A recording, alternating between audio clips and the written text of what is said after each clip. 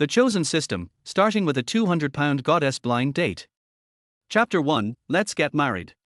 Xiyuan City, listening to the rain Café.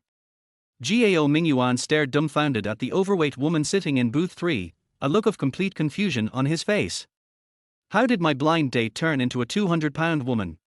Wasn't she supposed to be a cute, petite girl? Gao Mingyuan felt heartbroken.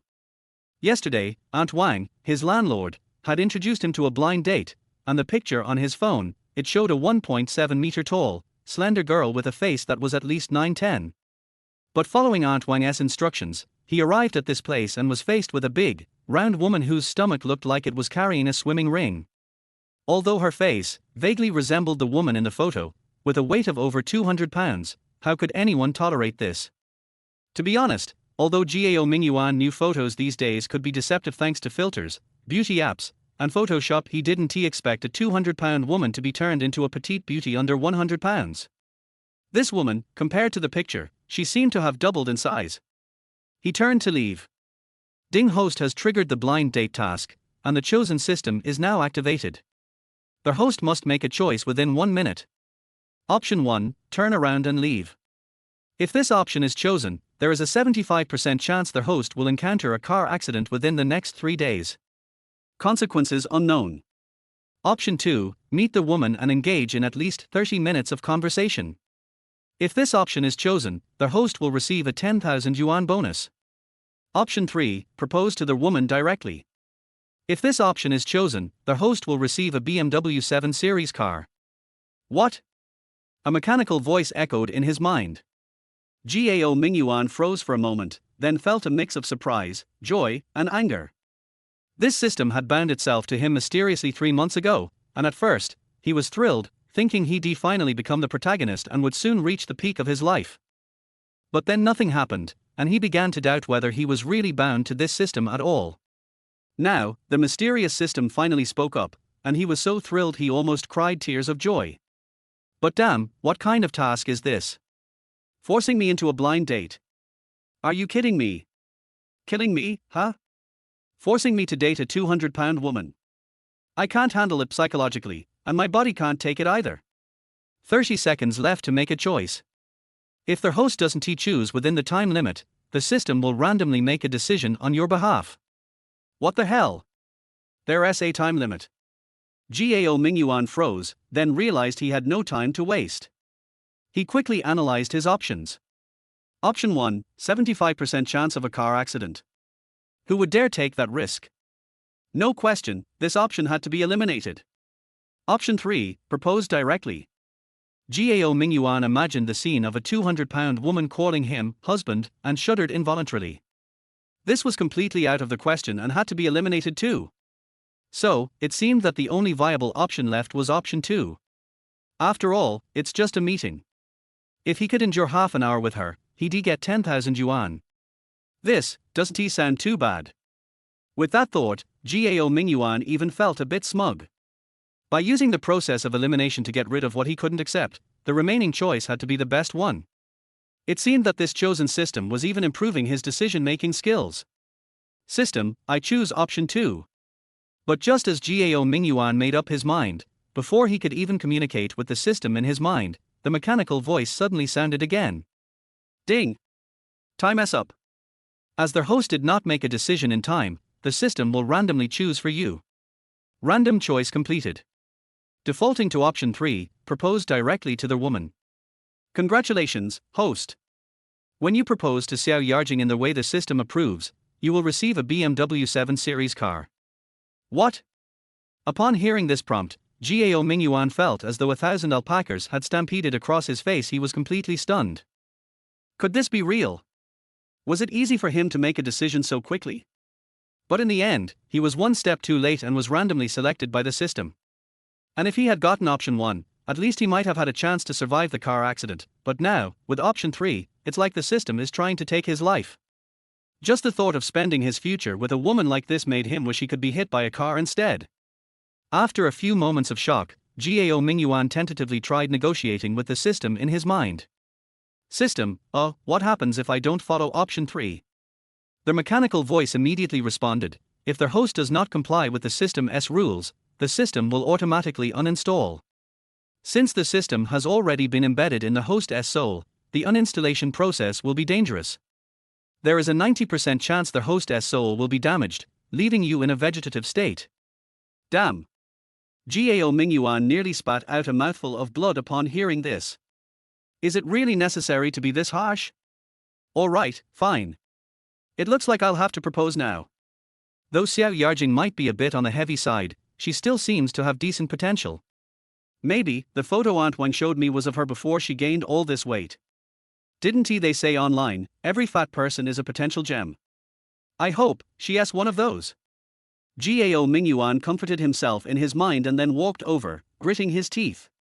The overweight woman, hearing his footsteps, looked up just in time, sizing him up from head to toe, and then casually asked, "Are you Gao Mingyuan, the one Aunt Wang mentioned?" "Yes, that's me." Gao Mingyuan hesitated for a moment, then gritted his teeth and said, "Xiao Yarjing, right. How about this, if you're satisfied with me, let us just get married." Chapter 2, Another Task. Gao Mingyuan wasn't in the mood to waste time with this overweight woman, and since the system's task couldn't be ignored, he decided to be direct and get it over with. Upon hearing his proposal, Xiao Yarjing immediately widened her eyes and looked Gao Mingyuan up and down again, before saying, "I'm actually quite satisfied with your appearance. But are you sure we don't need to get to know each other better first? Also, don't you have any opinions about my appearance?" Gao Mingyuan couldn't help but give a wry smile. He'd like to take his time stall too, but the problem was, he hadn't received the task completion notice yet, which clearly meant it was not allowed. So, he had no choice but to act nonchalant and said, "I think, if the purpose is marriage, then the other person's looks don't really matter at all. No matter how beautiful someone is, you'll eventually get tired of looking at them. But the hearts of two people can grow closer over time. Anyway, I think you're fine, and my first impression is that I want to marry you. We're both adults, so why not be straightforward about it?" "Good." Xiao Yarjing's eyes lit up, and she slammed her hefty, 20-something kilogram hand on the table with a loud bang, causing the coffee in front of them to splatter. "I like you. I like a man who's as straightforward as you." Meanwhile, Gao Mingyuan's mind was hit with a system prompt. "Congratulations, host. You've successfully completed your first chosen system task and received a BMW 7 Series car parked outside the cafe. Additionally, you've earned 20 points as a reward. The system will later unlock a point shop, where you can use these points to purchase items." By the time Xiao Yarjing had pulled him out of the cafe, Gao Mingyuan was still a little dazed. It was a good thing the task was completed, but the problem was, he had just abruptly proposed, and she being a woman didn't even show the slightest restraint. He had originally thought that as long as he followed the system's instructions and proposed, it was fine if she refused. After all, that would still count as completing the task. Wouldn't that be an easy win? But now it seemed like the system wasn't so easy to game. This woman, why isn't she following any script at all? As Gao Mingyuan pondered how to make this overweight woman drop the terrifying idea of marrying him, they exited the cafe, and just then, a tall, handsome man in his 20s got out of a silver Tesla parked nearby. The man froze for a moment after seeing them, but then walked past them without saying a word. Gao Mingyuan didn't think much of it, but then noticed Xiao Yarjing's pace suddenly quickening, her expression uneasy and flustered. Gao Mingyuan frowned and couldn't help but say, "Xiao Yarjing, slow down." "Xiao Yarjing." The man who had passed them turned around immediately upon hearing the call, and after taking a good look at Xiao Yarjing, his face twisted in shock as he exclaimed, "Jingjing, it really is you. Oh my god, what happened to you? How did you end up like this? Oh, no wonder I heard from young Master Feng that you hired a top-tier stylist from Hong Kong Island a few days ago. I thought you were suddenly interested in the entertainment industry and wanted to try acting in a movie. But I never expected you to." Xiao Yarjing's face tightened, and she snorted coldly, "Wang Weidong, that's enough. What I do is none of your business. You've got no say in my affairs, so disappear now, or don't blame me for turning hostile." Wang Weidong's expression stiffened for a moment, but then he forced a smile and said, "What's going on, Jingjing? Why are you so upset? Did someone offend you?" As he said this, his gaze turned to Gao Mingyuan, filled with unabashed hostility. He then asked, "Who's this guy? He looks unfamiliar. Jingjing, don't you want to introduce us?" Xiao Yarjing's lips curled into a smile, and she said lightly, "Oh, him. Yes, my boyfriend, or, no. I should say, my husband. We're actually on our way to register our marriage and become legal husband and wife." "What? Are you out of your mind?" Wang Weidong's expression darkened as he gave Gao Mingyuan a few hostile looks, before sneering, "Jingjing, even if you're doing this to get back at me, you didn't have to pick such a poor loser to play along, right?" "Get back at you? Heh. You're overthinking it." Xiao Yarjing sneered dismissively, saying, "And we're not playing any games. Once we've registered our marriage and set the wedding date, we'll send invitations to your Wang family. You'll understand then. You can't be serious, can you?" Wang Weidong's eyes widened, his anger rising. He shouted, "No way, you can't do this. And your father and mother would never agree to this."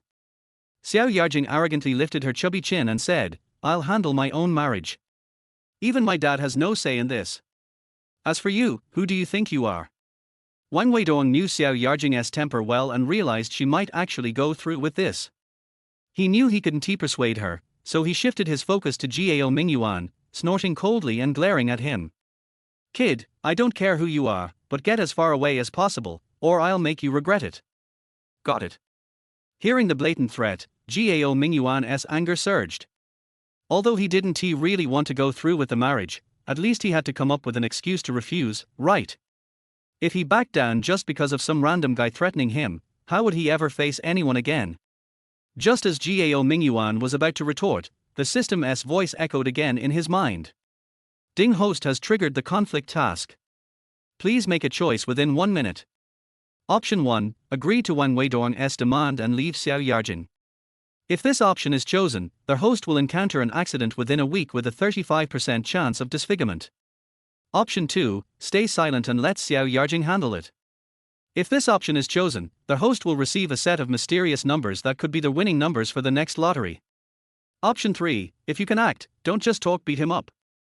If this option is chosen, the host will receive a die as a reward. What the hell, another task. Chapter 3, Newbie Starter Pack. At first, Gao Mingyuan was elated, but soon, he found himself deeply conflicted. Why did the system make him choose again? Didn't he know he had a decision-making disorder? Well, there was no place to complain now, so he had to quickly analyze the situation. He absolutely couldn't let the system randomly pick for him again.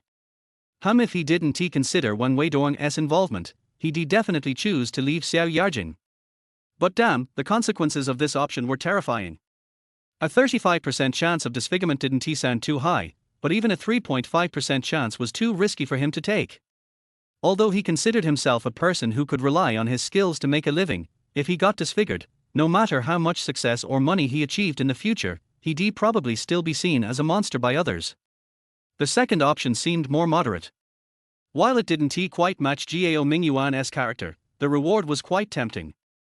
A string of numbers that might be the winning numbers for the next lottery. If he got those numbers and bet a few dozen times, he could easily become a billionaire, right? But the word might in there made him uneasy. Maybe also meant, maybe not. If he didn't win, what was he supposed to say to the system? He couldn't exactly go and complain, could he? Option 3 seemed like a good way to vent his frustration, but, looking at the tall and muscular Wang Weidong, then glancing at his own skinny arms and legs, Gao Mingyuan seriously doubted who would end up getting beaten if he decided to fight this guy. And what was the reward for this option? A die? What could that even do? Was it one of those dice that lets you roll whatever number you want? If that's the case, maybe he could use it to cheat at a gambling table. But come on, he was already someone with a system. Did he really need to cheat to make money? Wasn't he that a bit beneath him? Gao Mingyuan knew he couldn't stay indecisive for too long, so he quickly made up his mind. This time, he'd play it safe and choose the second option.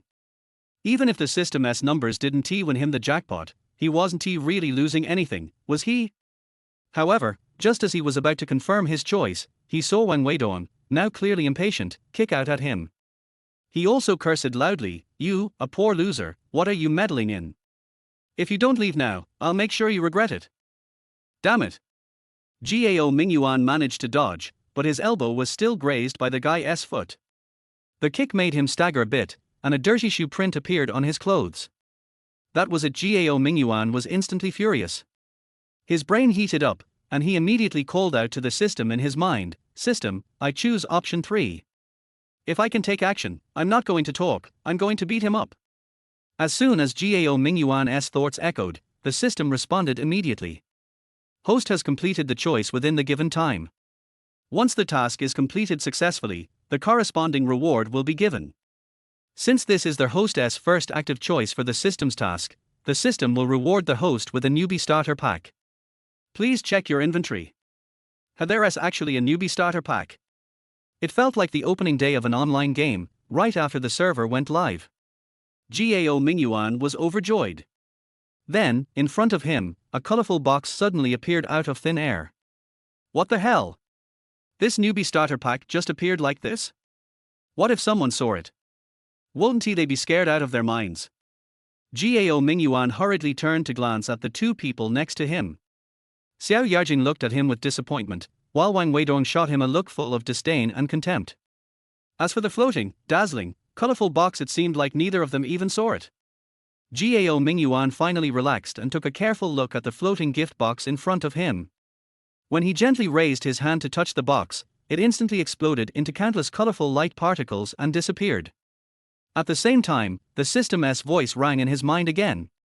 Newbie starter pack opened. Congratulations, host, you've received 3 items. Item 1, Master Level Cooking Skill Experience Card. This is a one-time card. Once used, the host will gain Master Level Cooking abilities for 60 minutes. Item 2, Grandmaster Level Piano Performance Skill Experience Card. This is a one-time card. Once used, the host will gain Grandmaster Level Piano Playing Skills for 30 minutes. Item 3, Xiyuan Possession Card. This is a one-time card. Once used, the host will be possessed by martial arts star Xiyuan for 5 minutes while remaining conscious. The above 3 cards have been added to your inventory. To view or use them, just mentally say Open Inventory. Gao Mingyuan breathed a sigh of relief. He had a feeling something like this would happen just as he touched the newbie starter pack. It exploded. Good grief, it really gave him a scare. He almost wondered if this chosen system was just trying to prank him. At this thought, he quickly followed the system's instructions and called out in his mind, Open Inventory. A flash of light appeared, and another floating wooden rack appeared in front of him, looking like a treasure chest. The rack had 18 slots. In the very first slot at the top, was a key to a BMW car. Gao Mingyuan's heart skipped a beat. He immediately turned to look to the side. Sure enough, parked in the small parking lot in front of the cafe was a brand new white BMW sedan. He had seen this model online before. Even for a BMW 7 Series, there were different configurations, and this one, if it was the top-tier model, would probably cost close to 2 million yuan when fully loaded. Chapter 4, Such a Waste. However, Gao Mingyuan wasn't in the mood to study the car right now. His attention shifted to the 3 remaining slots, each containing a glowing card. He placed his hand on the first card, and immediately, a surge of information flooded his mind. Master Level Cooking Skill Experience Card. Do you wish to activate it immediately? Gao Mingyuan shook his head and quickly moved his hand away, then placed it on the second and third cards, each time sensing the information. At that moment, Wang Weidong, who had been glaring at him, could no longer hold back. He stepped forward, pointed his finger at Gao Mingyuan's nose, and shouted, "Kid, are you stupid or something? What are you gesturing about in front of me? Didn't you hear me tell you to get lost?" With that, Wang Weidong's eyes narrowed, and he swung a vicious slap toward Gao Mingyuan's face. Just then, Gao Mingyuan was touching the third card in his inventory. He immediately shouted in his mind, "Activate." In the next moment, Gao Mingyuan felt a rush of heat flood his body, and his arms and legs began to move uncontrollably. RDA. He involuntarily let out a strange shout, then raised one hand and accurately grabbed Wang Weidong's wrist. At the same time, his other hand shot out like lightning, slapping Wang Weidong's face multiple times in quick succession, each slap ringing out with sharp smack sounds. Finally, Gao Mingyuan spun around and delivered a stunning whip kick. With a powerful strike, Wang Weidong's tall, muscular body flew through the air, soaring 5 to 6 meters before crashing heavily to the ground. The entire series of counterattacks was swift as lightning, and Wang Weidong was completely stunned.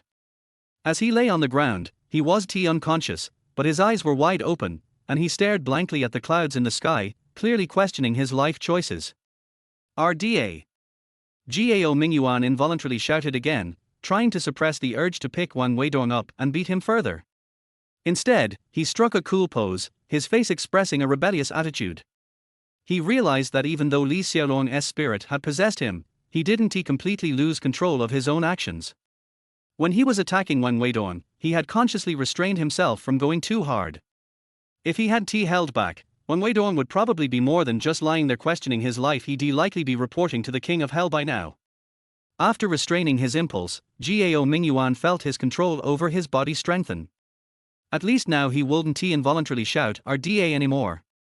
At the beginning, Xiao Yarjing had been disappointed and disdainful when she saw Gao Mingyuan being bullied into silence. However, when she thought about it, she had originally wanted to find a weak, obedient man to be her nominal husband, so her family would stop arranging marriages for her. So, despite Gao Mingyuan appearing a bit cowardly, it actually matched her requirements. But, she didn't expect that in just a moment, Gao Mingyuan would go from being a coward to a real man. Especially when he kicked Wang Weidong into the air, followed by that cool pose he struck.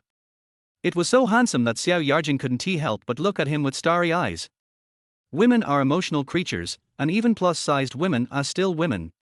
She longed for a partner who was tall, handsome, romantic, humorous, responsible, and capable.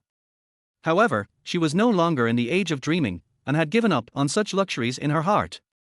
She just wanted her marriage to stop being a tool for family benefit exchange. Beyond that, she'd be happy to marry a cripple or a blind person, as long as the person didn't care about her family status or her looks. What she never imagined was that when she casually introduced a man to deal with her family, she would end up meeting someone so manly.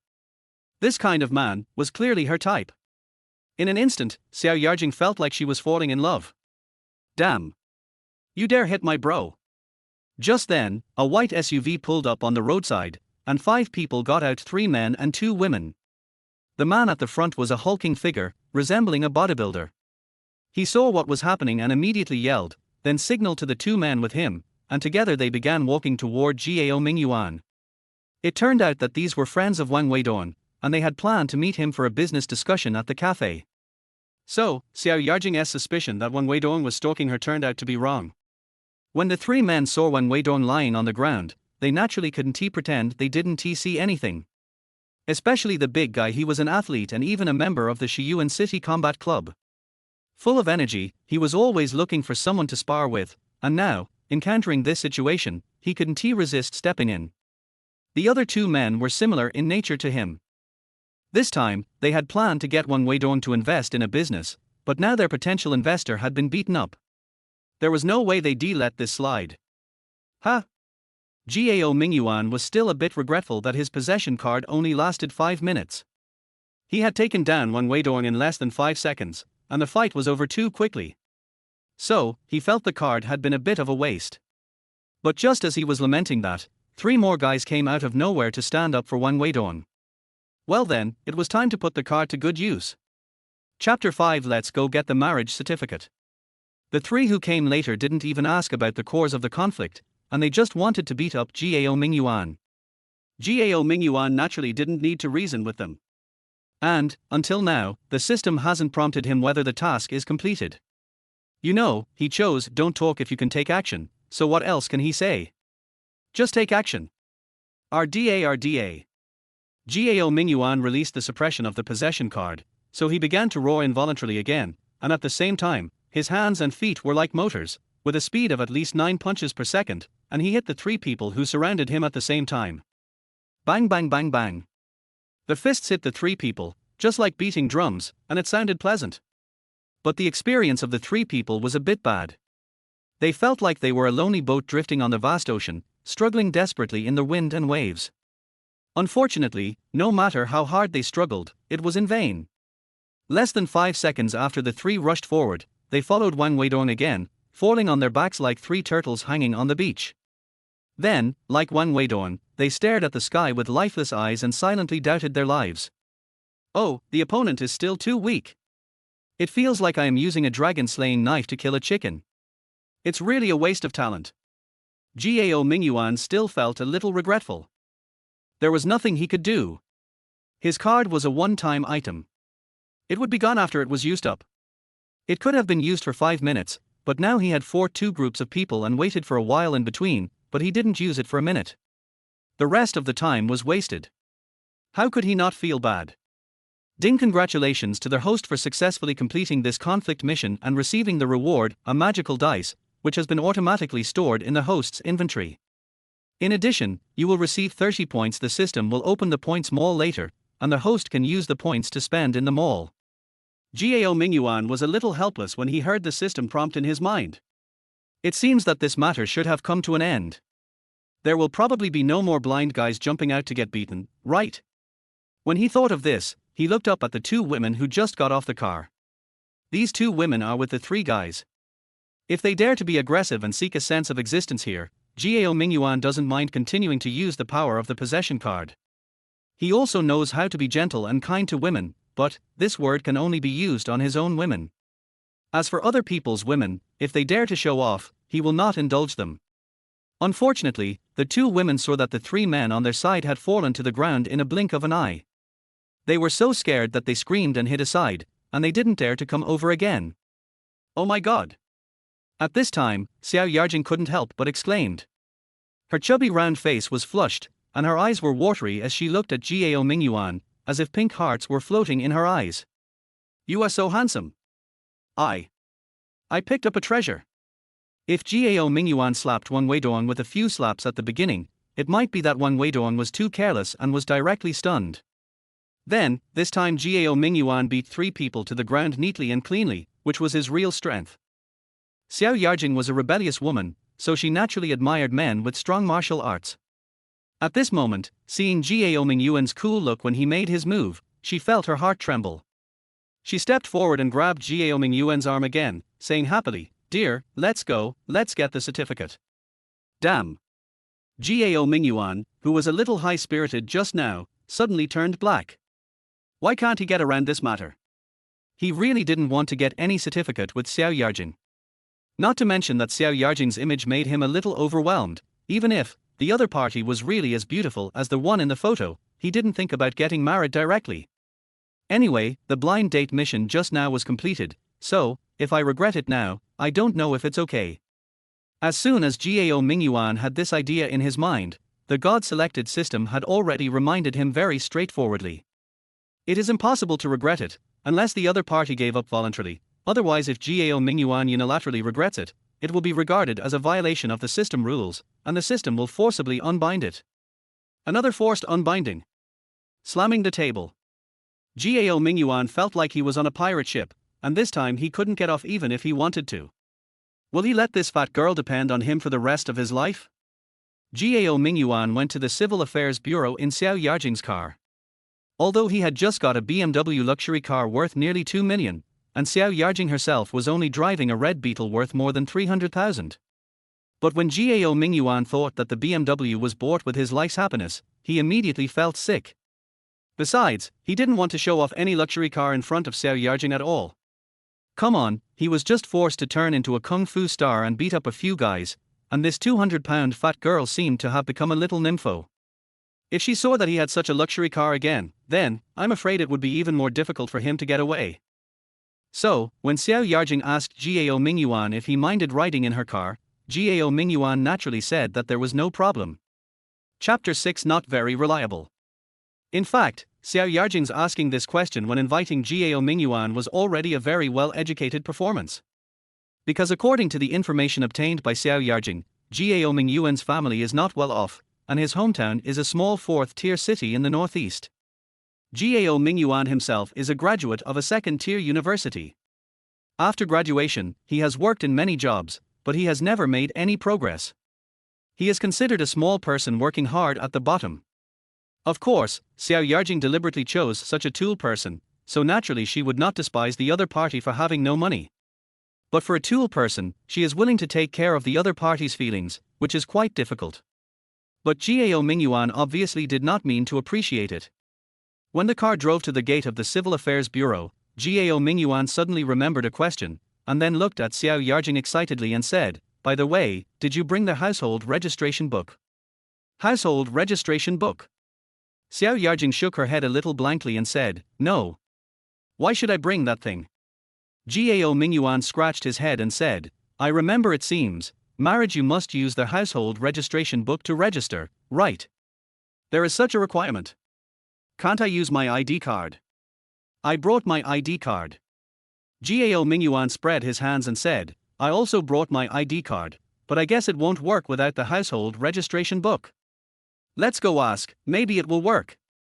Xiao Yarjing was obviously unwilling, so she still pulled Gao Mingyuan into the Civil Affairs Bureau. 5 minutes later, the two came out again. But there was a difference. Xiao Yarjing, who was walking in front, looked a little lost, while Gao Mingyuan, who was following behind, Mingyuan was secretly delighted. I didn't expect that the problem that had been bothering him could be solved by a household registration book.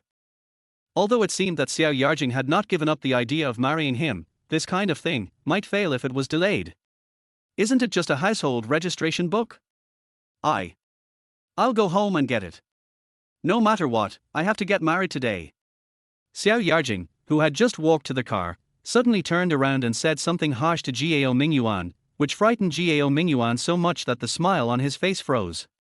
Xiao Yarjing seemed to see the smile on Gao Mingyuan's face that had not disappeared, and her eyes suddenly seemed to be filled with murderous intent. Gao Mingyuan waved his hands awkwardly and said, "It's impossible today. Even if you can get the household registration booklet right away, I can't. My family is in the northeast, and my household registration is also there. Even if I want to go home to get the household registration booklet, it won't be done in a day or two, right?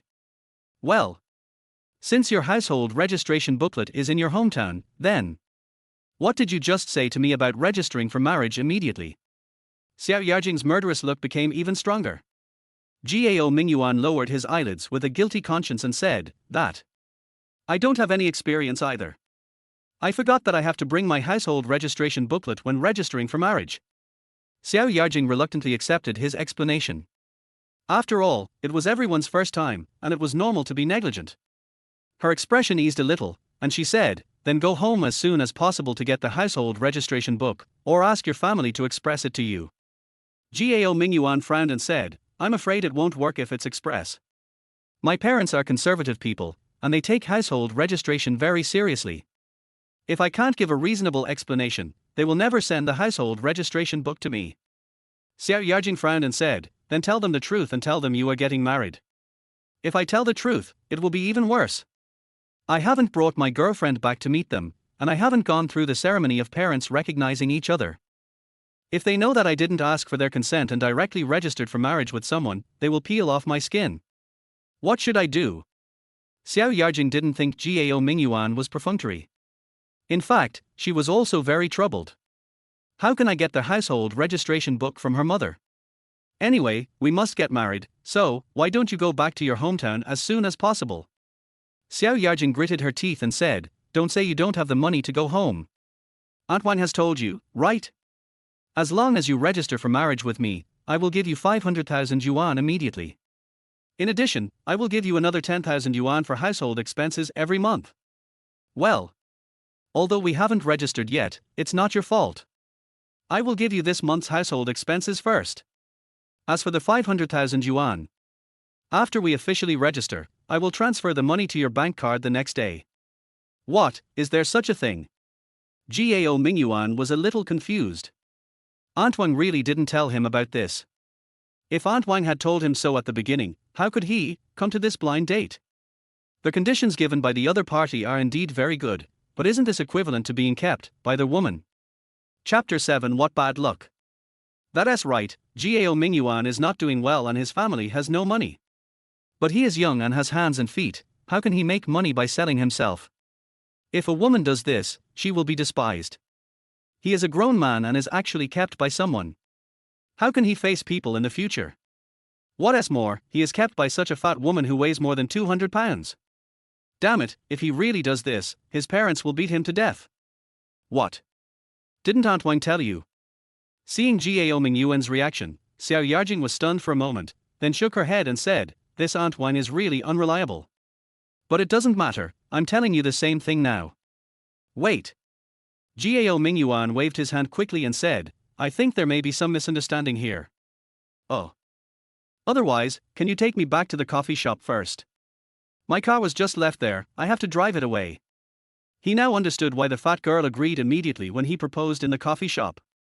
It seems that she just wants to spend money to buy a man to marry her, and she doesn't care who this man is, right? If that's the case, then he has a way to make Xiao Yarjing give up. Oh, do you have a car yourself? Xiao Yarjing was a little surprised, but she didn't take it too seriously.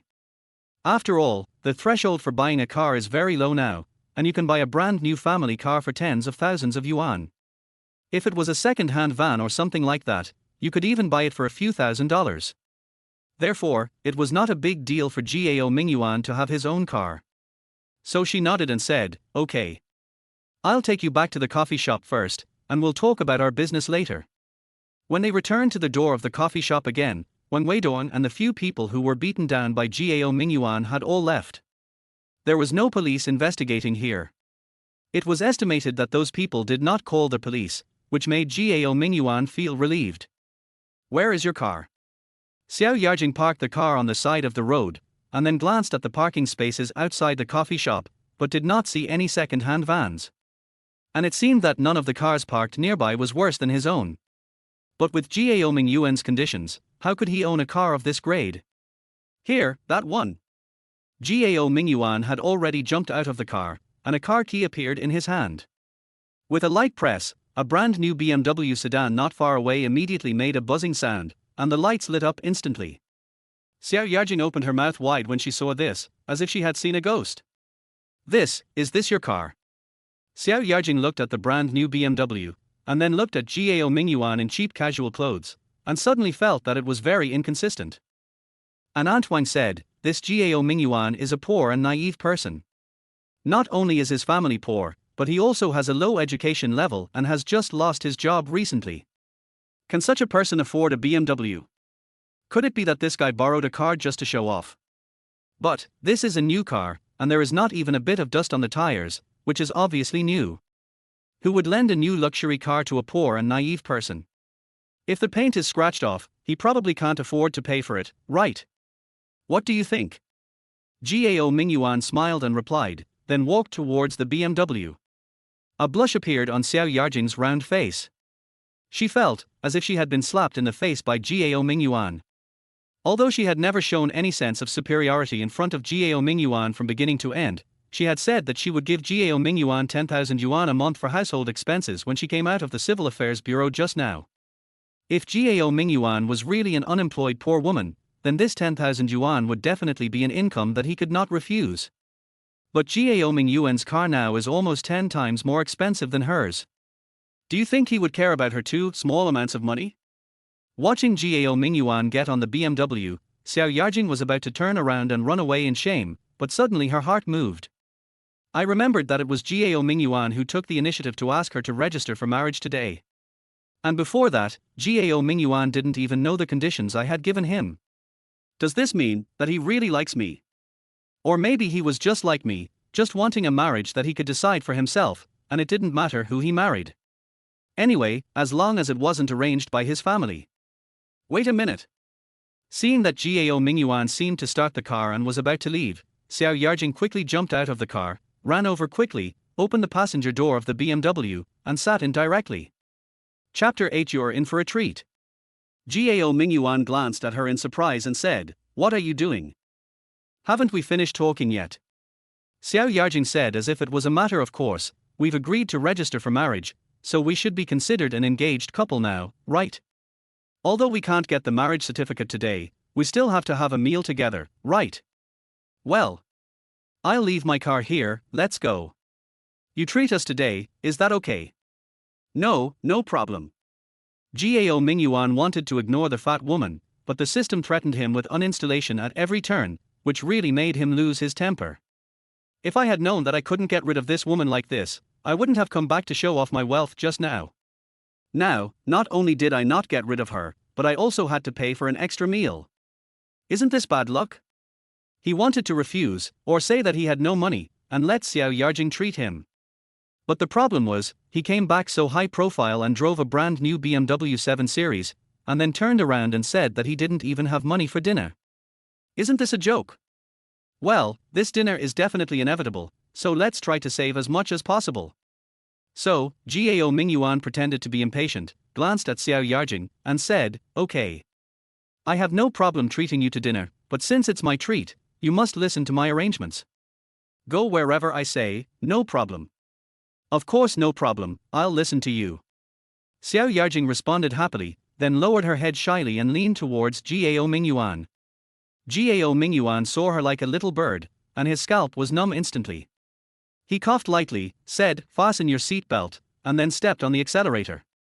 More than 20 minutes later, when Gao Mingyuan parked the car in a dark courtyard with no street lights and only a few low buildings around, Xiao Yarjing finally felt something was wrong. "Hey, didn't you say you were going to treat me to a meal? Then, why are you bringing me to this dark community now?" In fact, at the beginning, when she saw Gao Mingyuan driving to a very remote street, she had already started to wonder in her heart, but at most she thought Gao Mingyuan was very stingy and was probably going to treat her to a roadside stall. Fortunately, Xiao Yarjing was not very opposed to roadside snacks, unless they were particularly unhygienic, she could barely accept them.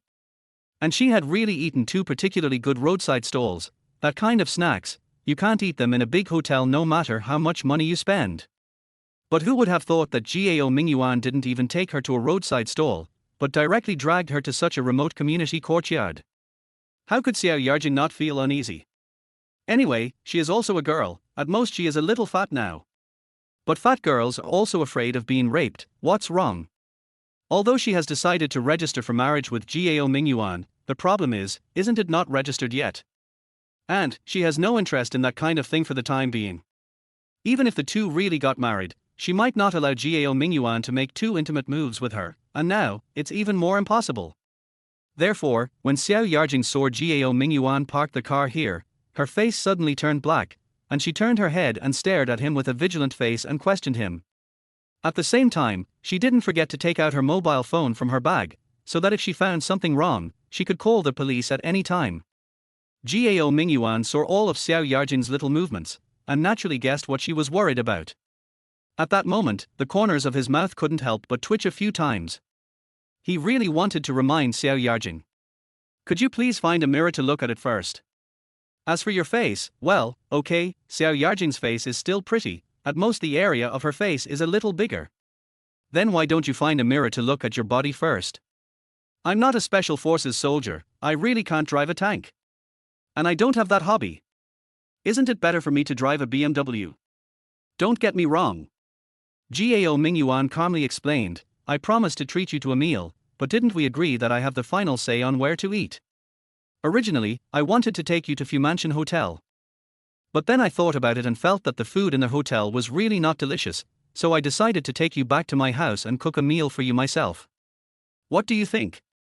Xiao Yarjing stared at Gao Mingyuan blankly, and after a long while, she murmured, You can cook? How fresh." Gao Mingyuan shrugged and said, "Isn't it just cooking? If I say that I am actually a very powerful chef, you will definitely not believe it, but... Okay, you are right not to believe it. But my cooking skills are pretty good, anyway, you are lucky, and you will know that I am not bragging after trying it." Chapter 9 I have never seen a beauty before. So, Xiao Yarjing was fooled by Gao Mingyuan and went upstairs. Then she found that Gao Mingyuan lived in a very old studio apartment, and it was a small apartment without a kitchen, only one bedroom and one bathroom. It was only then that she remembered that Aunt Wang said that Gao Mingyuan was a young man who rented an apartment below her house, and his family should not have much money. She was shocked by the high-end BMW that Gao Mingyuan drove before, but she almost forgot about it. Now when she saw the dirty and small house, she immediately regained her memory. At that time, Xiao Yarjing's face darkened a little. She thought that Gao Mingyuan probably borrowed a car from somewhere to show off in front of his blind date. But it's nothing. If you don't have money, just say you don't have money. It doesn't matter if you don't want to treat me, but why did you trick me to your house and say you would cook for me yourself? You said you don't even have a kitchen at home, how are you going to cook for me? When Xiao Yarjing saw Gao Mingyuan bring their cooked meal, he personally prepared and placed it on the desk in front of her. Xiao Yarjing was almost furious. It turned out to be 2 bowls of instant noodles, and they were soaked in the broken bowls at Gao Mingyuan's house. One of the bowls even had a gap on it. However, Gao Mingyuan did not feel that he was being rude to the goddess at all. He generously tore the instant noodles package in the middle and covered the broken bowl with the gap. Then he took out a sausage from the desk drawer, tilted his mouth, and tore the plastic skin of the sausage with his teeth, smiling and saying, "You are in luck. I have kept this sausage for 2 months and have never been willing to eat it. Today I just bring it to you. Well, you won't dislike it, right?" As he said, he broke the sausage that had just been peeled into 2 pieces, threw one piece into the broken bowl in front of Xiao Yarjing, and stuffed the remaining half directly into his own mouth. Xiao Yarjing's cheeks trembled slightly, and after a moment, she forced a smile. How could it be? This is quite good. I don't know how long I haven't eaten instant noodles, I'm really a little greedy. This smells so good. As she said, she took the chopsticks from Gao Mingyuan's hand, and didn't care that the noodles had just been soaked and hadn't softened yet. She picked up the bowl, opened the packaging bag covering it, and ate the half-cooked instant noodles and half a sausage like a whirlwind. In the end, there was not even any soup left in the bowl, as if I really hadn't eaten such a delicious thing for a long time. Gao Mingyuan held half a sausage in his mouth, and looked at Xiao Yarjing, who had wolfed down a bowl of noodles with a confused look on his face. He finally understood why this woman was so fat. She really has a good appetite. She can eat instant noodles so deliciously, it would be a bit of a waste for her not to be a food broadcaster. What are you looking at? Eat your noodles quickly. Xiao Yarjing saw Gao Mingyuan's dull face and was secretly proud of herself, but on the surface she stared with an impatient look and said, "Hurry up, haven't you seen a beauty before?" "Oh. Okay." Gao Mingyuan curled his lips and thought. "I have seen beauties, but it is rare to see such a fat beauty. Here, take this bank card, the password is 6 sixes." When Gao Mingyuan just stuffed the last chopstick of instant noodles into his mouth, before he swallowed it, Xiao Yarjing had already slapped a bank card in front of him, and then said in a condescending manner, "I will deposit money into this card on time before the 10th of every month.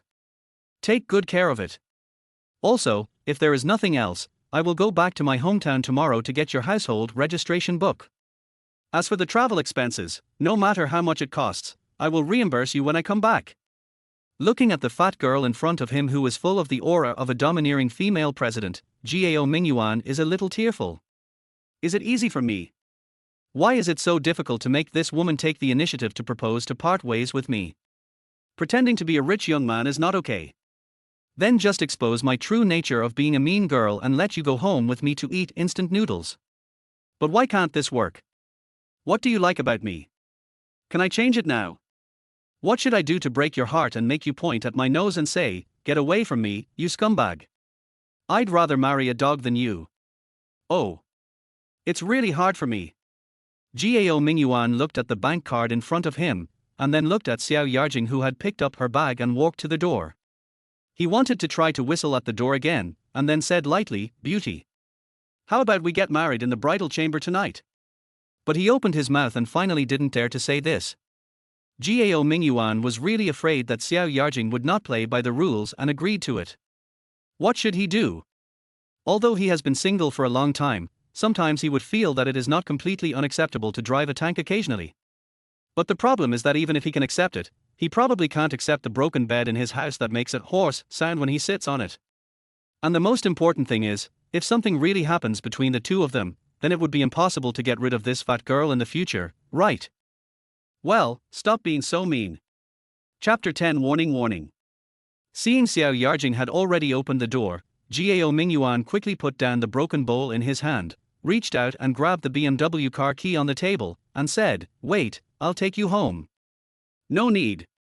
Xiao Yarjing turned around, glanced at the car key in Gao Mingyuan's hand with disdain, and said, "Return the borrowed car tomorrow. This car is very expensive. If you accidentally bump it, you can't afford to compensate the owner even if you sell it. Don't worry, I sent the location to my assistant when I just arrived and asked her to drive over to pick me up. She should be downstairs now." Gao Mingyuan was a little stunned. It turned out that she was also on guard against him. She actually sent the location to the assistant as soon as she arrived here. If I really have any plans for her, then it's really R. How could I have plans for her? I'm not a tank soldier. Okay, I'll take you downstairs. Since she didn't need him to take her downstairs, Gao Mingyuan naturally wouldn't offer his courtesy, but out of courtesy, he should take the girl downstairs. The two walked down the dark and narrow stairs. Xiao Yarjing gently fanned the slightly pungent musty smell in front of her nose with her palm, and continued to remind her, "Don't forget to go back to your hometown tomorrow. Do you need me to book your train ticket for you?" Gao Mingyuan paused slightly, looking at the goddess in front of him who weighed more than 200 pounds. He had the urge to kick her up, kick this piece of meat down the stairs. Of course, he couldn't really go back to his hometown to get the household registration book. After all, he didn't plan to really marry, to marry this fat goddess. But looking at Xiao Yarjing's attitude, if he didn't go back to his hometown tomorrow, she might come and personally escort him on the train back to his hometown. Helplessly, he could only cough lightly and said, "Don't be so anxious, right? If I just go home like this, it will be difficult to trick the household registration book out. Anyway, I have to think of a reason to get away with it first." Xiao Yarjing paused when she heard this, suddenly turned around, stared at Gao Mingyuan fiercely, and said, "What do you mean? You were the one who proposed to marry me before, and now you are making excuses. What do you mean? If you don't really want to marry me, then forget it. I'm not really unmarried, and I won't force others to marry me." Gao Mingyuan's eyes lit up, and he was about to agree to it and say, "Forget it," and then everyone would go their separate ways. But at this moment, a piercing alarm suddenly sounded in his mind. Warning! Warning! Xiao Yarjing has begun to doubt the host's sincerity when she proposed to her before. At this moment, the suspicion has reached 45%. Once Xiao Yarjing's suspicion of the host reaches more than 51%, it may cause the host's first God-chosen mission to fail. Once the mission fails, the God-chosen system will forcibly unbind from the host. Please be mentally prepared. I'm ready for you, Tilder sister. When Gao Mingyuan heard the piercing alarm, he subconsciously covered his ears and almost couldn't help cursing. "Hey!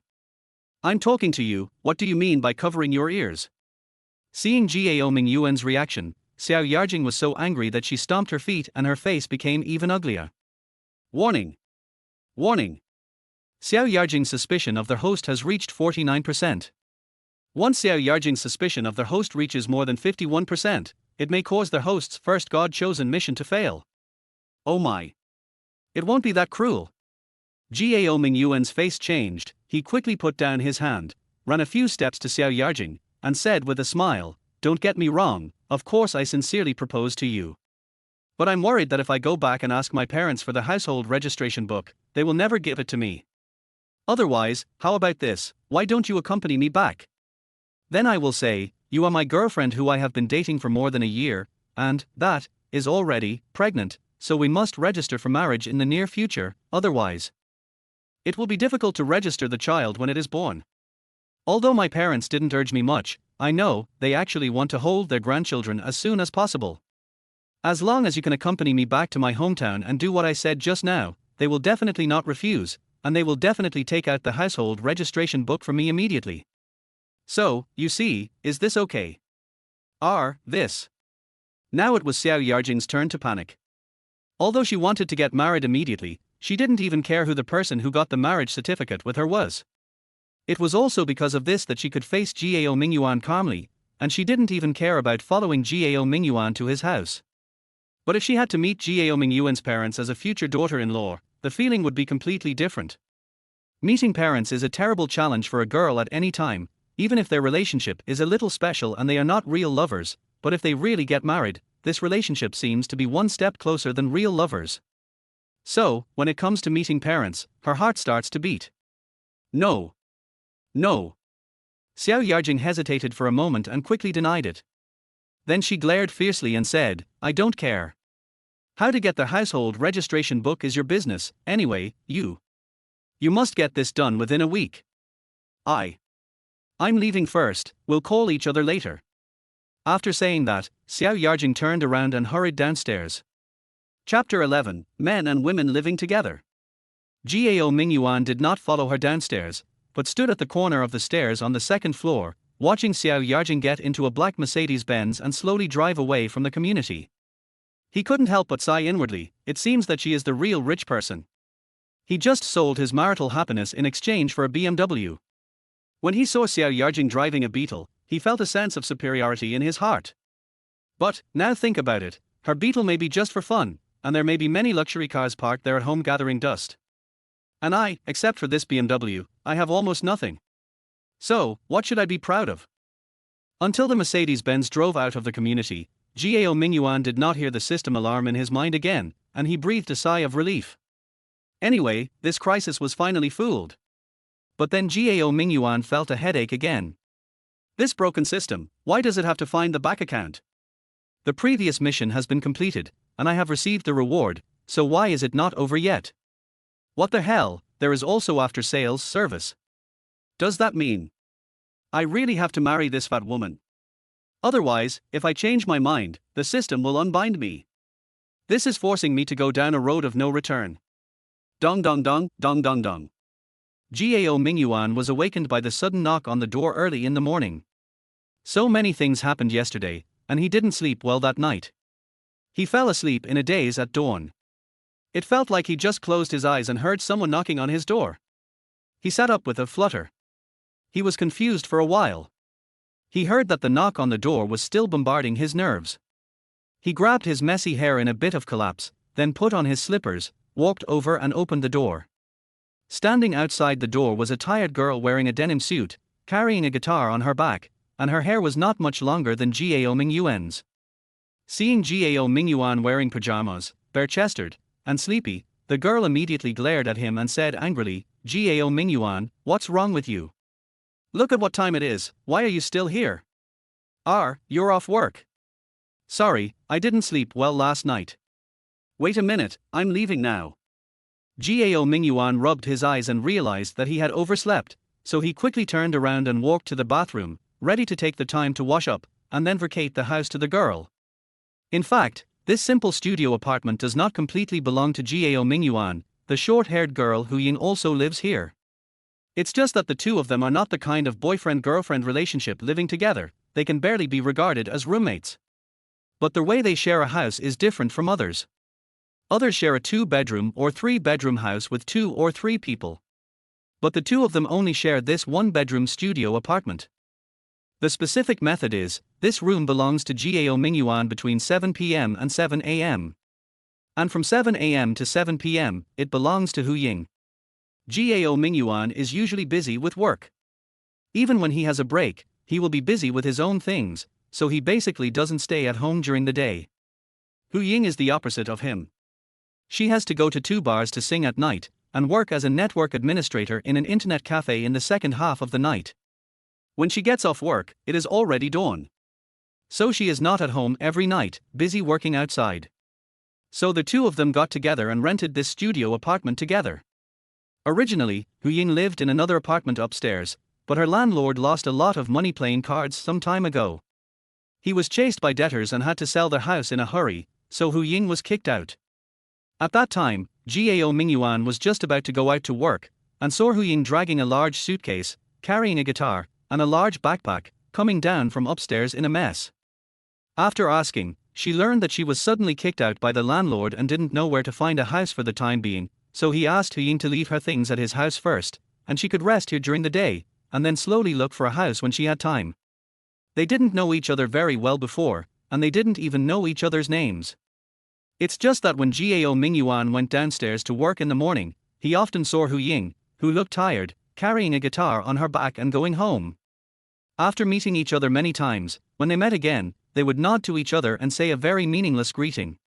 Gao Mingyuan felt that it was not easy for Hu Ying, a girl, to work hard outside, so he helped her if he could. Anyway, he was not at home during the day, and Hu Ying had to go out to work at night, and it didn't matter if she stayed here for a few days without delaying him from going home to sleep. However, 3 days later, Gao Mingyuan and his colleagues had a dinner party at night. When they came back, they passed by a bar and happened to see 2 gangsters dressed in rags harassing Hu Ying, so Gao Mingyuan plucked up the courage to go up and pull Hu Ying away. The 2 hooligans thought Gao Mingyuan was Hu Ying's boyfriend. Although they were a little unwilling, they didn't dare to chase him anymore. They just cursed him from a distance. That night, to thank Gao Mingyuan, Hu Ying treated him to a midnight snack. Then Hu Ying suddenly had an idea and said that since you are not at home during the day and I am not at home at night, then why should I go to other places to find a house? They can just rent a room together and take turns to use it in the morning and evening, right? Chapter 12 Temporary Mission. Xiyuan City is a bit weird. It is not a first-tier city, but there are many immigrants and the housing prices are high. The monthly rent for the studio apartment they rented is as high as 1,500 yuan. But the average salary in Xiyuan City is not high. The monthly income of ordinary workers is only about 3,000 to 5,000 yuan. So, whether it is Gao Mingyuan or Hu Ying, they could afford to rent an apartment by themselves before, but it was also a bit difficult. But now if they share the rent, plus their water and electricity bills, each person only has to pay 800 yuan at most, which makes them feel much more relaxed. Gao Mingyuan is usually very punctual. Hu Ying comes back at about 7 o'clock every day, and he will wash up at 6:50, clean the house, and roll up his luggage and put it in the bed. But he went through so many things yesterday, activated the system, and got engaged to a goddess who weighed more than 200 pounds. This is so, the nerves of ordinary people can't stand such tossing, so he couldn't sleep all night, and only took a nap at dawn, and ended up oversleeping. When he saw Hu Ying coming back at this time, he was naturally a little embarrassed. Although he was very sleepy now, although he no longer had a job and didn't need to go to work, he was still ready to leave home as quickly as possible. However, just as he turned around and prepared to go to the bathroom to wash up, he suddenly heard the system's voice in his mind again. Ding, the host triggers a temporary task. Please make a choice within 1 minute. Choice 1, abide by the agreement and leave as soon as possible. Choose this option, and the host will have a 78% chance of being hit by falling objects in the next 3 days. Choice 2, stay at home and continue to sleep. Choose this option, and the host will get a magical key. Choice 3, show your cards to Hu Ying, saying that you don't want to share a house with her anymore, and ask her to move out immediately. Choose this option, and the host will get an interview opportunity at Home to Technology Company, and will have a high probability of joining the company. Hearing the system's prompt, Gao Mingyuan was stunned, and then his choice difficulty syndrome attacked again. Is this system deliberately looking for trouble with me? Why should I be hit by falling objects if I abide by the agreement and choose to leave? This is forcing me not to choose this option, right? Okay, cross it out. Rubbish. Choice 3 is tempting me, right? I just submitted my resume to Home to Technology a few days ago, but I haven't received any response. Now as long as I choose the third option, I can get an interview opportunity and maybe accepted. This is so annoying. But I had a good talk with Hu Ying before, and we have been very disciplined and peaceful for the past 2 months. She didn't do anything wrong, why should I drive her away? Okay, I am now a person with the system, my life has opened the golden finger, and I can even drive a BMW. It seems, there is really no need to share such a small apartment with others. But the question is this something a human should do? It seems, there is no choice at all. It can only be. I choose the second option. Gao Mingyuan knew that once he did not make a choice within the time limit, the system would give him a random option, and it is very likely that he would be randomly assigned to an option that he did not want to choose. So, although it felt difficult to choose any one of them, he could only choose one that was relatively acceptable. After making his choice, Gao Mingyuan took another step, but this time he did not go to the bathroom, but returned to the bed, leaned over, and fell asleep again. Hey, what are you doing? Hu Ying was immediately furious when she saw this, and walked over angrily, pushed Gao Mingyuan on the shoulder, and said, "It's already 7:20, why don't you leave? You have occupied my room for 20 minutes, do you know?" Gao Mingyuan lay with his head inward, waved his hands gently, and said in a daze, "I can't do it anymore. I didn't sleep much last night. Let me sleep a little longer." Huh. As he said this, he pretended to snore. Anyway, he just stayed in bed with an attitude of not fearing boiling water. Hey, don't play dead, get up. Hu Ying was also anxious. She put the guitar aside first, then went over and pushed Gao Mingyuan with both hands, angrily saying, "We have already agreed that this place is for me to use during the day. It's your fault that you didn't sleep well last night, and I didn't sleep all night. I'm so sleepy now. Where can I sleep if you stay here?" Gao Mingyuan felt that his bones were about to be shaken apart by her, so he had to turn back and said with a bitter face, "I'm sorry, just this time. Let me sleep a little longer, and leave when I wake up." "No." Hu Ying angrily ground her white teeth and snorted coldly, "I might want to sleep too, get up quickly." Gao Mingyuan turned around again and muttered, I'm really too sleepy. I can pay an extra 200 yuan for this month's rent at most. Please, let me sleep a little longer. Hu Ying sneered and said, aren't you sick? With that 200 yuan, you can't go out and find a fast hotel to sleep. If you only stay for a few hours, you shouldn't even spend 100 yuan. Why do you have to occupy my bed? If you sleep here, where can I sleep? Gao Mingyuan just hugged the quilt in his arms tightly and said, no. I can't sleep if I change the bed, so I sleep while here. If you are really sleepy, I can make some room for you at most. As he said that, Gao Mingyuan lay there and moved inward, leaving most of the bed empty. Chapter 13 I treat you as my brother. You? Hu Ying's face flushed, and she subconsciously took 2 steps back, questioning with vigilance, Gao Mingyuan, what do you mean? Who do you think I am? Gao Mingyuan still didn't look back, smacked his lips, and said, what else can I think of you as? Of course I think of you as my brother. So, brother, I just want to sleep a little longer. If you are my brother, please stop bothering me, ha ha. As he said, he pretended to snore again. Brother, brother. Hu Ying was stunned, and then looked at Gao Mingyuan on the bed. She was not so angry anymore, but she felt sad inexplicably.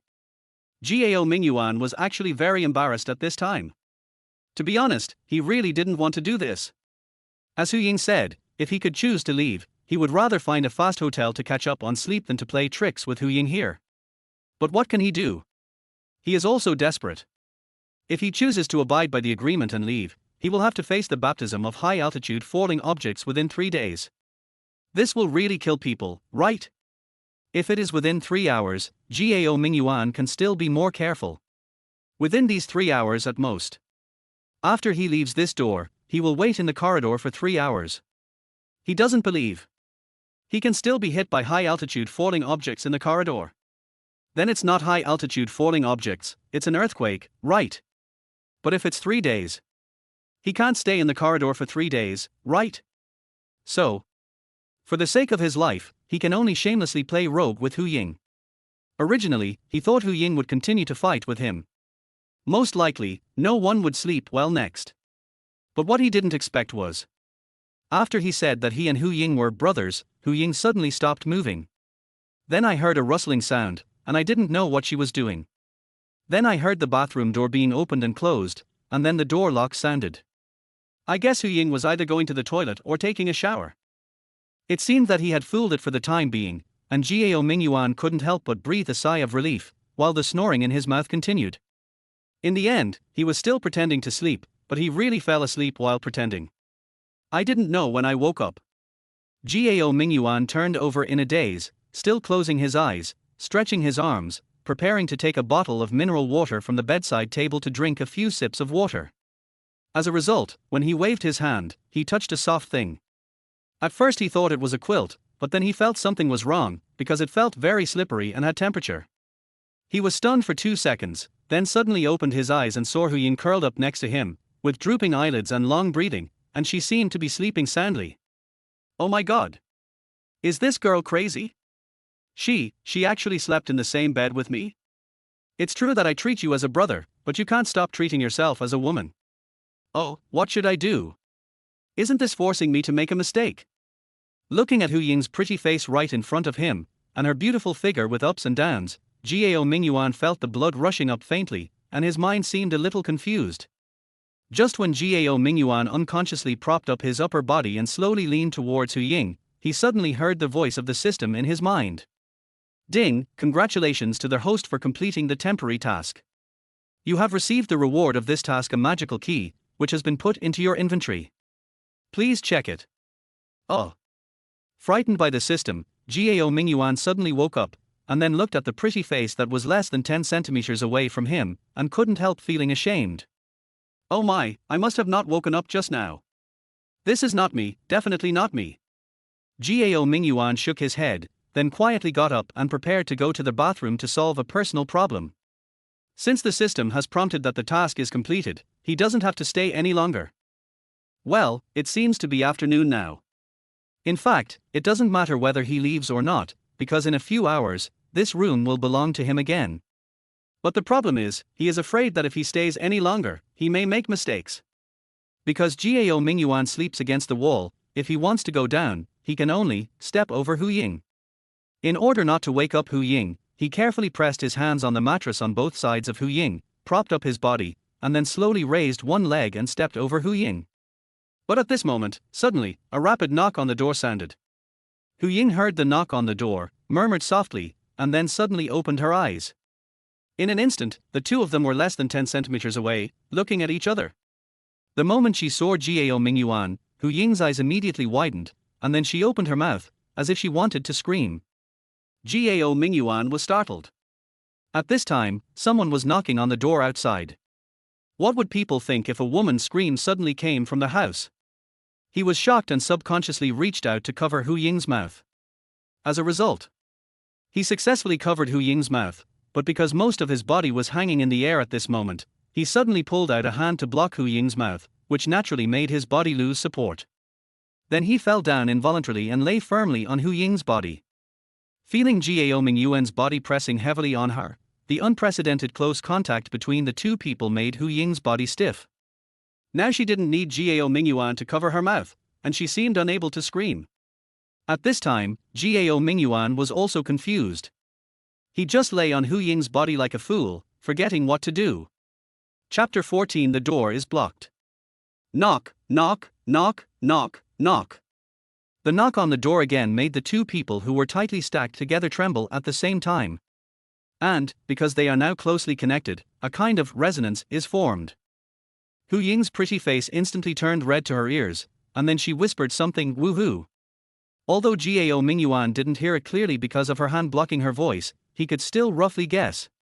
Hu Ying should be saying to him, "Get down quickly." "Oh, yes. I'm sorry. Accident. This is all an accident." Gao Mingyuan hurriedly apologized, and then carefully and slowly slid down the bed from Hu Ying's body. When the two bodies separated, Gao Mingyuan felt empty in his heart, and felt a little reluctant. Then Gao Mingyuan secretly despised himself. How could he have such thoughts? Hu Ying is his brother.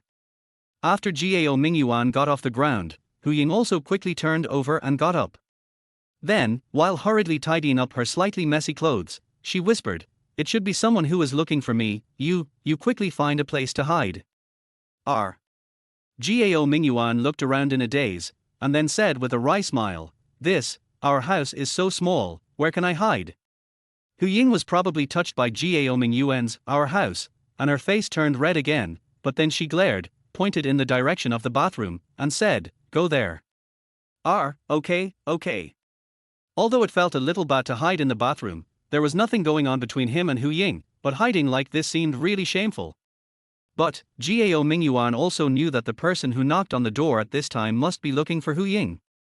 After all, he was never at home during the day in the past 2 or 3 months, and even if someone was looking for him, they would not choose to look for him here. Besides, he has no friends in this city. After all, he is a man. If Hu Ying's acquaintances find out that there is a man hiding in Hu Ying's home, and he is a man in pajamas, what will they think? If that man is Hu Ying's boyfriend, then the misunderstanding will be even bigger. Although, he thinks Hu Ying is very likely to have no boyfriend. Otherwise, how could Hu Ying share a house with a man like him? Although their sharing a house is a bit special, they usually don't see each other for 10 days or half a month, but they live in the same room after all, right? If Hu Ying really has a boyfriend, then she should always consider her boyfriend's feelings. But no matter what, considering that Hu Ying is a girl after all, for her reputation, Gao Mingyuan can only wrong himself, pick up his coat and go into the bathroom, and then lock the bathroom. After Gao Mingyuan hid, Hu Ying walked to the door with some fear, and asked softly, "Who is it?" The knocking sound outside the door suddenly stopped, and after 2 seconds of silence, a woman's voice said, "I'm looking for Gao Mingyuan. Who are you? Why are you in his house?" Hu Ying was stunned. She was ready to send the acquaintance away as soon as possible when she came to the door.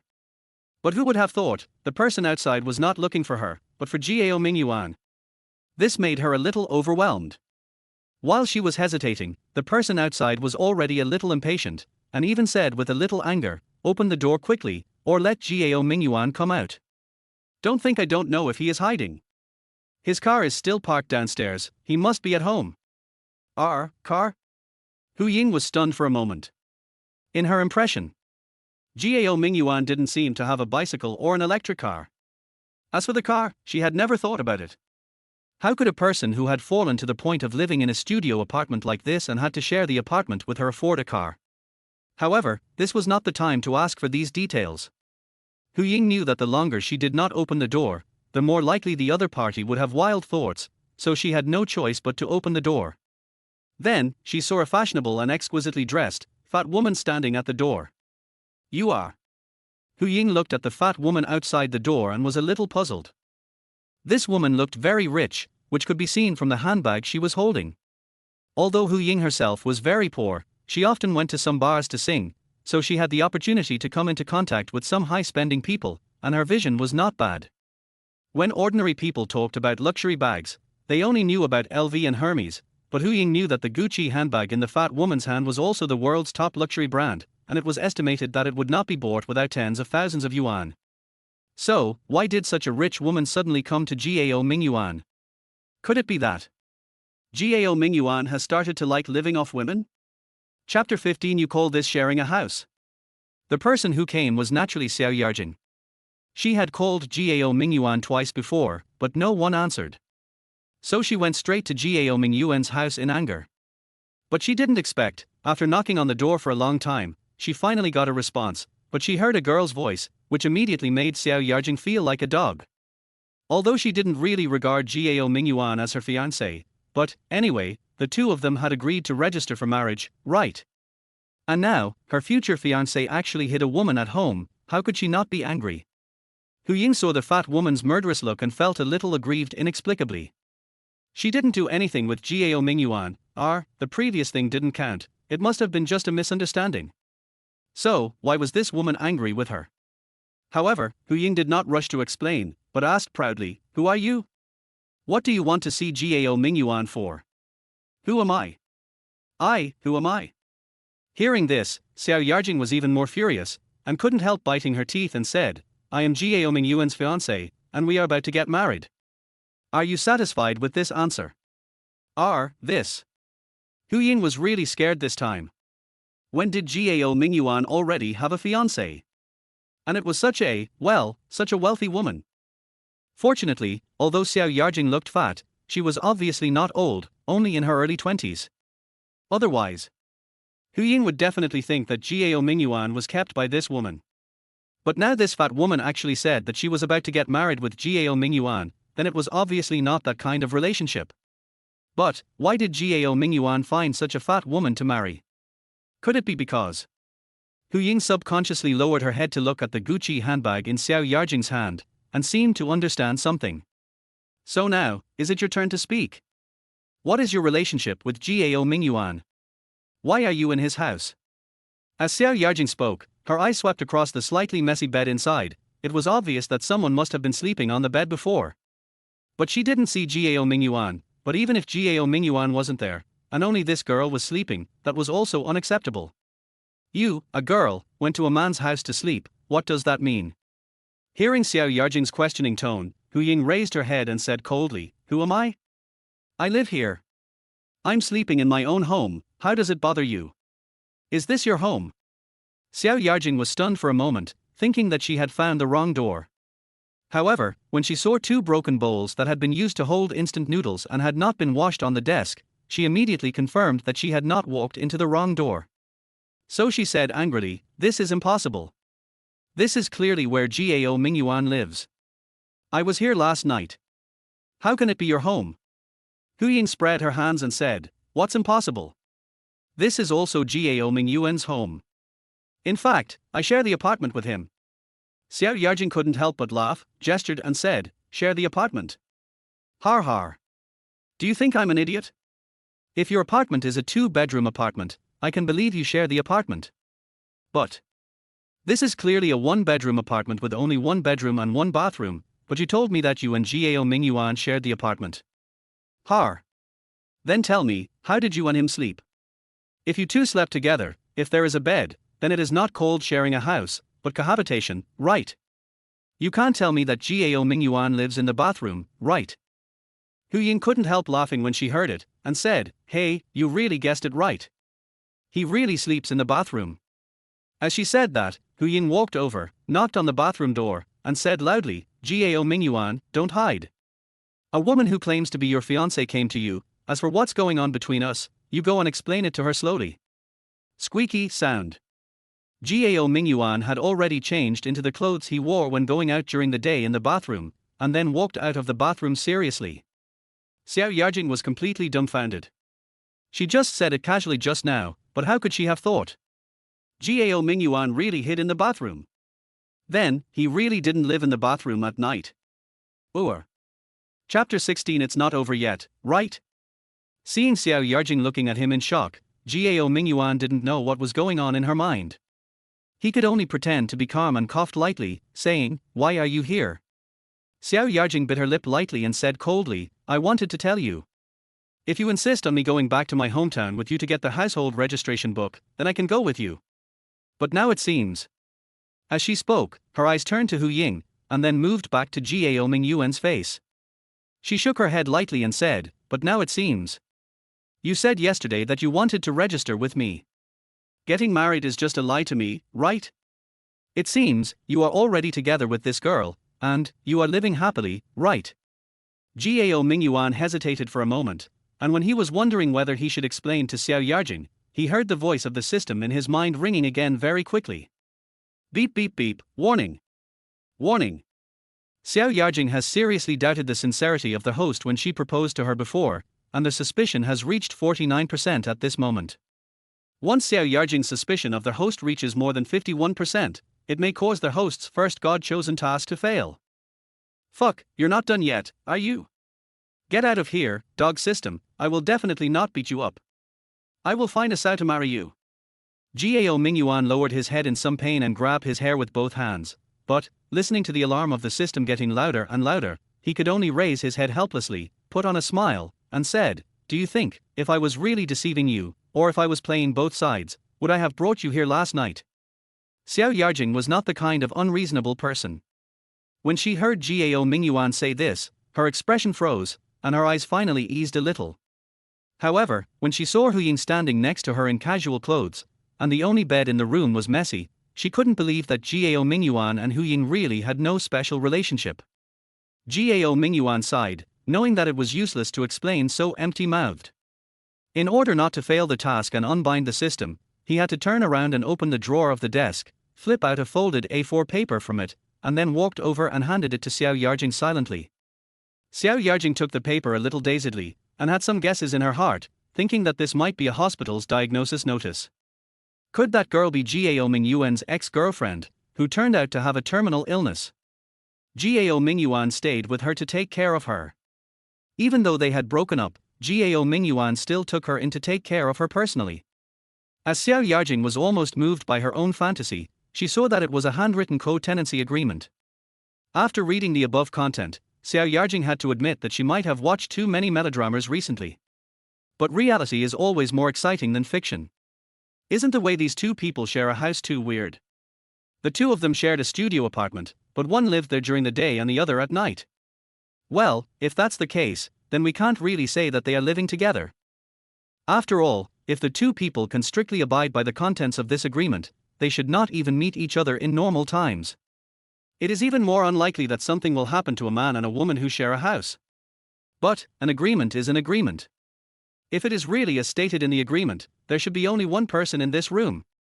But now she saw Gao Mingyuan and Hu Ying in the room with her own eyes, so how could she believe that there was really nothing going on between the two? Seeing that Xiao Yarjing still looked puzzled, but the alarm of the system in her mind had stopped, Gao Mingyuan couldn't help but breathe a sigh of relief. It seems that although Xiao Yarjing still had some doubts about her sincerity, this doubt had dropped to a safe level. After taking the co-rental agreement from Xiao Yarjing and putting it back in the desk again, Gao Mingyuan looked at Xiao Yarjing, who was still standing at the door, and said, "Well, the place here is too small, and now is not my time, so let's go out and find a place to talk." As he said that, Gao Mingyuan picked up his handbag and walked out. Xiao Yarjing hesitated for a moment, glanced at Hu Ying in the room again, and then turned around and followed Gao Mingyuan. Hu Ying waited for the two to leave and immediately came over to close the door. But before the door was closed, she couldn't help but said loudly, "Gao Mingyuan. Come back early tonight, we have to settle the accounts." Suddenly, Gao Mingyuan stiffened when he heard Hu Ying say such a deep meaning, and turned his head to look at Xiao Yarjing beside him. Sure enough, Xiao Yarjing's eyes were already murderous, and he immediately complained inwardly. Sure enough, it's not easy to offend women and villains. Didn't I just not leave home in the morning as agreed this time? Is it necessary to hold a grudge like this? And even if you really want to settle accounts with me, can't you wait until later to talk about it properly? What does it mean to say this in front of Xiao Yarjing? Then all my explanations just now were in vain. Chapter 17. Let's get serious. Don't get me wrong. Hearing the system alarm sound in his mind again, Gao Mingyuan could only hurriedly explain, she wanted to settle the rent with me. She paid 200 yuan for me last month's rent. Hey! What's there to settle? I'll make up for it when I pay the rent this month. After saying that, Gao Mingyuan turned around and blinked at Hu Ying, with a look of pleading on his face. Hu Ying snorted secretly upon seeing this, and did not continue to tear down Gao Mingyuan. She just slammed the door.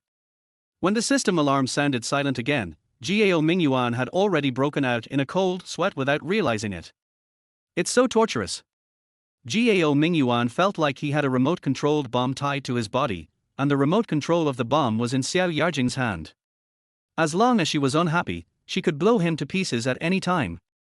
Originally, he thought that saying, "let's get married," to Xiao Yarjing was just to complete a task, and that would be the end of it. But now, it is equivalent to handing over the power of life and death to Xiao Yarjing, and it will not be so easy to get rid of it. The two of them went downstairs and saw the brand new BMW parked in the courtyard of the community. Xiao Yarjing frowned slightly and said, "Why haven't you returned your car? It costs a lot of money to rent a luxury car like this for a day, right? You're so poor that you have to share a house with others, why are you still spending this money?" Gao Mingyuan took out the car key from his handbag and gently pressed the unlock button. Then he turned to look at Xiao Yarjing and said, "Well, if I say that this car is really mine, would you believe it?" Xiao Yarjing was stunned for a moment after hearing this, and looked at Gao Mingyuan again with doubt, then shook her head slightly and said, "I don't know. It's not that I don't believe what you said, but I feel a little bit unbelievable." Gao Mingyuan shrugged his shoulders and didn't explain anything. In fact, he couldn't explain it clearly at all. "Do you still want to take my car?" Gao Mingyuan asked, looking at the red Beetle parked not far away. Xiao Yarjing shook her head and said, "No need. You tell me where to go, and I'll drive there myself. Then let's go to new Café. We all know that place anyway." "Okay then, see you later." After saying that, Xiao Yarjing got into her own car and slowly drove out of the dilapidated neighborhood before Gao Mingyuan. 20 minutes later, the two of them sat in the booth of new Café again, still in the same seat as yesterday. "About me and Hu Ying." The two were silent for a while, and it was Gao Mingyuan who broke the silence first, wanting to explain the innocence between himself and Hu Ying. Although, he had never really thought about marrying Xiao Yarjing, but this lady was someone he couldn't afford to offend. As long as Xiao Yarjing had any doubts, the system would unbind her. Who could stand this? Besides, he and Hu Ying really have nothing to do with each other, so he naturally doesn't want to take the blame. But as soon as he opened his mouth, Xiao Yarjing waved her hand and interrupted him. "Okay, you don't have to explain so much to me." Xiao Yarjing sneered and said, "Because no matter how reasonable your explanation is, it may not be true. Besides, even if everything you said is true, I may not believe it. In this case, why bother?" Gao Mingyuan was speechless and could only spread his hands and said, "All right. As long as you are happy." I heard you say before that you agreed to go back to my hometown with me, to get the household registration booklet." Xiao Yarjing glanced at him and said hesitantly, "Yes. I originally decided this, but now I feel that this decision seems a bit hasty. So, let's talk about it later." As she spoke, Xiao Yarjing placed her hands on the table, leaned forward slightly, looked at Gao Mingyuan with a serious expression and said, "If you really want to marry me, then I think we should spend some time together first, get to know each other better, and then consider whether to register and become a legally recognized couple. What do you think?" It seems like she is serious about this. After hearing what Xiao Yarjing said, Gao Mingyuan didn't know what emotion he was feeling for a moment. Before, he was still worried. If Xiao Yarjing really wanted to accompany him back to his hometown to meet his parents, he didn't know what to do. It seemed that he didn't have to worry about this for the time being, and he was indeed relieved. However, the situation of getting the marriage certificate right after meeting each other seemed like a child's game, so even when Xiao Yarjing urged him to get the household registration booklet, Gao Mingyuan didn't take it seriously. But now, Xiao Yarjing actually proposed to spend some time with him so that they can get to know each other better. This seems a bit like a formal relationship. But the problem is, I really don't want to. Why, you don't want to? Seeing Gao Mingyuan's hesitation, Xiao Yarjing's eyes changed slightly, her body naturally shrank back, and she said lightly, "Of course.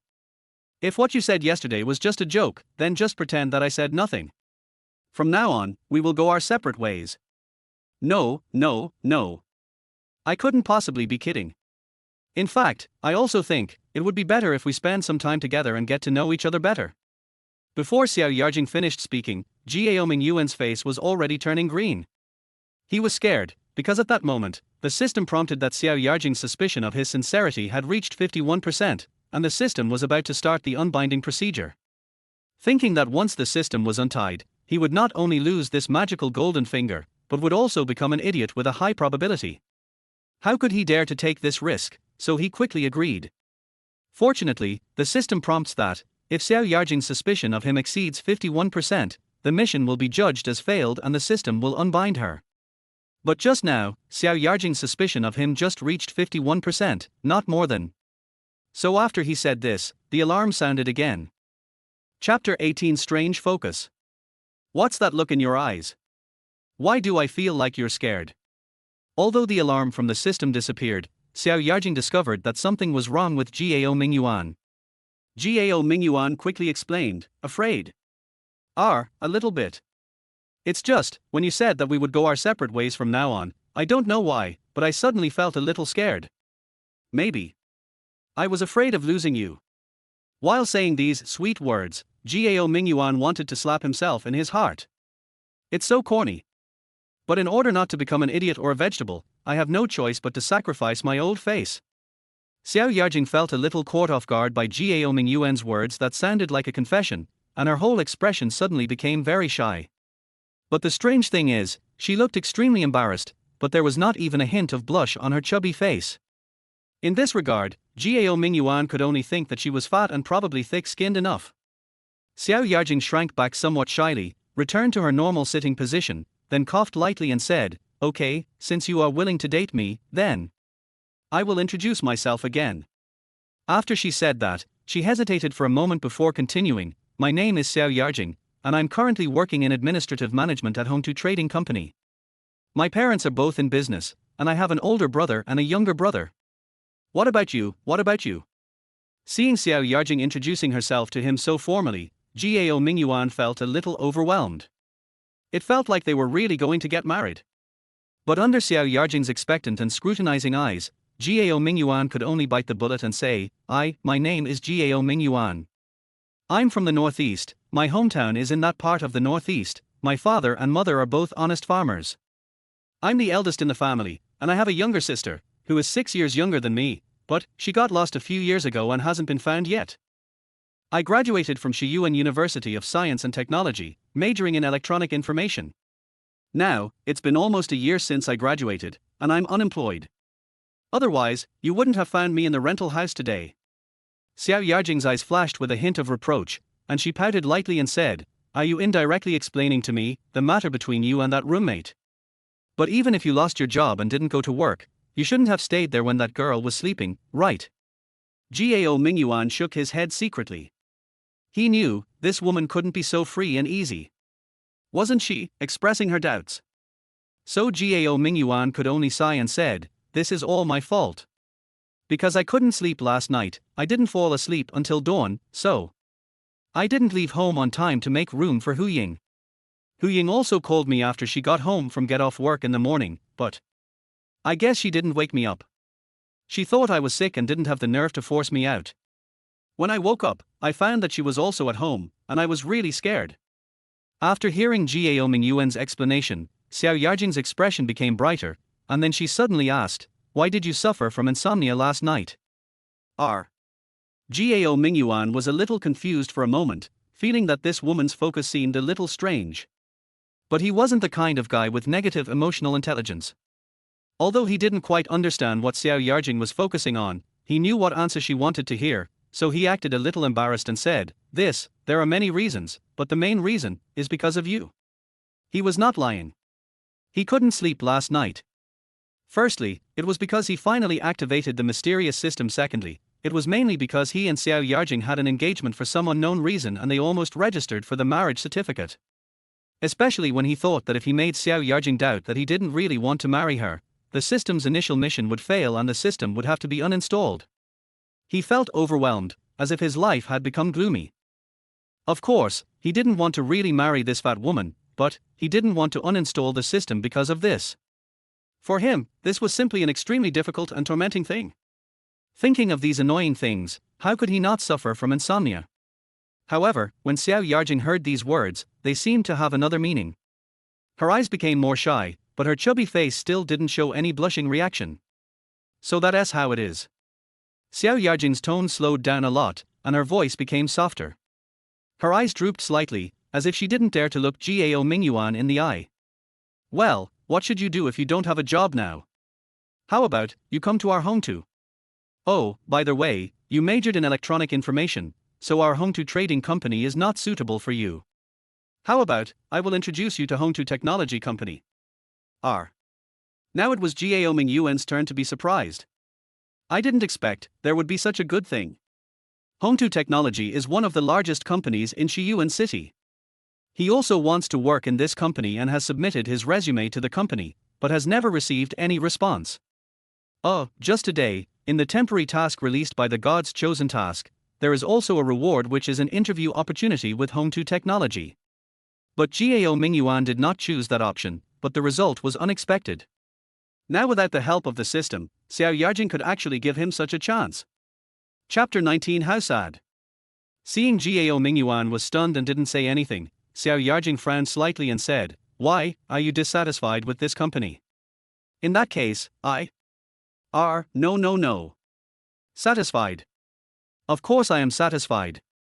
Gao Mingyuan waved his hands quickly, and then said a little embarrassedly, "It's just, if I use your relationship to go, isn't it a bit inappropriate?" Speaking of which, Gao Mingyuan still really needs a job now. Although he successfully activated the system, giving him a golden finger in life, the rewards from this system were often very strange. Except for the BMW car he got at the cost of his lifelong happiness in the first mission, there were many other rewards, but it seemed that none of them could be spent as money. So, no matter how awesome he is now, he is still a poor man with zero income and has to find a job to earn money in order to survive. If he could get a job at Home to Technology, it would be his most ideal goal at this stage. However, if he could only find this job through Xiao Yarjing, he would always feel like he was a gigolo. Xiao Yarjing shook her head and said, "What's wrong with that? I'll just give them a heads up, and the HR will give you a chance. If you don't have enough ability and can't adapt to the job the company assigns you, you'll still be fired." "I see, that's fine.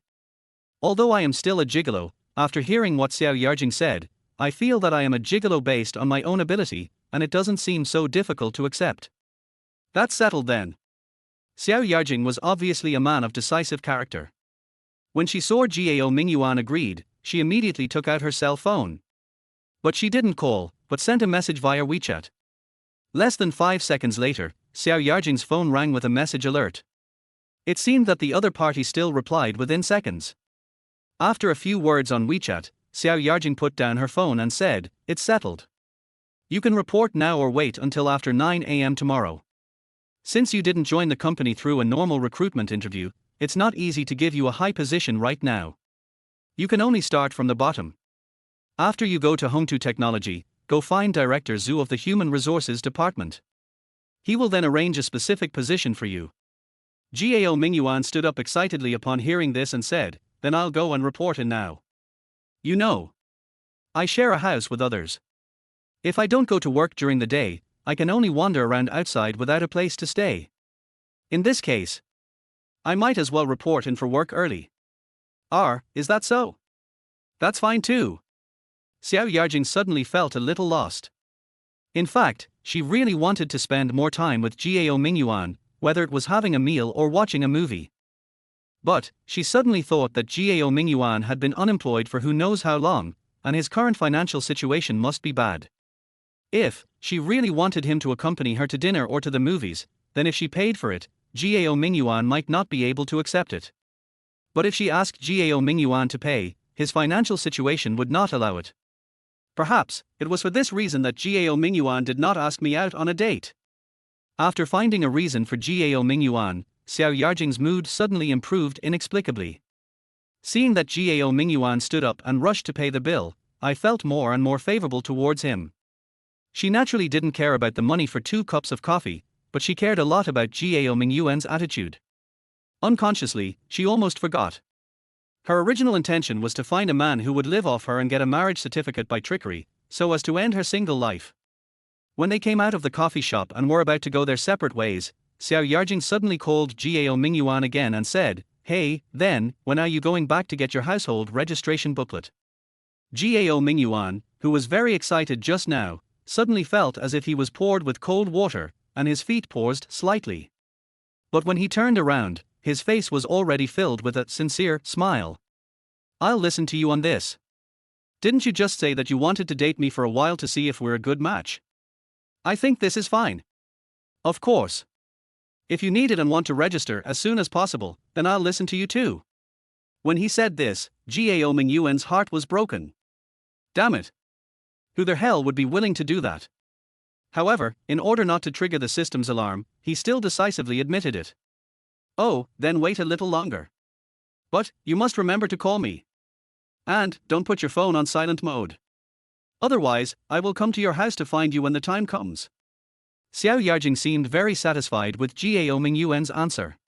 She waved at Gao Mingyuan and walked towards her beetle. Okay. Gao Mingyuan wiped the cold sweat from his forehead, then got into the BMW as if escaping. Oh, right.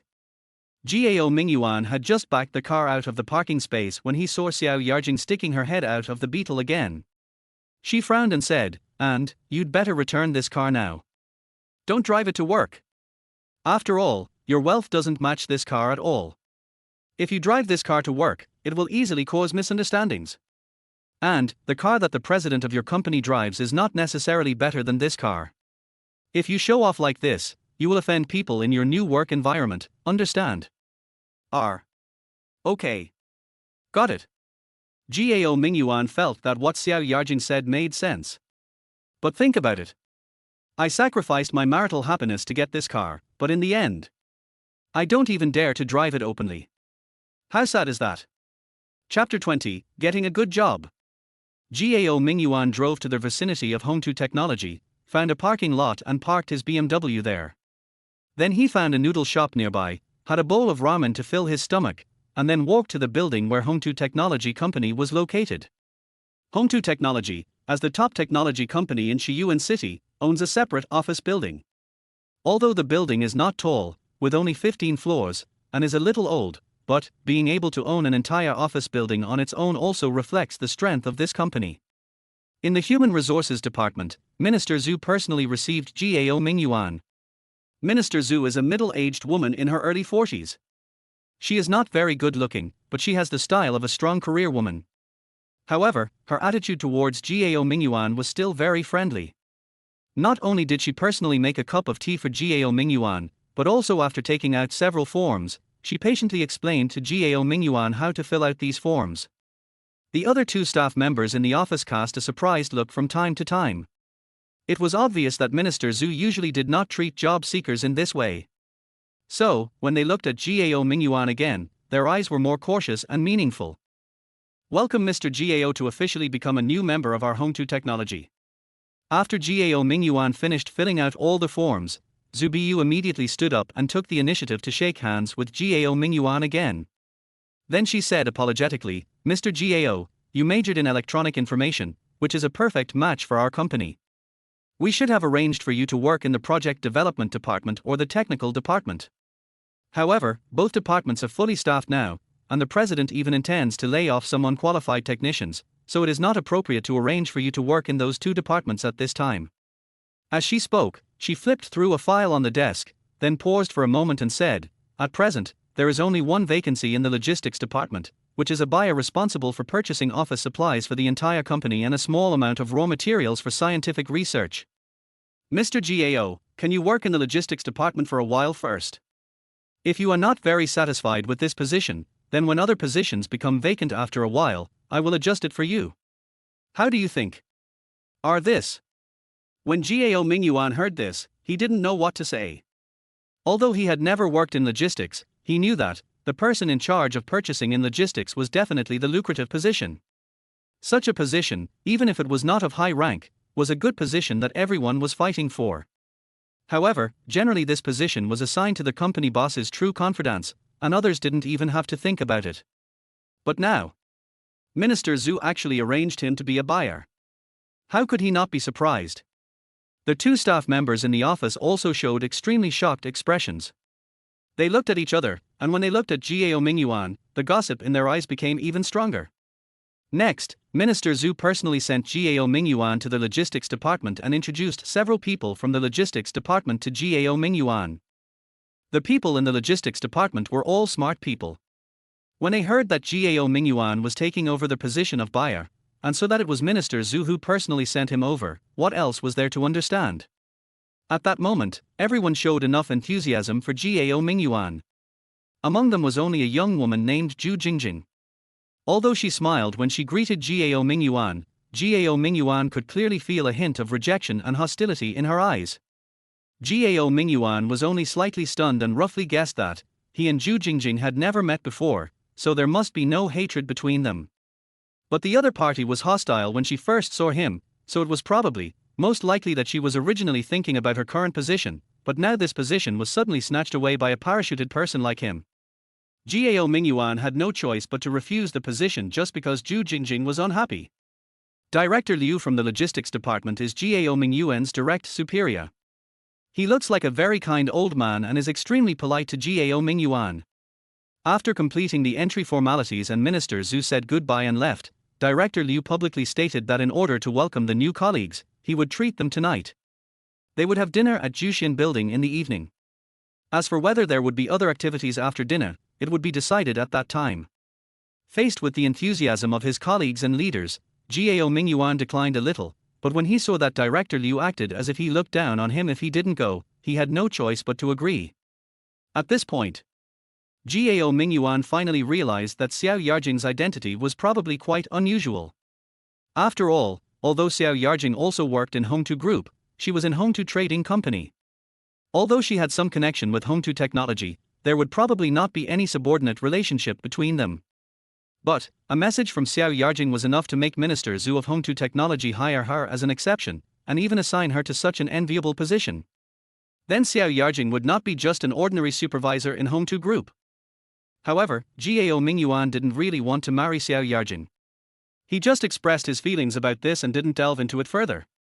But no matter what, he can enter Home2 Technology now because of Xiao Yarjing's relationship. It seems he is destined to be a gigolo. At the same time, Xiao Yarjing drove into a quiet villa residence in the southern suburbs of Xiyuan city and got out of the car with some clumsy steps. A middle-aged woman dressed as a nanny immediately came out hurriedly to greet her. Seeing Xiao Yarjing like this, the woman who looked like a nanny couldn't help but said with a look of heartache, "Oh, my lady. Why are you doing this? I thought you dressed up like this just for fun yesterday. How come you haven't taken off this skin until now? Oh my god." Xiao Yarjing smiled sweetly, walked through the living room, entered the bedroom, and sat in front of the dressing table. Then she shook her hair, reached into her collar, grabbed a piece of skin, and suddenly tore it hard. Then I heard a hissing sound, and then I saw her tearing off a large piece of skin from her body. Chapter 21, Bad Intentions. If Gao Mingyuan were here at this moment and saw this scene, he would probably be scared to death. This is simply the real-life version of painted skin, isn't he it? However, after Xiao Yarjing tore off a large piece of skin from her body and even pulled the skin on her face, what was revealed was not a bloody body. Instead, a piece of skin that looked even more delicate and white was revealed. Immediately afterwards, Xiao Yarjing started to tear off their flesh on her body again. The chubby hand with a lifelike palm attached was pulled off from her shoulder, as if she was taking off a sleeve. What was revealed was a snow-white arm as slender as a lotus root. In a blink of an eye, Xiao Yarjing torn her entire body and removed a layer of something like silicone. Then, when she changed into a set of light pajamas and stood in front of the dressing table, she saw that the fat woman who looked at least 200 pounds was gone. At this moment, she is clearly a tall beauty with a slim and graceful figure, skin as white as snow, and delicate features. Looking at herself in the mirror, who had regained her original appearance, Xiao Yarjing couldn't help but smile slightly. She couldn't help but think, if one day, Gao Mingyuan saw her true appearance, I wonder how shocked he would be. It's fun to think about. On Gao Mingyuan's first day at work, Director Liu did not assign him any work and just asked him to get familiar with the working environment first. But, what's so familiar about this environment? Gao Mingyuan just walked around the logistics department, then took a cup of coffee back to his workstation, turned on his computer and browsed the gossip on the internet. After get off work, Director Liu immediately walked out of the office and smoothed his Mediterranean hairstyle with his hands to prevent his hair from sliding down the side. Then he said in high spirits, "Let's go. I have already booked a private room at Xiyuan building, Xiao Gao. Do you drive yourself? If not, take my car." "Oh. I didn't drive. Thank you, Director Liu." Thinking of Xiao Yarjing's instructions, Gao Mingyuan decided not to drive his BMW, otherwise, it might really affect his relationship with these new colleagues. Director Liu immediately laughed complacently and said, "It's okay. We are all colleagues. My work in the future will depend on your support." Har har har. It was tea until he arrived at the private room of Xiyuan building that Gao Mingyuan realized it turned out that there were more than just a few people in the logistics department whom he had met in the afternoon. Also attending the dinner were a woman in her 30s, wearing a light grey business suit and delicate makeup, and a spirited young man who looked about the same age as Gao Mingyuan. Director Liu quickly introduced the intellectual beauty. Her name was Xu and she was the deputy director of the logistics department of Home2 Technology. The energetic young man was called Deng Zhongxing, also a new employee who had joined the company only a month earlier than Gao Mingyuan. The reason why Gao Mingyuan didn't see them in the company was because they went out to do some business in the afternoon. Knowing that Gao Mingyuan was a new buyer in the logistics department, Xu immediately became more enthusiastic towards him. However, Deng Zhongxing's attitude towards him was a little cold. Seeing that Xu kept talking to Gao Mingyuan and later sat directly next to Gao Mingyuan, his face became more and more ugly. Gao Mingyuan also saw this and could only feel helpless. It seems, this Deng Zhongxing, like that Zhu Jingjing, is very hostile to me. But this Deng Zhongxing probably didn't hate me because I was a buyer. Looking at his expression, it seemed like he was just jealous because Xu was close to him. But the problem is, although Deputy Director Xu is pretty, she is obviously 10 years older than you. At the same time, Deputy Director Xu has probably already started a family, so why are you jealous? It was just that Deng Zhongxing just looked at Gao Mingyuan with a somewhat strange look in his eyes, but he didn't say anything excessive. Even though Gao Mingyuan clearly felt his hostility, he didn't know how to say anything. Soon, after everyone arrived, the food and drinks were served like flowing water. Juxianlu is a time-honored restaurant in Xiyuan City, with a history of at least 30 years. If a restaurant can be open for so many years, it must have its own unique features. However, it was Gao Mingyuan's first time to eat here. After tasting the food, he praised it highly. Although Gao Mingyuan's position was not high, Director Liu had invited the dinner today to welcome Gao Mingyuan, so, even if Gao Mingyuan was the guest of honor today, Director Liu was naturally very happy to see Gao Mingyuan enjoying his meal. He raised his glass repeatedly, making the atmosphere on the scene very lively, except for Zhu Jingjing and Deng Zhongxing. Everyone else, at least on the surface, seemed very happy. But at this moment, there was a sudden knock on the door, and before Director Liu could say anything, 3 well-dressed middle-aged men walked in with a strong smell of alcohol. "Hey, Xiaoshu, it's really you. I saw someone who looked like you in the corridor just now." The leader, a middle-aged man wearing glasses, came in and glanced around the dining table. He quickly locked his eyes on Xu and then walked over excitedly. Director Liu was stunned at first, but then his face became serious. He quickly stood up and said respectfully, "Director Ma, it's you. I didn't expect you to have dinner here too.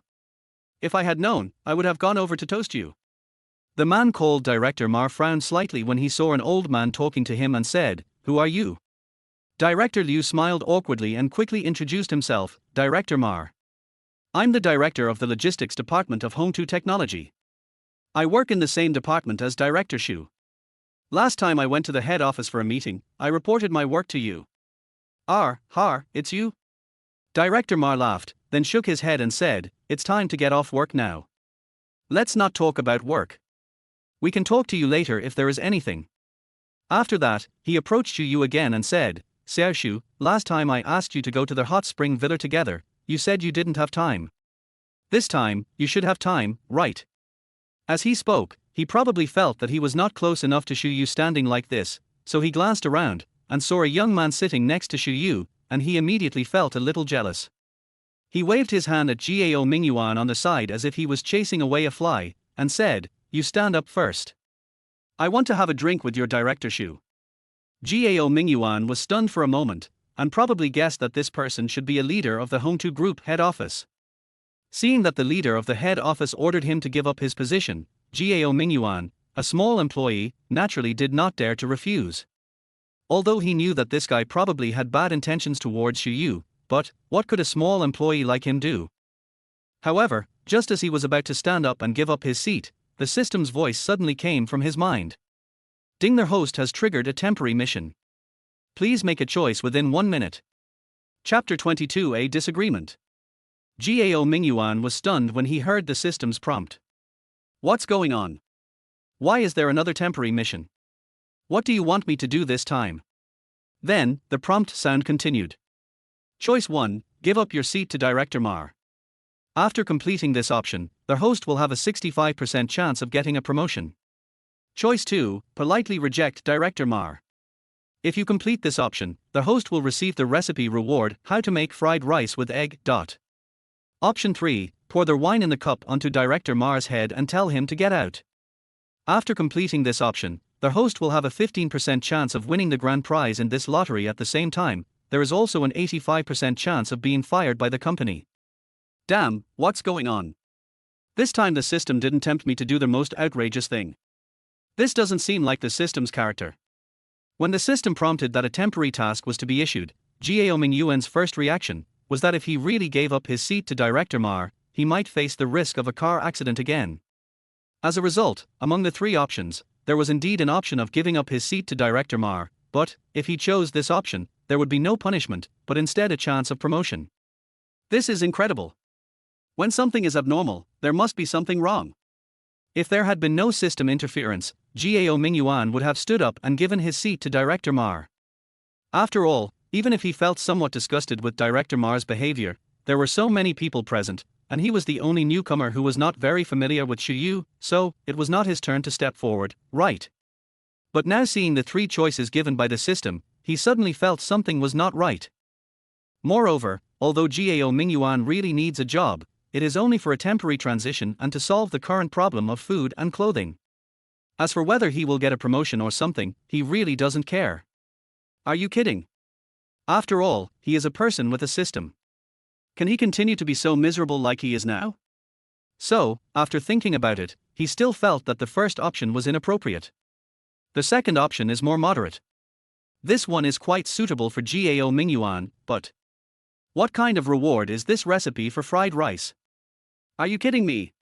As for the third option, it's quite exciting. And this reward is a bit extreme. You might win the lottery jackpot, or you might get fired. But the probability of winning is so low, Gao Mingyuan probably will be fired, right? But Gao Mingyuan hesitated for just a moment, then suddenly stood up, picked up the wine glass in his hand, and smiled gently at Director Ma. Director Ma thought Gao Mingyuan was offering him a seat and toasting him with a glass of wine. He immediately waved his hand impatiently and said, "Not bad, young man, quite sensible. Find another place to sit." As he said that, he reached out and pulled Gao Mingyuan, then turned around and was about to sit over. As a result, his pull did not move Gao Mingyuan at all, but instead caused him to stagger and almost fall. At this moment, Gao Mingyuan slowly raised the glass of wine in his hand.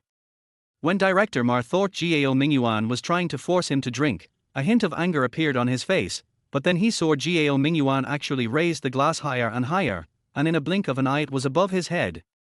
Director Ma's eyes rolled up subconsciously, and he asked in horror, What are you going to do? Gao Mingyuan didn't answer him, but just turned his wrist. With a splash, he poured the entire glass of beer onto Director Ma's shiny head. Then he gently put down the empty glass in his hand, opened his lips, and uttered the word, Get out. At the same time, the system prompt sounded in Gao Mingyuan's mind again. Congratulations to their host for completing this temporary mission. According to your choice, don't forget to buy a few lottery tickets tomorrow. Of course, the probability of winning is too low, so you'd better not hold too high hopes. Also, be prepared to be fired. Hearing this prompt from the system, Gao Mingyuan immediately felt like he was being tricked. Well, actually, he had thought of this result. But, thinking about the feeling of pouring a glass of wine on that guy's head just now, it was really refreshing. The whole room was so quiet that you could hear a pin drop.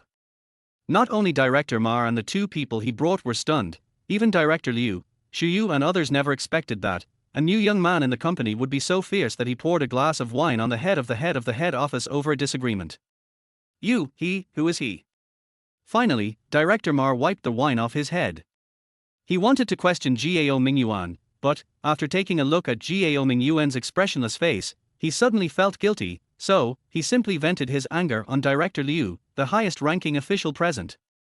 Director Liu was stunned for a moment, then he reacted and quickly stepped forward to smile and say, His name is Gao Mingyuan, a newcomer who just arrived today. Director Ma, please don't be offended.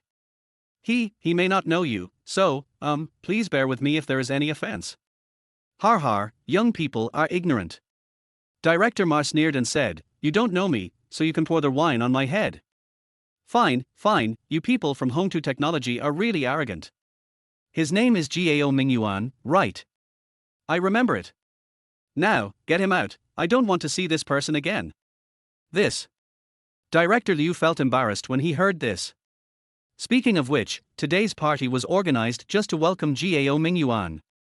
But Director Ma, the uninvited guest, came, but he, the host of the party, drove away the main guest. This is so. It's unacceptable, right? But the problem is, Director Ma is someone he can't afford to offend. Doesn't this put him in a dilemma? As if he had seen Director Liu's embarrassment, Gao Mingyuan glared at Director Ma again and said coldly, Why? I told you to get out, didn't you hear me? Do you want me to give you a ride again? You just wait. Director Ma was about to say something harsh, but when he saw Gao Mingyuan had already raised the bottle of wine, he immediately backed down. If it were someone else, he might still suspect that the other party was just pretending, but the boy in front of him really poured the wine on his head without any hesitation, so it didn't seem impossible that a wine bottle would hit him on the head next. Watching Director Ma and the two people from the head office leave, Gao Mingyuan put down the bottle of wine in his hand as if nothing had happened, then sat back down, glanced at the colleagues around him who were like petrified, and said, Everyone, continue. Why are you all looking at me? Director Liu was the first to come to his senses. He quickly picked up the wine glass and walked forward politely, saying, Okay. Come. Xiao Gao, I'll toast you a glass. I'll drink it. Feel free to do whatever you want. Then, the others also toasted Gao Mingyuan enthusiastically. It seemed that the atmosphere of the banquet had been raised a little.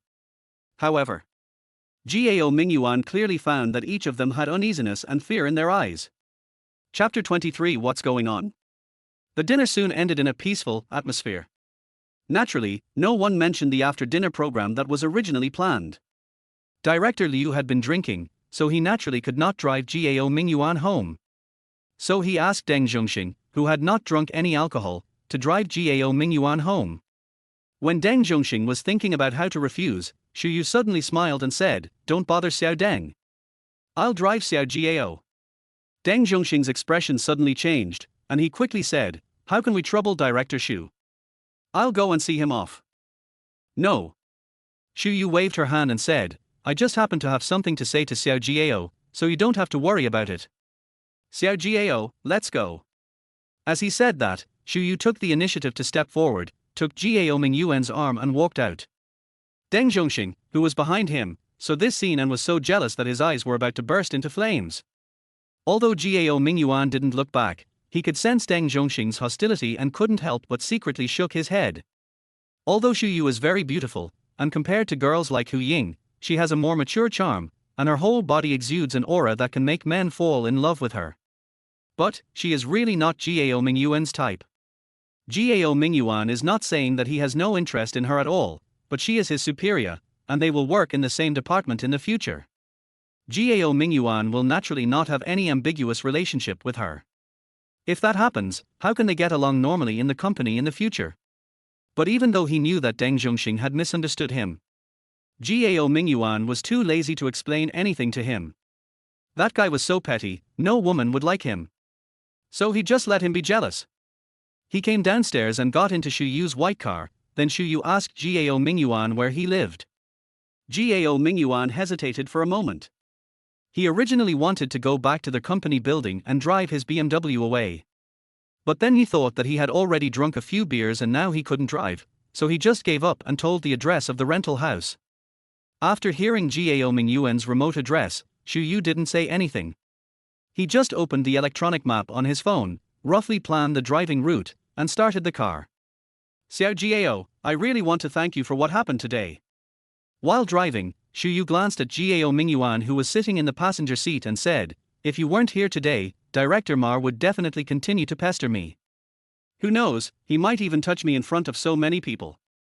It's just, you made Director Ma look so embarrassed in public. I'm afraid, it will be difficult for you to continue working in the company. If you are really fired, I will definitely find another job for you. Maybe the job I find for you isn't that good, but at least it won't be much less than what you have now. It should be fine. If you need money, you can always tell me. I don't have much, but I can still give you 30 or 50. Also, one day, I'll make arrangements for you, treat you to a meal alone, and thank you properly. No. Gao Mingyuan was stunned for a moment. He didn't expect Xiyu to be so loyal. Although Gao Mingyuan's actions today seemed to be to protect Xiyu, the main reason was that he was forced by the system. Therefore, he felt a little unworthy of Xiyu's kindness. He immediately refused and said, Director Xiu, please don't. But as soon as he opened his mouth, Xiyu interrupted him with a scolding tone, saying, why call me Director Xiu? Call me sister. Okay? Sister Xiu. Don't take today's incident to heart. I really just don't like Director Ma. If he hadn't bullied me and asked me to give up my seat to him, I might not have cared about his affairs. After hearing what Gao Mingyuan said, Xiyu looked at Gao Mingyuan with even more respect. If it were the quick success-seeking Deng Zhongxing, he would have only been able to pick out nice words and boast about his achievements, right? So she smiled and said, I know you may not have offended Director Ma for my sake, but what you did actually helped me a lot and saved me a lot of trouble, so, I just want to thank you, okay? This. Xiyu had said so Gao Mingyuan naturally couldn't refuse, so he just responded and said, okay then. But I may not be fired. I don't need Sister Xiu to lend me money. If Sister Xiu really wants to thank me, then let's have a meal together someday. It's settled then. Xiyu raised her red lips and said, let me prepare. If nothing goes wrong, let's meet the day after tomorrow night. Whether you are still in our company or not, I will treat you to a good meal, okay? Although Gao Mingyuan didn't understand, it was just a matter of having a meal, what else needed to be prepared? But when he heard her say that, he agreed without thinking. At the gate of the community, Gao Mingyuan got out of the car and did not let Xiyu drive in. But what I didn't expect was, when I entered the community and looked up, I found that the lights in my house were on. But he was only stunned for a moment and didn't care much. Hu Ying was also a little confused and often forgot to turn off the lights when she left home. Anyway, this was not the first time Gao Mingyuan had encountered such a thing. He walked up the stairs, then Gao Mingyuan took out the key and turned it, but it didn't open the lock. Then he realized something was wrong, the door was locked from the inside. So, did Hu Ying not go to work tonight because of something? Or maybe she took a leave on purpose in order to avenge herself for staying at home this morning, just to get back at him? Gao Mingyuan estimated that the latter was more likely. After all, Hu Ying had never stayed at home after 7 p.m. in the past. In response, Gao Mingyuan could only smile and shake his head, then knocked on the door helplessly. Boom boom boom boom boom boom. Gao Mingyuan knocked 6 or 7 times before he heard a creaky sound and the door was opened from the inside. Then he saw Hu Ying standing there with cucumber slices all over her face and wearing a pair of somewhat kawaii pajamas. Are you? Gao Mingyuan was stunned.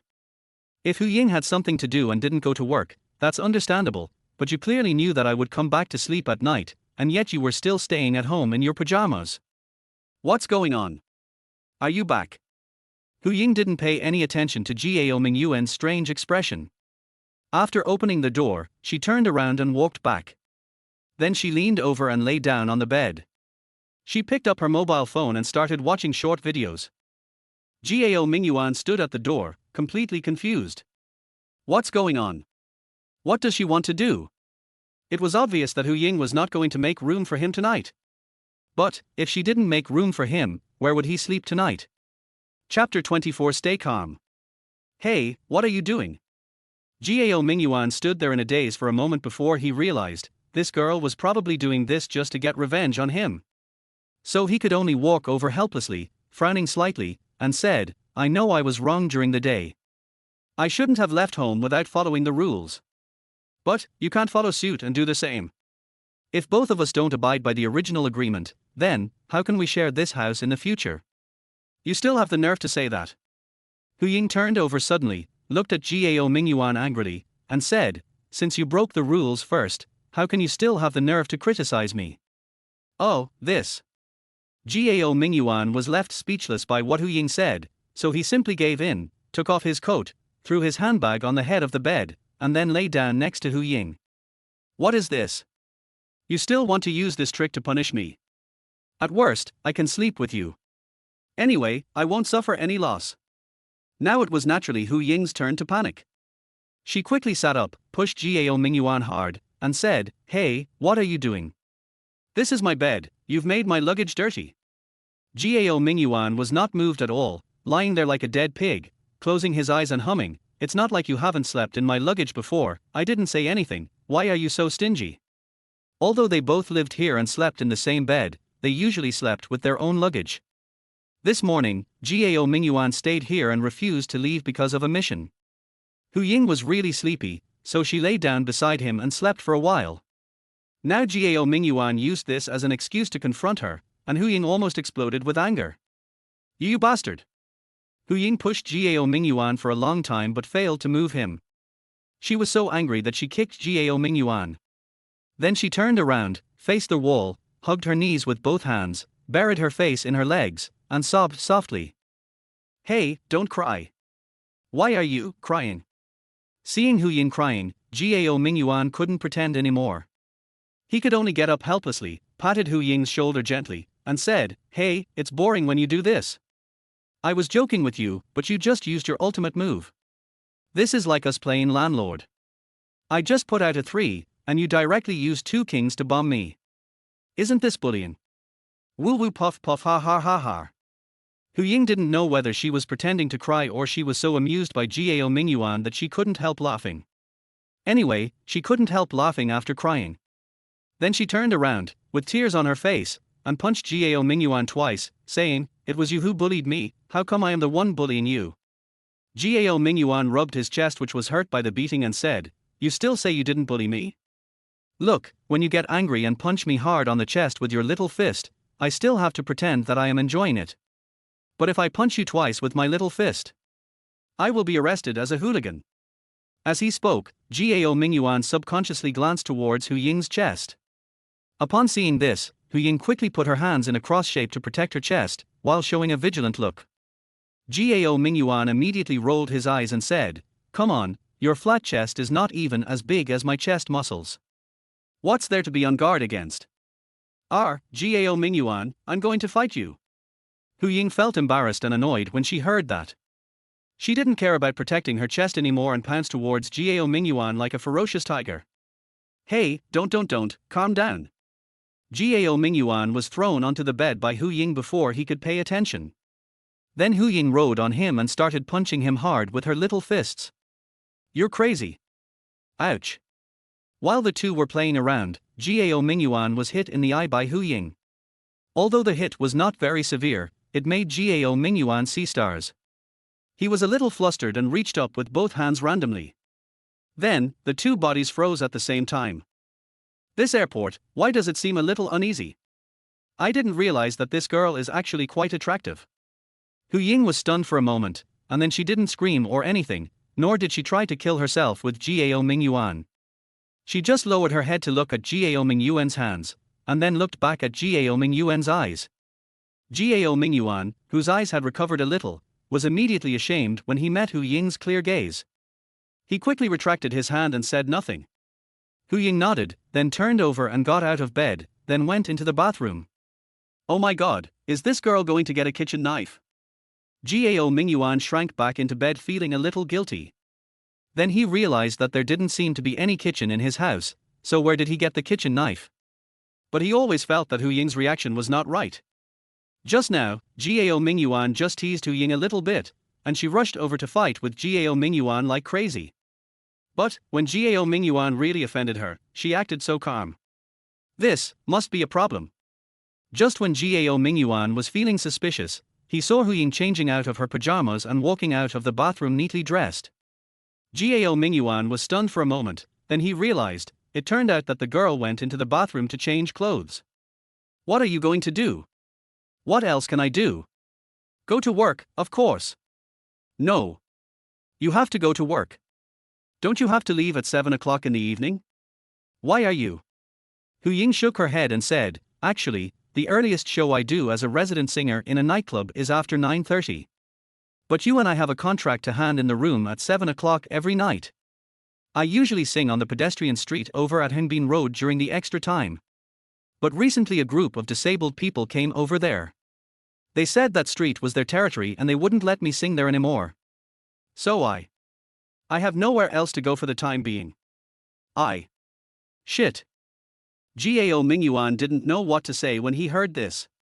After losing his job in recent days, he had to wander around outside even though he had no place to work during the day. He had to wait until after 7 in the evening before returning to the rental house. This made him feel somewhat wronged. Unexpectedly, Hu Ying was the same. As a grown man, nothing will happen even if I hang out outside all day. But a girl like Hu Ying had to go out to sing on the street in order to make room for herself on time. This was really too difficult for her. Gao Mingyuan was silent for a moment, then asked, so now, are you planning to go directly to the nightclub to perform? No. Hu Ying walked to the door and changed into her own shoes, then bent down to pick up her guitar case and said calmly, I smashed the bar owner's head with a bottle yesterday. That bastard must be looking for me all over the world. Not only can I not go to that bar, I don't dare to go to other nightclubs for the time being. Where are you going? Gao Mingyuan first praised Hu Ying for her courage, and then he felt a little strange. Go sing. Hu Ying said with a self-evident look on her face, there are fewer pedestrians on the street now, and I guess those disabled people have all left. I'll go to Hengbin Road to sing at this time, and if I'm lucky I can still earn some money for food. Seeing the helplessness and panic hidden under Hu Ying's indifferent expression, Gao Mingyuan suddenly felt as if his heart was grabbed by someone, and he felt extremely uncomfortable. Chapter 25 Lucky Dice. Let me go with you. Gao Mingyuan said after hesitating for a moment. He didn't tell Hu Ying to stay and not to go out singing on the street so late. Although, if I go out to sing on the street so late at night, I'm not sure if there will be any listeners, and it's really dangerous. However, if he let Hu Ying stay, how would the two of them get along? Would they continue to sleep in the same bed? And, if Hu Ying doesn't go out to sing and loses her job as a resident singer in a nightclub, how will she support herself? Gao Mingyuan is not rich now, he has a hard time supporting himself, he can't say Hu Ying said, I support you. Besides, he is not Hu Ying's relative, why should he support her? But he was really worried about letting Hu Ying go out to sing on the street so late, so, after thinking it over, he had no choice but to go with her. Hu Ying was slightly startled when she heard this, turned her head, stared at Gao Mingyuan blankly for a moment, and nodded slowly. Hengbin Road is a relatively prosperous commercial street in Xiyuan City. Even though it is already past 9 o'clock, there are still many pedestrians on the street.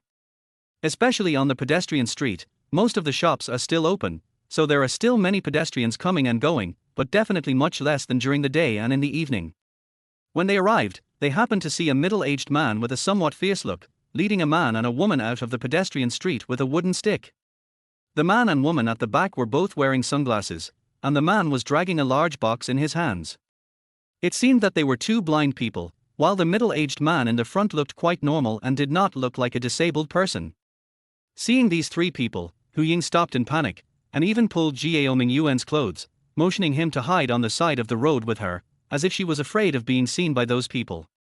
Gao Mingyuan frowned slightly and said, "Is it because they don't allow you to sing here?" Hu Ying nodded gently and said, "Yes, the man in front is a mute, but he is very fierce. It was him who almost smashed my guitar before." Gao Mingyuan was speechless upon hearing this, but there was nothing he could do. People with disabilities are a vulnerable group and are more likely to gain sympathy from others. If Gao Mingyuan tried to teach these disabled people a lesson in order to vent his anger for Hu Ying, he would probably be drowned by the spit of the people around him. So he could only sigh and hide aside with Hu Ying obediently until those people walked away. Then they walked into the pedestrian street. At a point in the middle of the pedestrian street, Hu Ying stopped, put down the guitar case on her back, took out the guitar inside, and as for the guitar case, she just opened it and placed it in front of her. Afterwards, regardless of whether there were people around, Hu Ying sat on the steps by the roadside, holding her guitar, gently plucked the strings, and then sang slowly. In 1984, the crops were not yet harvested. My daughter was sleeping so sweetly in my arms. I don't have time to watch the open-air movie tonight. My wife reminded me to fix the pedal of the sewing machine. Speaking of which, although Gao Mingyuan had known for a long time that Hu Ying was a wandering singer, but today was the first time he heard her sing. Her singing voice was not high-pitched, and even a little hoarse, but at this moment, when she sang such a gentle song, it gave people a feeling of green mountains and valleys, gurgling streams, and a hint of sadness in the tranquility. Gao Mingyuan was standing against the wall a few meters away from Hu Ying, listening to the girl's beautiful singing. He couldn't help but think of his parents who were far away in his hometown, and his sister who was nowhere to be found. He bit his lip lightly and suddenly became more determined. In the past, he could only be powerless in dealing with some things. But now, he has a magical system, and he doesn't believe that he can still find his missing sister by using the power of the system. Although I feel that his system seems a little unreliable, but that may be just because he himself still doesn't understand the system well and hasn't really brought out the effectiveness of the system. Suddenly he remembered that he had completed several tasks before and had obtained some miscellaneous props and other rewards, but he had not had time to study them carefully until now. Now when he thought of this, he immediately felt like he couldn't wait any longer. At that moment, he called out the system's inventory. Then I saw the virtual screen like Juobao Pavilion appeared in front of me again. In the first two slots of the inventory were the two remaining experience cards from the novice gift pack he received. Originally, the novice gift pack gave out 3 cards, of which the experience card possessed by Bruce Lee had already been used by him, and the remaining ones were the experience cards for cooking and pianist. Gao Mingyuan didn't even have a kitchen at home, so the chef experience card would definitely not be useful. As for the piano, what the hell was that? He had never touched it in his life, so it felt useless. But in addition to this, there was a colorful dice and a key in the inventory. This was the reward he received for his previous 2 missions. However, he had been in extreme confusion and business these past 2 days. Every time he finished a God-chosen mission, he would be exhausted and naturally had no time to check his prizes. Now, it's finally time to reveal the mystery. He glanced at Hu Ying, who was still singing quietly nearby, and at 3 or 5 pedestrians who were standing nearby to listen and watch. Gao Mingyuan saw that no one was paying attention to him, so he gently reached out and touched the colorful dice in the inventory. Lucky dice, a small dice can multiply your luck. The number of points on the dice represents the multiple of your luck. Roll 1, and your luck will be multiplied by 1, and remain unchanged. Roll 2, and your luck will be doubled, up to 6 times your luck. Each time you roll the dice, your good luck will last for 24 hours. This item can be used 3 times in total, so please make good use of your luck. The number of times this item can be used is 3. This prop seems pretty good. If it is at a critical moment, it should play a big role. Of course, you can also reversely tap into the opportunity of good luck. For example, under normal circumstances, if I buy a lottery ticket, the probability of winning the prize may be less than 1 in 10 million. But if I use the lucky dice and throw a 6, then, wouldn't the probability of winning the prize be much greater? So, if I ever use the lucky dice in the future, no matter what I use the dice for, I must not forget to buy a few lottery tickets afterwards. Of course, you can't have too high hopes just because of the lucky bonus. After all, if the original chance of winning was 1 in 10 million, even if your luck increased sixfold, the best you could do would be to increase the probability to 6 in 10 million. Oh my god, it seems like there's no difference from before. Chapter 26, Master Key. Are you kidding? The probability is only 6 in 10 million, what's the point of playing this game? Gao Mingyuan shook his head and suddenly felt that this lucky dice didn't seem to be of much use. But, at this moment, he suddenly remembered the temporary mission he had just experienced tonight.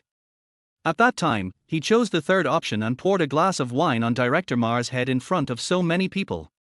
Therefore, he received the corresponding reward for this option. And this reward seems unreliable. There is a 15% chance of winning the grand prize of this lottery, and at the same time, there is also an 85% chance of being fired from the company. Even a fool could see that the chances of winning the prize were slim, but being fired from the company was basically a foregone conclusion. In fact, Gao Mingyuan has also prepared himself to be unemployed again. Perhaps by tomorrow morning at the latest, he will probably receive a call from the Human Resources Department, asking him to go through the resignation procedures. By the way, he only worked less than half a day in total, and I don't know if he will get any salary. But now that he saw the effect of the lucky dice, he suddenly had an idea. If he uses this lucky dice now, as long as he can roll a number above 4, he will have 4 times more luck than normal. Doesn't that mean that the probability of winning the lottery will reach 60%? On the contrary, the probability of being fired by the company will be reduced to only about 20%. Although the probability of winning the jackpot is still not 100%, but at least, it's better than the usual probability of only 6 in 10 million, right? If you are lucky, once you can roll a 6, the probability of winning the jackpot will increase to 90%. The probability of being fired will be almost 0. Oh gosh, so this is the correct way to use the lucky dice, right? When you encounter something unpredictable, roll the lucky dice to make the outcome more favorable and avoid bad things from happening. And even if your luck is not very good and you only get a 2 or 3 on the first try, that doesn't matter. Because after the dice are rolled, your luck has already begun to change within 24 hours. As long as you are willing to use up your lucky dice once more and continue rolling the dice, the probability of getting a high number the second time will increase exponentially. Of course, if his luck is too bad and the first point rolled is 1, then his luck will not change at all, and he will just be wasting one use of the lucky dice. But if that's the case, there's nothing we can do about it. Thinking of this, his heart suddenly became hot. He has a system, but he is extremely poor. I have completed several missions before, and apart from getting a BMW car, which was considered a benefit, I didn't make any other money.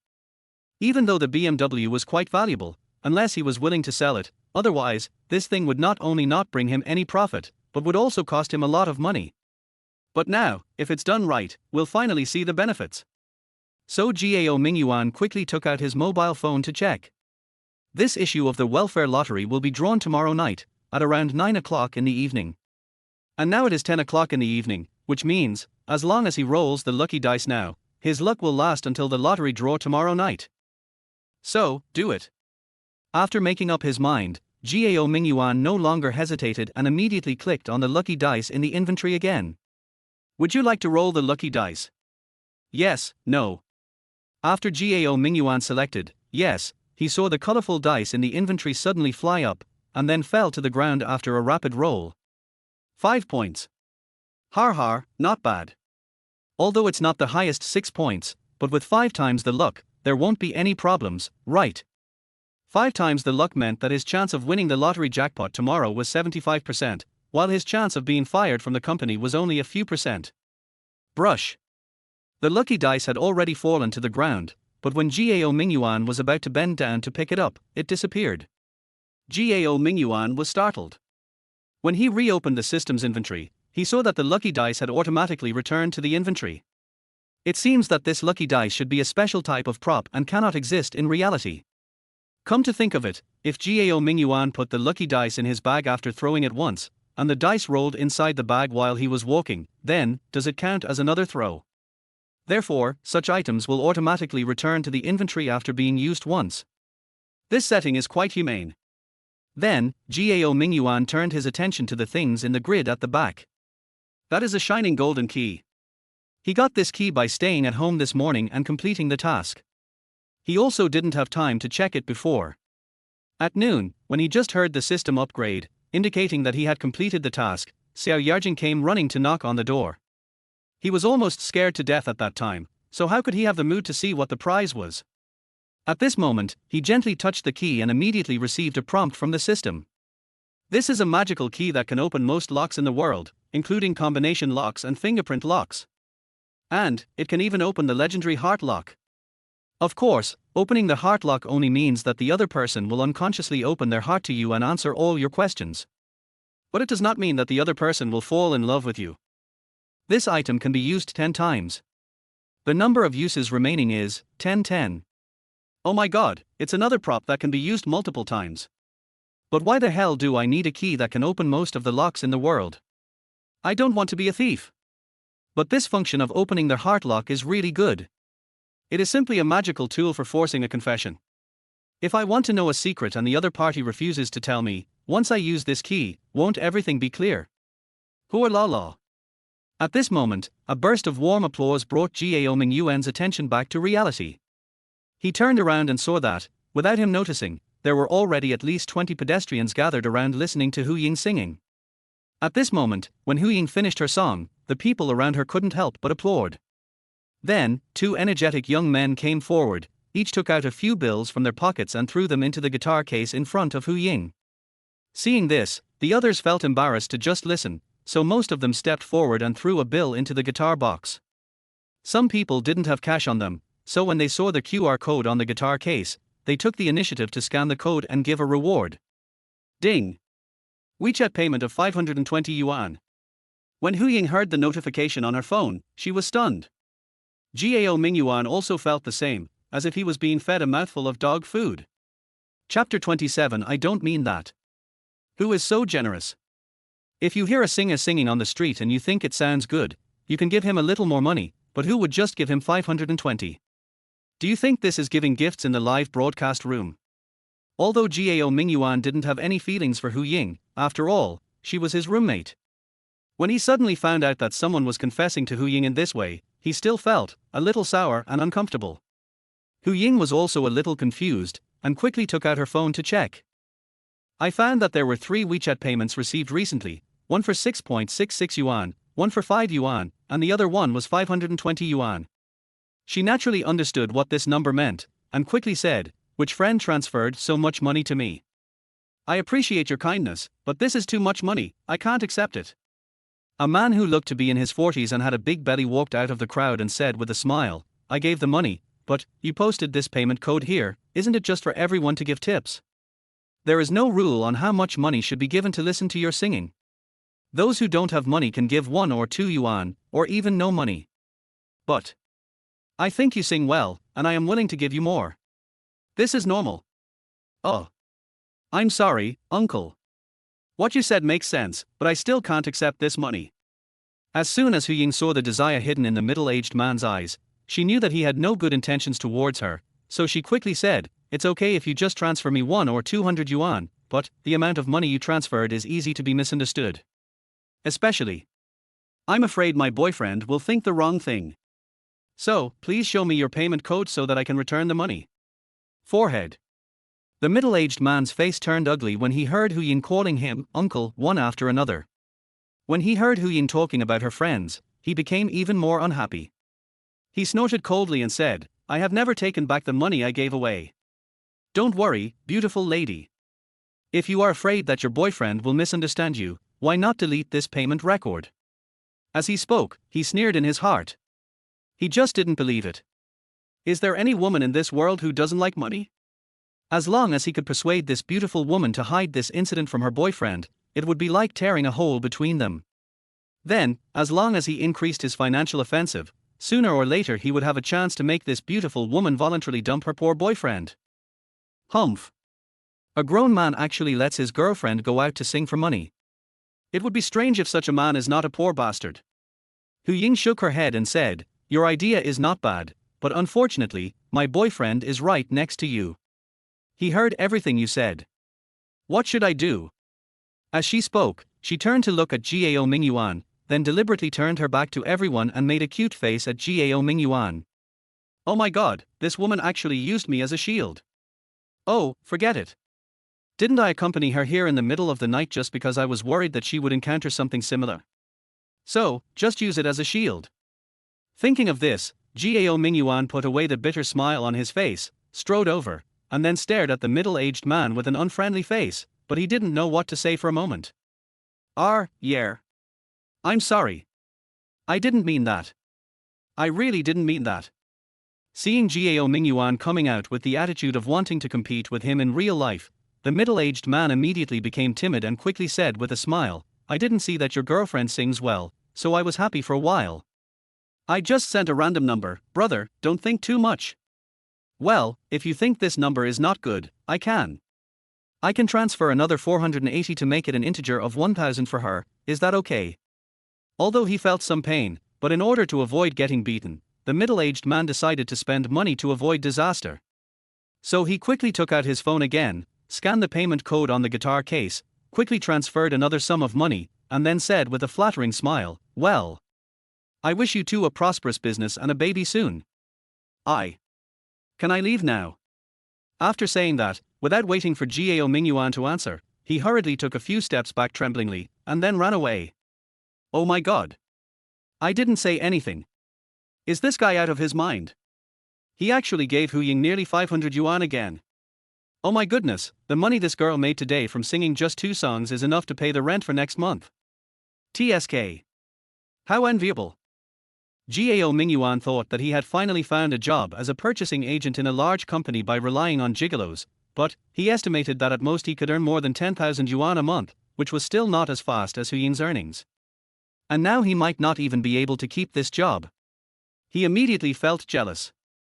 Of course, he also knew that Hu Ying could not possibly earn so much from singing on a regular basis. She only had such an unexpected gain today because she met someone with bad intentions. In addition, looking at the money in Hu Ying's guitar case, the largest denomination of cash is 20 yuan, and the rest are basically 1 yuan and 10 yuan. Therefore, if one excludes the 1000 yuan spent by the middle-aged man, Hu Ying's earnings today would probably be less than 50 yuan. By the way, I seem to have a chance to win the lottery jackpot tomorrow. By then, I will be a millionaire, so why would I still want to covet this girl's little fortune? Is it possible that Hu Ying benefited from me, and I am now lucky, so this girl was able to have such a good harvest today because of me? Thinking of this, Gao Mingyuan suddenly felt full of pride. My buddy has 5 times the luck in 24 hours, so Hu Ying must have borrowed my luck, otherwise, looking at her like this, she wouldn't have such good luck. TSK, then should I go shopping now? Who knows, if I'm lucky, I might even pick up a few $100s if I fall down. So Gao Mingyuan immediately waved to Hu Ying and said, all right, just sing for a while today. Let's go. Hu Ying was still confused. Hearing this, she asked blankly, go? Where are we going? Gao Mingyuan said with high spirits, come with me to pick up the money. No. Hu Ying got anxious when she heard this, and quickly shook her head and said, I don't do such petty thefts, so please don't implicate me. Hey. I was just joking, why did you take it so seriously? Gao Mingyuan smiled awkwardly and said, look. I just helped you, didn't I? Then shouldn't you treat me to a midnight snack and thank me properly? Then, okay. Although Hu Ying was a bit stingy, but she thought that he had helped her out just now, otherwise, the middle-aged man had given her so much money, he would definitely not just let it go like that. After she had used up all the money from Gao Mingyuan, it would be bad to not express anything. If she was asked to give half of the money to Gao Mingyuan, she would be even more reluctant, so she should treat him to a midnight snack. Chapter 28 picked up money again. Hey, you really found some money. The two left the pedestrian street and walked towards the snack street. As a result, in just this short distance of a few hundred meters, Gao Mingyuan actually picked up money 3 times. The first thing I picked up was a $100 bill. The second time I picked up a $100 bill.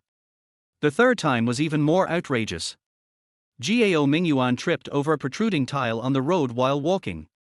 He took a step or two forward and hugged a big tree. Then, when he calmed down a little, he found that a piece of bark on the big tree by the roadside seemed to be moving. He subconsciously peeled off the bark and saw a tree hole as thick as his wrist. Then he reached into the tree hole and pulled out a large roll of banknotes. Damn, is this okay? Although Gao Mingyuan expected that he would be extremely lucky in the past 24 hours and might even pick up money while walking, he never expected that he would pick up so much money at once in this way. As for Hu Ying, who was following Gao Mingyuan, she was even more confused. Gao Mingyuan said he was going to pick up money, and she thought he was joking. Unexpectedly, he actually found some. And he found some money in a row. If he had not been with Gao Mingyuan all the time, he would definitely think that Gao Mingyuan had thrown the money there in advance. But that's impossible. There are a lot of people walking on this street at night, and people are always coming and going. If Gao Mingyuan really threw money on the road here in advance, wouldn't it have been picked up by others long ago? But now Gao Mingyuan actually has a large roll of banknotes in a tree hole, which is a bit outrageous. Seeing Gao Mingyuan was stunned for a moment. He stuffed the big roll of banknotes into his own bag. Hu Ying frowned slightly and said, "Hey, isn't this not a good idea? The 2 banknotes we picked up on the road the last 2 times were fine. Each time it was only one, and it was difficult for us to determine who lost it, and there was no way to wait for the owner to come. But this time, such a big bundle of banknotes, if someone lost it, they would definitely be very anxious. I think we should wait here for a while to see if the owner comes back to look for it. If we just leave it like this, it seems a little. What is it?" Gao Mingyuan rolled his eyes and said, "Who do you think would throw a roll of banknotes into a tree hole?" "Oh, how would I know that?" Gao Mingyuan pouted and said, "It's obvious. Even if an ordinary person accidentally loses money, it's impossible for them to lose it here. The only possibility is that a thief stole someone else's money and hid it here because he was afraid that he would be caught and the money would be taken out of his body. So, this money is 100% ill-gotten gains, so it's okay for me to keep it." Okay, you have a point. Hu Ying thought about it and realized that this was indeed the case, so she no longer insisted. Otherwise, if Gao Mingyuan really had to wait here, the person who would eventually arrive would most likely be a criminal. As for waiting for this criminal and sending him to the police station, that is not appropriate either.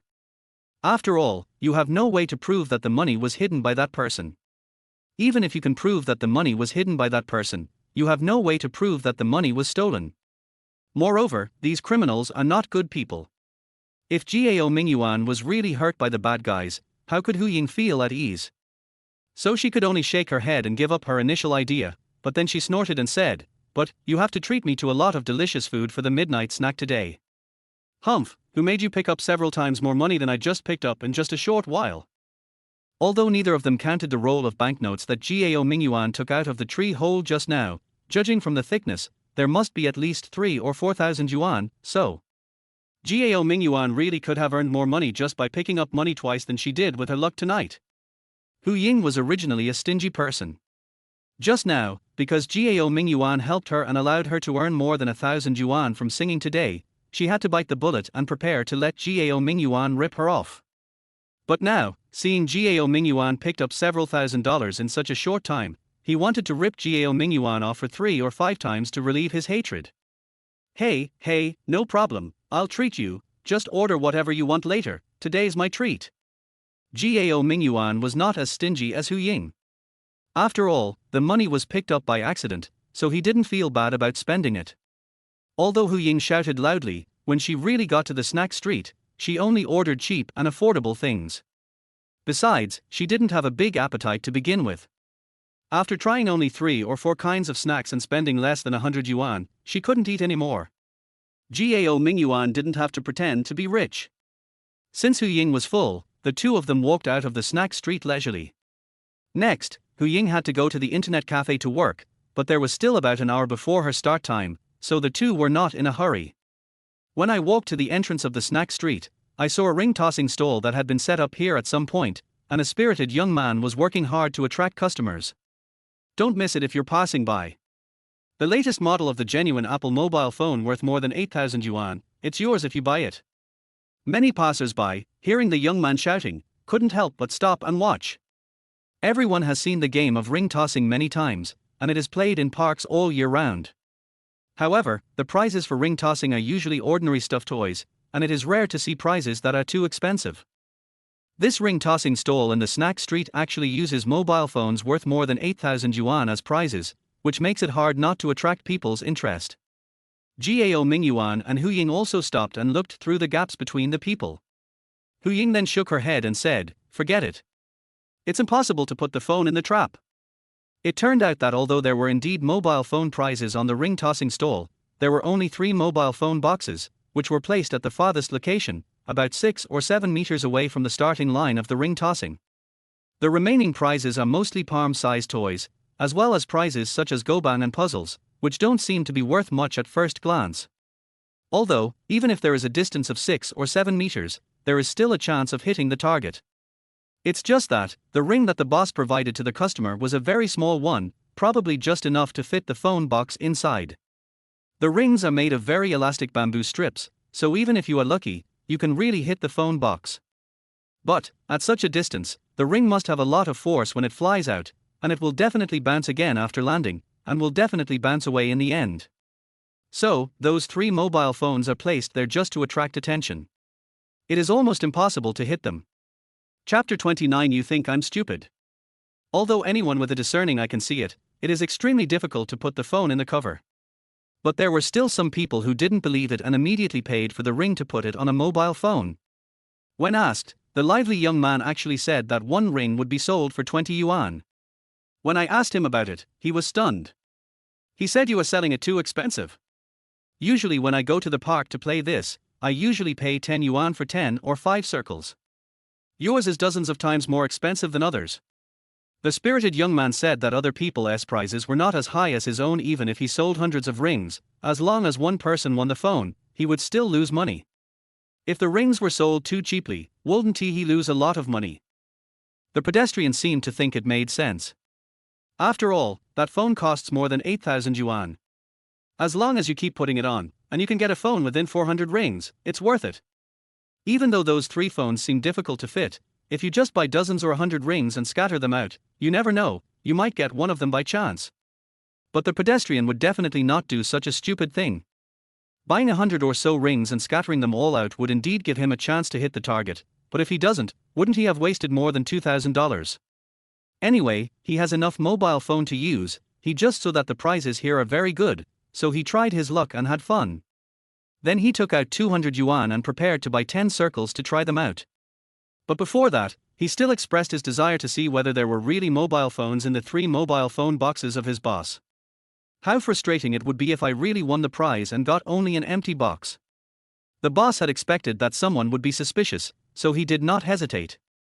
When he heard that the man wanted to check, he took the initiative to take all 3 boxes, opened the lids himself, took out the mobile phones inside, and turned on the screen so that everyone could check to make sure that what was inside were indeed new Apple phones and not models or something like that. After the man was satisfied with the inspection, he put the 3 mobile phones back into the box and placed them back to their original positions. However, after the first pedestrian who was ready to try paid for 10 rings, the boss gave him a serious reminder, saying that no matter what was caught, the ring had to completely catch the item for it to be effective. If it is just a side feature or even a majority feature, it does not count. Everyone heard this. Well, this is even more difficult. The length of the phone box is probably just a little smaller than the diameter of the bamboo ring. Not to mention it's so far away. I guess even if it's placed in front of you, it would be difficult to just cover the phone box if you threw the bamboo ring down from the air. However, strict rules also have their advantages, as they can avoid any disputes later. The first pedestrian who bought the ring was obviously going for the fruit phone. All 10 hoops were thrown towards the 3 mobile phone boxes. It was just a pity, it was too far away, and his hoop tossing skills were not that good. After throwing 10 hoops, not even one of them could touch the edge of the phone box. Seeing this, the pedestrian just shook his head. He didn't have much hope in the first place, and now after trying, it can only prove that it is too difficult to put the ring on the phone. Anyway, he has no chance.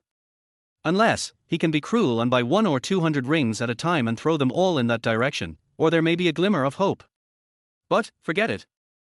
Seeing this, other pedestrians were also eager to try. But most people only buy 5 rings at most, and if they don't get the right fit after trying them, they just forget it. Almost all the people who tried were after the 3 mobile phones. As for the toys and other small things in front, no one tried to get them. Are you kidding? Those little toys are only worth 10 yuan each. This ring is 20 yuan. They must be crazy to buy such an expensive ring to put on such a small toy. But in this way, the boss will naturally be happy. After all, in just a short while, he had earned 5 or 600 yuan for nothing, but not even a small toy was taken away by anyone. These hundreds of yuan were all pure profit. Let's go. It's boring. This is just taking advantage of other people's luck to defraud money. Hu Ying was quite tempted when she first heard that the prize for the ring-tossing game was a cell phone worth over 8,000 yuan. But now that she has looked at it, she feels that it is impossible to win the cell phone. That ring is only 20 yuan. If she buys that, she will be cheated, okay? 20 yuan is usually enough for her to have a meal. Gao Mingyuan quickly grabbed Hu Ying and said, "Don't. I see your phone seems to be quite old, right? How about taking this opportunity to change it?" Hu Ying rolled her eyes at him and said, "Are you crazy? You don't really think that phone can be used as a scam, do you? If you have money and nowhere to spend it, you can continue to treat me to a meal tomorrow. I don't mind." Gao Mingyuan chuckled and said, "Don't disbelieve me, I'm really sure I can get it right." Real? Hu Ying couldn't believe it. She looked at Gao Mingyuan suspiciously and said, "Have you ever practiced this before? But even if you have, it won't work, right? After all, the size and weight of the bamboo ring may be different. Even if you can hit the target every time before, you may not be able to do it well if you use this boss bamboo ring." Gao Mingyuan shook his head and said, "Why would I practice that? But I am sure I can hit the target. Hey, just tell me if you want to change your phone. If you do, you pay 100 yuan to buy the bamboo ring. If you hit the target, I will give you the first one later. How about that? You think I'm, eh?" Hu Ying originally wanted to say, "Do you think I'm stupid?" but suddenly she remembered that after singing on the pedestrian street over there, Gao Mingyuan's luck along the way was simply unbeatable. Even if he tripped, he could still take out several thousand yuan from the tree hole. As for the ring-tossing game, one thing depends on technique, the other one depends on luck. But it's too difficult to hit the phone right now, it doesn't matter whether you have the skills or not. And if it's a matter of luck, who can have as good luck as Gao Mingyuan? Thinking of this, her heart was moved, remembering that she had just earned more than 1,000 yuan from singing, and had been thinking of treating Gao Mingyuan to a meal. But it turned out that Gao Mingyuan was the one who paid for the meal. Now, he asked her to take out 100 yuan to buy a ring toss, which seemed not unacceptable. So, she took out a 100 yuan bill with some pain in her heart, and reluctantly handed it to Gao Mingyuan, saying, "Here, just buy this 100 yuan. If you can't win, forget it, but don't gamble too much. Rest assured." Gao Mingyuan immediately took the banknote happily, handed it to the boss, and said, "Boss, 5 circles. Okay?" Chapter 30 Circle Out the Trap. The boss reached out to take the 100 yuan that Gao Mingyuan handed over, but Gao Mingyuan didn't let go at this time. Gao Mingyuan took out his cell phone, turned on the video function, and said, "Boss, let me confirm again. As long as I can use your bamboo ring to put it into the cell phone box, I can get a genuine Apple phone worth more than 8,000 yuan, right?" As soon as the boss saw Gao Mingyuan's attitude, he understood what was going on. He knew that this guy was afraid that he would steal the phone and then refuse to pay him, so he recorded a video in advance as evidence. He didn't care about it at all. After all, he knew in his heart that it was not that easy to have his phone stolen. He has used this method to travel far and wide, and has already swept through several cities. Every time, he has made a lot of money. Only once, when I was in Hangzhou, a veteran stole my cell phone. But he didn't pay any compensation that time, because many people saw with their own eyes that the veteran stole an Apple phone, and the tourists present almost went crazy, rushing to buy the bamboo rings one after another, and the 200 bamboo rings he prepared were not enough to make ends meet. Therefore, after losing a mobile phone, it didn't take long for him to earn back the money he spent on it, and even had some surplus. So, when Gao Mingyuan wanted to record a video as evidence, he didn't care. You can't trick him anyway. So the boss said to Gao Mingyuan's phone camera, "That's right, as long as you can fit the phone box, the fruit phone is yours. And I guarantee that the fruit phones here are all genuine new products, guaranteed to be genuine. Of course, you must also use the bamboo ring to completely cover the phone box for it to count, just pressing it down does not count. Gao Mingyuan nodded and asked, what if I just did it by sheer luck, that is, the bamboo ring didn't hit the phone box directly when I threw it, but bounced twice on the ground and then just happened to hit the phone box, does that count? Yes. It definitely counts. The boss replied, as long as you can catch the phone with the bamboo snare, it doesn't matter how many times the bamboo snare bounces on the ground. That's fine. Gao Mingyuan said as he handed his phone to Hu Ying, who was standing beside him, saying, come, take a picture of me putting the ring on. Hu Ying also understood what Gao Mingyuan meant, so she quickly took the phone and took a few steps back so that she could capture the entire process of Gao Mingyuan putting the ring on the phone. The guy who bought the 200 yuan ring at the beginning couldn't help curling his lips when he saw this and said, brother, what are you doing? As if you can really put it on. I tell you, this is too difficult. Even if you ask an ancient hidden weapon master to do it, he won't be able to put it on, so, just save your energy. Gao Mingyuan smiled faintly and said, you know what? Although my skills are not that good, I have really good luck. So I think I should be able to win today. And more than one. Oh, if you say that, I really don't believe it. Upon hearing this, the man immediately said angrily, how about we make a bet? Oh, what do you want to bet with me? If you can catch a cell phone with these 5 bamboo snares, I will lose 10,000 yuan to you. If you can't catch it, then just lose 1,000 yuan to me, how about that? I didn't take advantage of you, did I? Although Gao Mingyuan felt that if he agreed, the 10,000 yuan would be a sure win, he thought about it and shook his head, saying, no, gambling is boring. So what do you want to bet on? Or, are you afraid? You know you will definitely lose, so you don't dare to bet. Hearing what the passerby said, Gao Mingyuan could only helplessly say, I just don't want to gamble with you here in public. Since you said so, then whoever loses will call the other brother. And if we never meet again in the future, it's fine. If we meet again one day, the other party can't avoid it, and no matter how many people are in front of each other, we have to call each other brother. Well, that is to say, the loser has to call the winner brother for life. Do you dare to bet? Oh my God, you are taking advantage of me. The passerby couldn't help but laugh. He is already over 30 years old this year, which makes it obvious that he is much older than Gao Mingyuan. Under normal circumstances, there is nothing wrong with Gao Mingyuan calling him brother.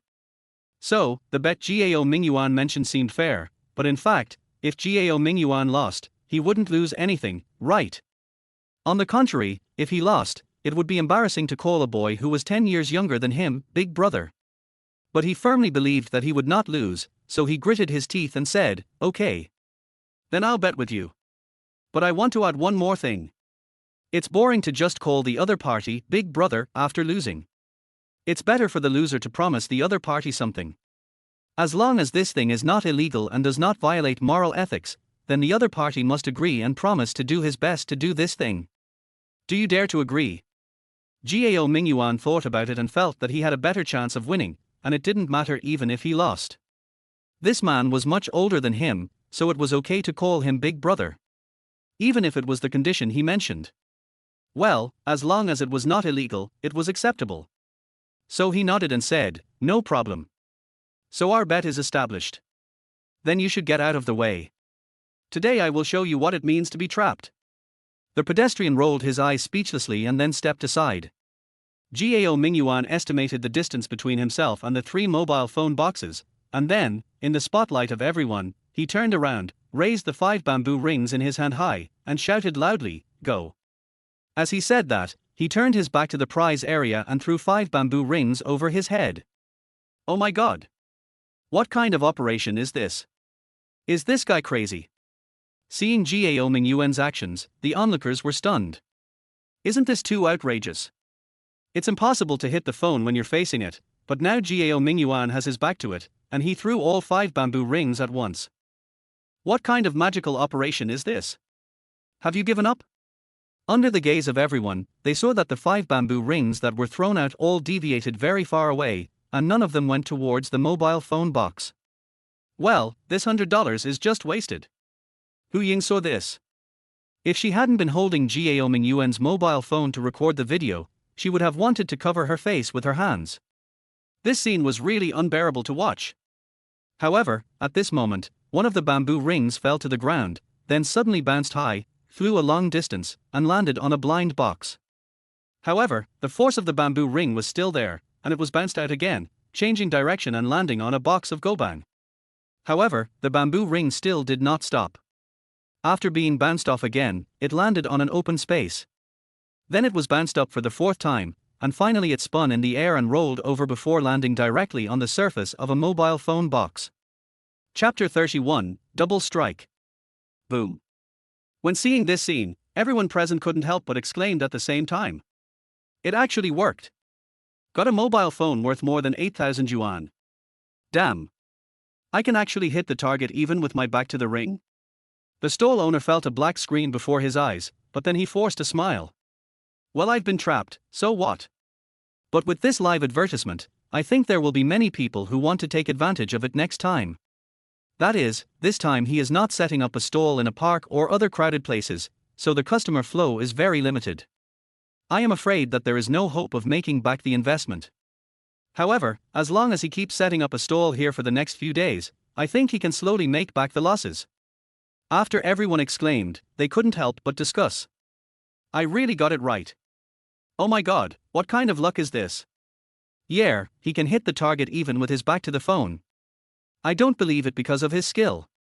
There are too many coincidences. So, is this the correct way to hit the phone? It's useless to aim at the phone case and throw the ring. You might as well close your eyes or throw it with your back to the phone, maybe you can really hit the target by chance. Look, there's still one that hasn't stopped yet. Is there going to be another miracle? Sure enough, the 5 hoops Gao Mingyuan threw out have not yet all come to a stop. The bamboo ring that was thrown the farthest kept rolling after it landed. At the beginning, the bamboo ring was not rolling towards the 3 mobile phone boxes, but, because there were many small toys placed in the venue, after the bamboo ring rolled a certain distance and hit a small toy, it would immediately change direction. After changing direction several times in a row, it finally rolled in front of one of the mobile phone boxes. And, at this time, the rolling force of the bamboo ring had become very small, but after the front of the bamboo ring hit the mobile phone box, it suddenly deviated in direction, but did not roll out again, but slowly, fell down, and just happened to be on the mobile phone box. At the same time, because the bamboo ring fell down very slowly, it did not bounce up after landing, and it just firmly wrapped around the mobile phone box, and did not move at all. This time, no one screamed, and no one made any sound. Everyone who saw this scene was so shocked that they seemed to lose their voices. I got it right this time, maybe I was lucky. But Gao Mingyuan only threw out 5 bamboo rings in total, and 2 of them hit the cell phone box. What kind of incredible luck is this? And this can only be luck, there is absolutely no way it can be any trick or technique. But the question is, if it was really just luck, then why was this guy so sure before that he would be able to pick the phone, and even said that he would pick more than one? When they heard Gao Mingyuan say this before, no one took it seriously, thinking that this kid was just bragging. It even led the first passerby who was playing the ring toss to make a bet with this kid. But now it seems, he seems to be really confident. Otherwise, why would he make a bet with that passerby? And if this kid is really that sure, can this still be luck? Anyway, no matter how you put it, it's incomprehensible, and terrifying when you think about it carefully. Seeing the strange atmosphere at the scene, Gao Mingyuan slowly turned around, and then saw 2 bamboo rings on the mobile phone box, and immediately grinned. As expected, the effect of lucky dice is invincible. 5 times the luck value is also quite powerful. He estimated that if he had rolled a 6 before, he might have won all 3 phones by now. But it's not bad like this now. It just so happens that my cell phone is already very old, and I've been thinking about buying a new one after I get rich. Although, he is confident that he will become a rich man after the lottery draw tomorrow night. But, the money has not yet been deposited into his account, right? So now he is still a poor man. Isn't it a happy thing to be able to get a mobile phone for free, which is considered a high-end mobile phone for ordinary people? What's more, this time I hit 2 targets with 1 shot. I got 2 mobile phones directly, and I can also help Hu Ying get a new phone. This is definitely worth it. Hee hee. Boss, I think I won 2 phones. Look, are those 2 phones mine now? The boss is about to cry now. Yes, if only one phone was stolen, he could barely accept it. But, 2 phones were stolen at once, that was more than 16,000 yuan. His efforts over the past 10 days have basically been in vain. Next, even if someone wins the jackpot and attracts some people to come and play, it is impossible to make a profit based on the customer flow here. Seeing that he was getting off to a bad start and was about to lose all his money, it would be strange if he could be happy. Seeing that the boss had a bitter face and was silent for a long time, Gao Mingyuan smiled and said, "Why? Boss, why don't you say something? You were speaking very well just now, and the video is still being recorded. If you want to go back on your word, then I advise you to think about it carefully." How could I possibly regret it? The boss really wanted to go back on his word, but, when he saw Hu Ying still holding her phone and filming a video, he immediately gave up the idea. After all, he was still planning to make a living by this routine. Even though he had an accident here today, but as long as he admits the loss, his reputation will remain. But if he wants to cheat today and goes back on his word, and refuses to give the phone in the case, then, if someone posts the video of this scene online, his reputation will be completely ruined. This is an era of global real-time information. If a video related to him really causes some heat on the internet, he might be recognized no matter where he goes in the future. It is estimated that he will never be able to cheat people out of money by using such a trick in his life.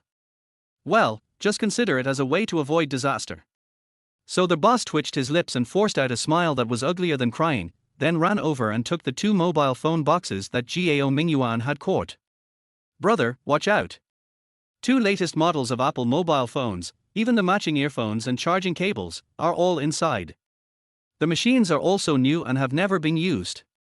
Check them out before you take them away. If you come back and say they are not genuine or something, and come back to me, I will not be responsible." Har har. Okay, no problem. Gao Mingyuan happily took out 2 mobile phones, handed the white one to Hu Ying, and kept the blue one for himself. He turned on the screen of the phone and took a quick look. At least he didn't find any problems, so that was fine. Hu Ying was still filming with her phone as she took the phone. She was completely confused. Did he really buy himself a cell phone? Oh my god, what kind of luck is this? Could he have been kissed by the goddess of luck? Otherwise, he must be God's biological son, otherwise, how could he have such good luck? Chapter 32, The Return of the Favored. "Come, call me big brother and let me hear it." Seeing that the owner of the ring-catching stall was sensible and did not refuse to pay or do anything else, Gao Mingyuan naturally would not make things difficult for him anymore.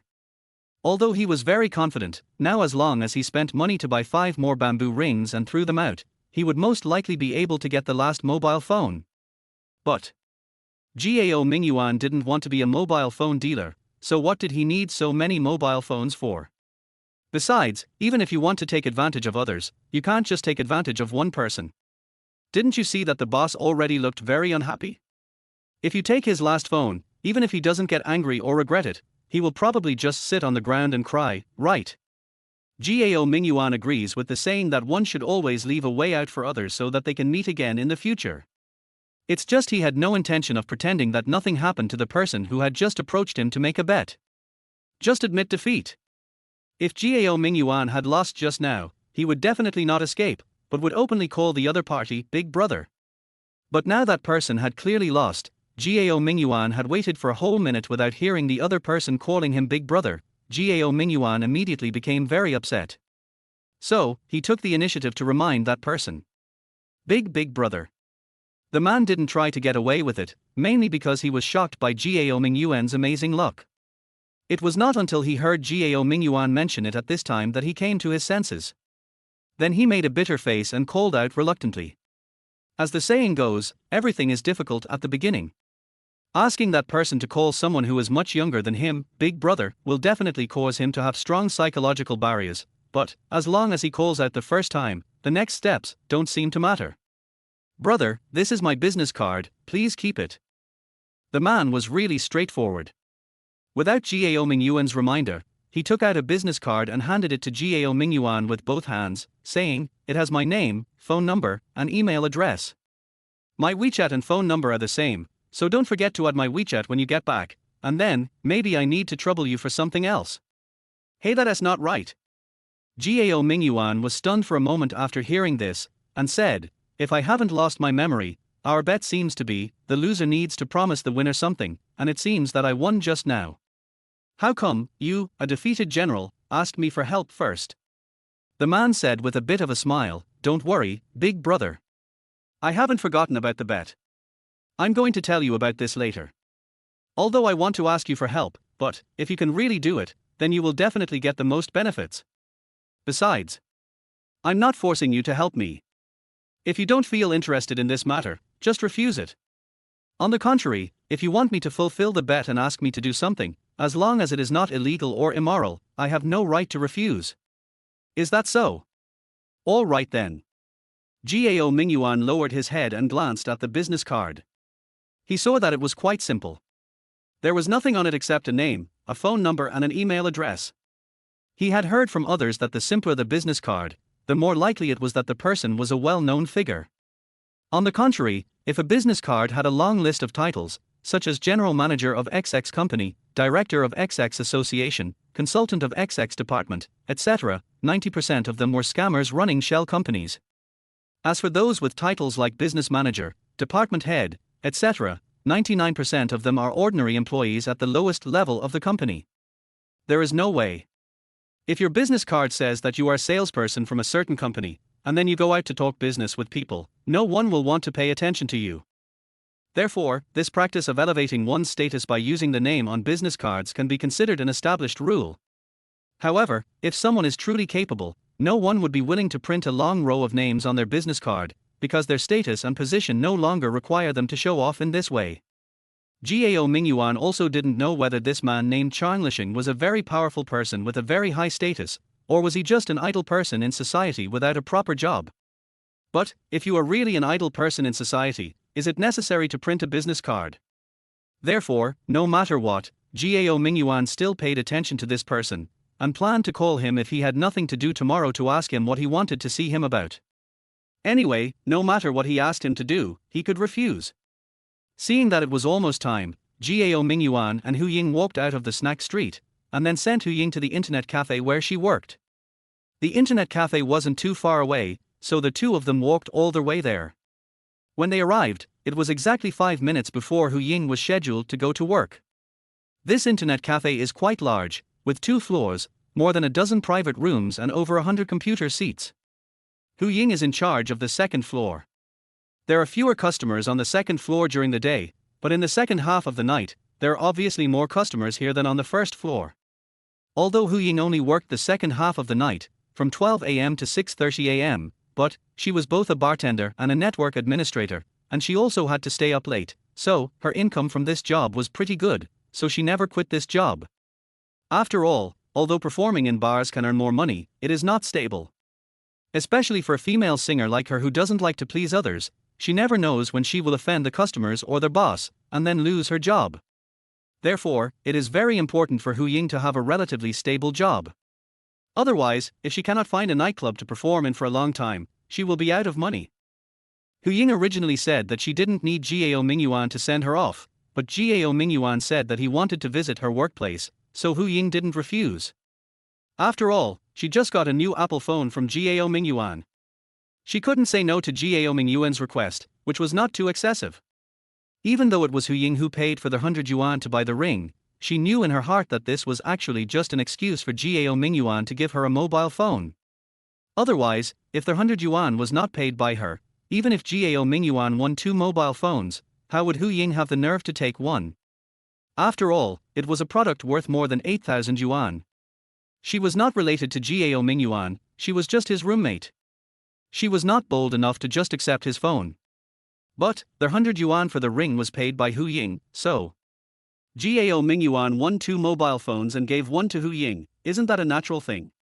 Hu Ying naturally wouldn't refuse, but she knew very well in her heart that Gao Mingyuan did it on purpose, and he wasn't short of the $100. So, she was still very grateful in her heart. Hu Ying walked into the internet room and climbed up to the second floor as usual. She asked Gao Mingyuan to sit aside and rest for a while, and then walked towards the lounge. She had to go in and change her clothes first before switching shifts with the original cashier girl, but just as she pushed open the lounge door, she saw a drunk man walking out. When the man saw Hu Ying, his eyes suddenly lit up, he smiled, and then reached out to grab Hu Ying's chest. Chapter 33 Ju Ba Pai. R. Hu Ying didn't expect that there was another person in the lounge. She screamed in fright and quickly took a few steps back, thus avoiding the clutches of the drunk man. Boss, what are you going to do? The drunk chased after him staggeringly, tried to stare at him with his bleary eyes, then laughed and said, "It's Hu Ying. TSK. I haven't seen you for a few days, you look more and more handsome. Come in with me and have a good chat." Hiccup. I heard that you want to be a singer, right? But you should also know. There are so many people who are good at singing, why can't everyone be a singer? You need someone to support you. Don't you understand? You are a girl from the countryside, with no background. You want to be famous, you want to be a big star. Are you dreaming? Come on. Let me tell you, if you want to be famous, you have to pay first.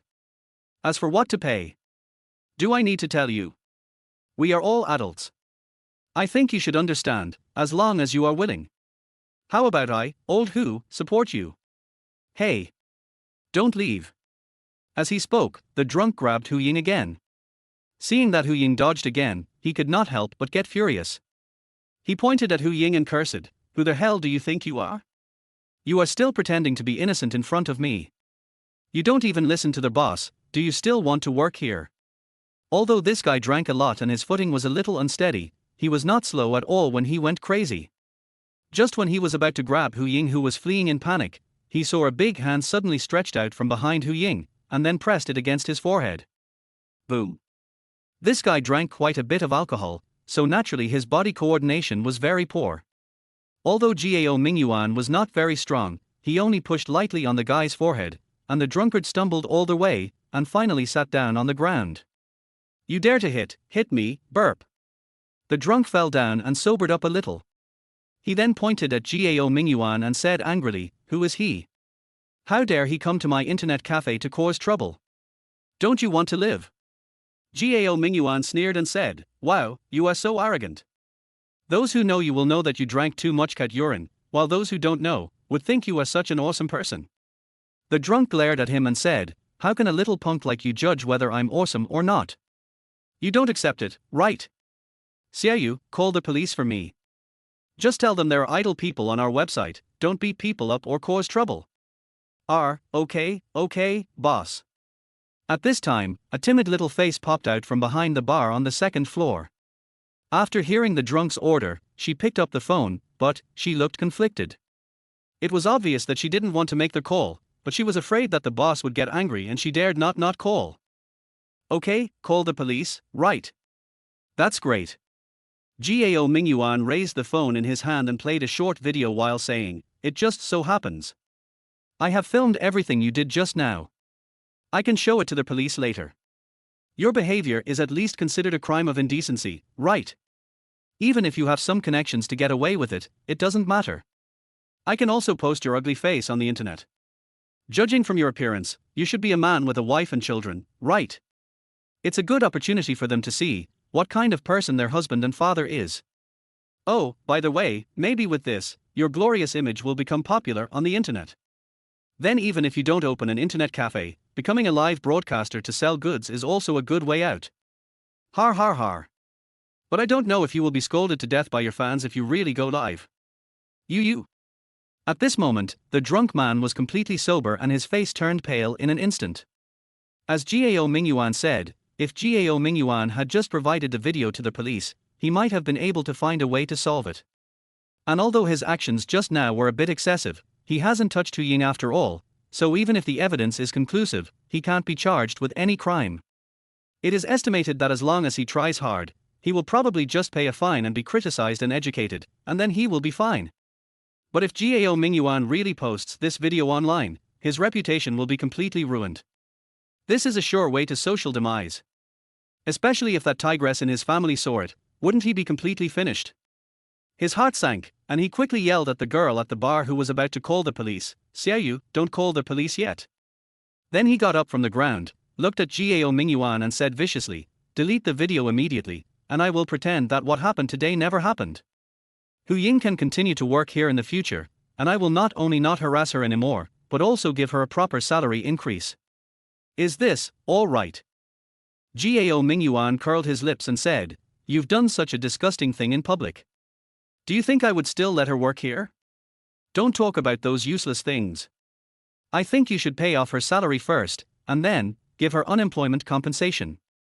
From now on, we can keep to ourselves. How about that?" This. The drunk hesitated, looked at Hu Ying, and asked, "Is that what you mean?"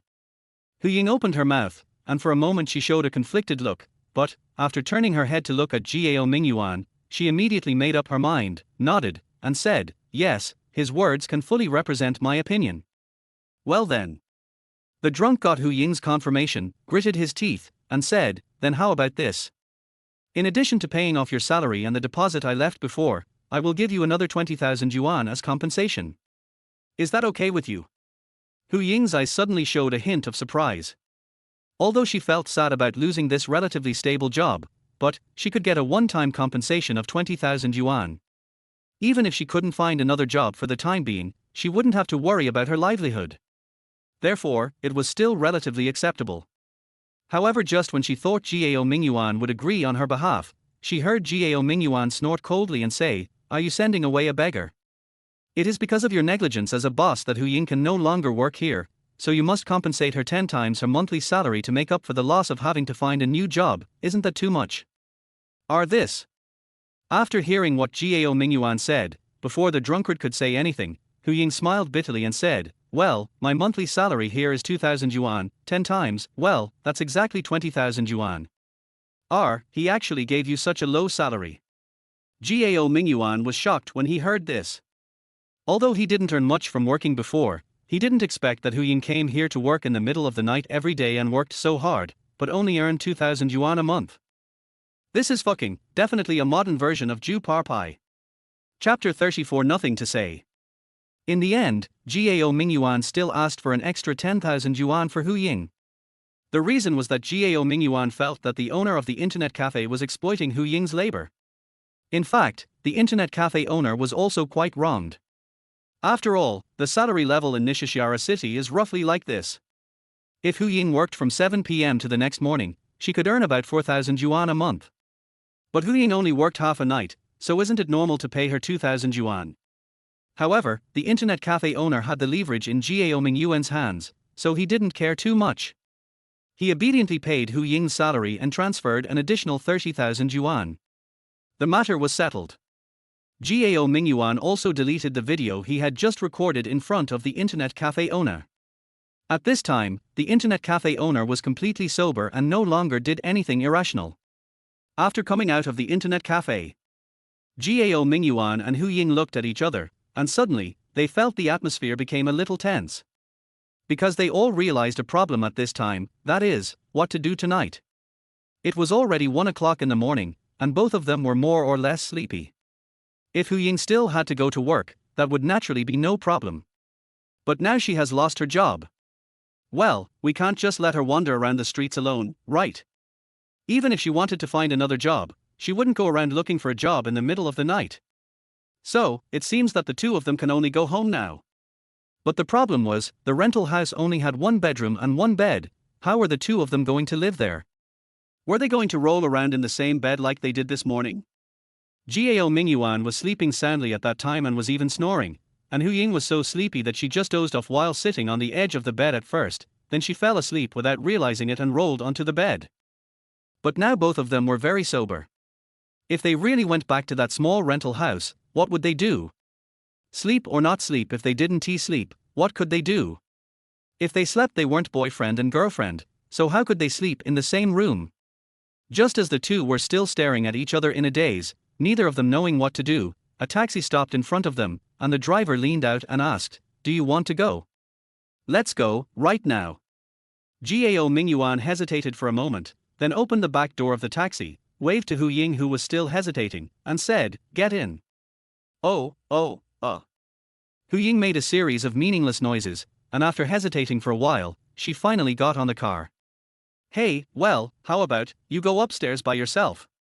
After the two got off the car, the taxi turned around and drove away from the dark community. Gao Mingyuan opened the door of the building and was about to walk in when he heard Hu Ying behind him say in a low voice, I'd better not go up. Just help me take the guitar home.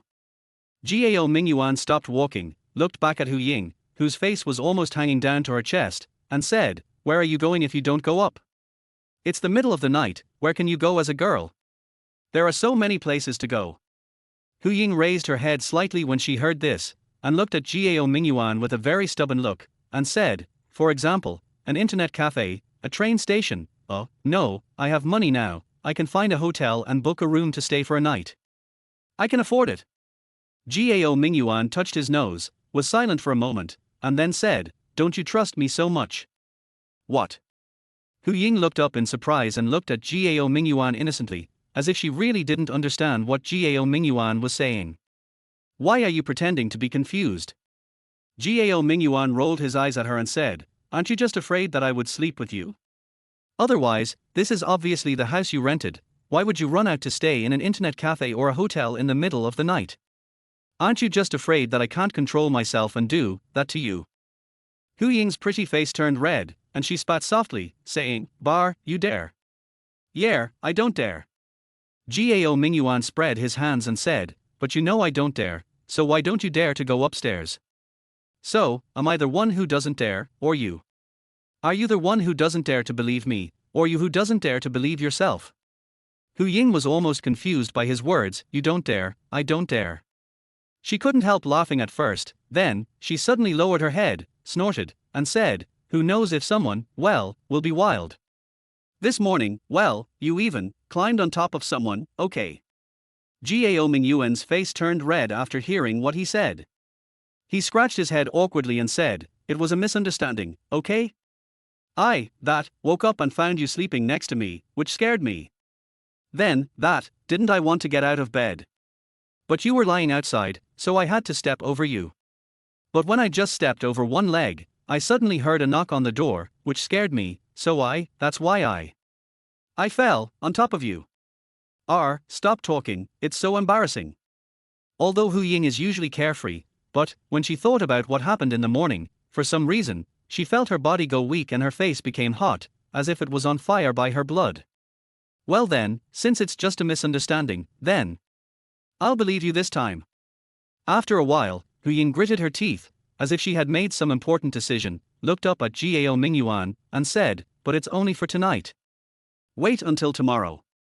Tomorrow during the day, if I still haven't found a suitable job, then I will move out and no longer share the rent with you. No. You don't want to share the rent with me anymore. Gao Mingyuan's heart trembled slightly when he heard this, and his mood became a little depressed in an instant. It wasn't like he really had any feelings for Hu Ying, at least he didn't have that strong desire to have something happen between them. But suddenly he heard that Hu Ying was going to move away. From then on, the two of them might have a hard time meeting each other again, which made him inexplicably feel sad and reluctant. Yes. Hu Ying lowered her head and gently rubbed the corners of her clothes with both hands, and said in a low voice, After all, you already have a fiancé, and if I live in the same house with you, then I'm afraid your fiancé will be unhappy. Oh, that. Gao Mingyuan was suddenly confused and didn't know how to explain to Hu Ying. He definitely didn't want to really marry Xiyuan, but there was a system task, and he couldn't refuse. If he really refused, the system might have to be uninstalled again.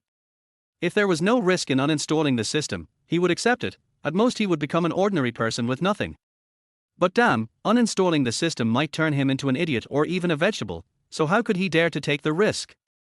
Therefore, his marriage with Xiyuan can only be delayed for now, hoping that it can be slowly delayed.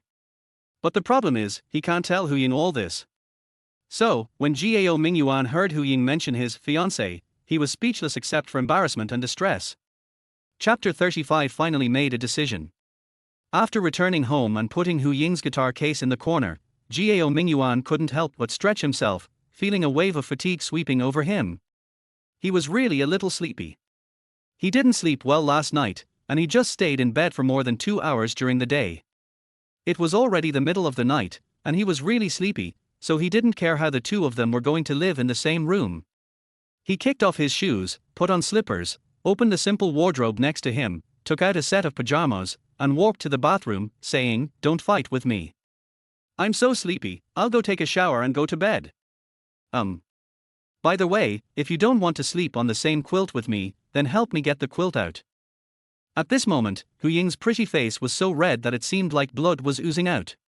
She just leaned against the door blankly, as if she had lost all the strength in her body. Only when she heard the sound of water splashing in the bathroom did she seem to breathe a sigh of relief. She quickly reached out and rubbed her burning cheeks, thinking to herself, "Hu Ying, try to be more promising. He would never dare to do anything to you. Oh, what the hell is this expectation in your heart? It's over. Hu Ying, you are hopeless." After taking a few deep breaths, Hu Ying finally calmed down a little. Then, after hesitating for a moment, she started to make the bed. When Gao Mingyuan came out of the shower, he saw that the 2 sets of bedding on the bed had been made by Hu Ying. They each have a quilt for the bottom and a thin quilt for covering their bodies. It doesn't matter if the quilt for covering their bodies is bigger or smaller, but, for the bottom, under normal circumstances, you can only have 1 quilt, unless you stack 2 together. However, Hu Ying did not stack the 2 quilts together, but laid half of each quilt. In this way, the quilt would be half wider. As a result, Hu folded up the extra part and actually erected a quilt wall in the middle of the bed. Gao Mingyuan's eyes were bulging into buns at that time. Can we still play like this? This reminded him of a joke. It said that a long time ago, a scholar and a young lady fell in love. One day, they agreed to go out for a trip. On the way, it rained heavily, so they took shelter in an empty house and stayed there overnight. There was only 1 bed in the house. Although the 2 of them were in love, they did not commit adultery. The young lady felt sorry for the young man, so she shyly invited him to sleep in the same bed, but she put a pillow between them and wrote a note saying, "Those who cross the line are beasts." The scholar was a gentleman, and he actually endured it all night, and did not make a scene. The next morning, the lady woke up and left in a hurry, leaving a note. On it were 7 big characters: "You are worse than an animal." So, seeing the quilt wall erected on the bed, Gao Mingyuan couldn't help but start to think deeply. Should I be a happy beast? Or should I be a gentleman who is pure and innocent and even inferior to beasts? Just when Gao Mingyuan was still confused about this question, he saw Hu Ying holding her pajamas and a bath towel, passing by him and rushing into the bathroom, leaving a message, "You sleep inside." After saying that, he closed the door with a bang, and then there was the sound of the door lock being turned. Gao Mingyuan curled his lips and complained in his heart. "How stingy. I didn't even lock the door just now. Really? Where is the trust between people? I didn't even worry that you would rush in and take advantage of me while I was taking a shower, but you were so wary of me. It's so sad." Well, he only dared to complain in his heart, but he didn't dare to say it to her face. Well, he was afraid of being scolded to death by Hu Ying. Whatever, go to sleep. Gao Mingyuan wiped his hair again, and without caring that his hair was not completely dry yet, he kicked off his slippers and jumped straight onto the bed. Well, he still sleeps in there. From this small detail, it can be seen that Hu Ying still does not have enough trust in him. Because one end of the bed is against the wall, if the person sleeping inside wants to get down, they can only climb over the person sleeping outside. From this point of view, it seems that the person sleeping outside will suffer a little disadvantage.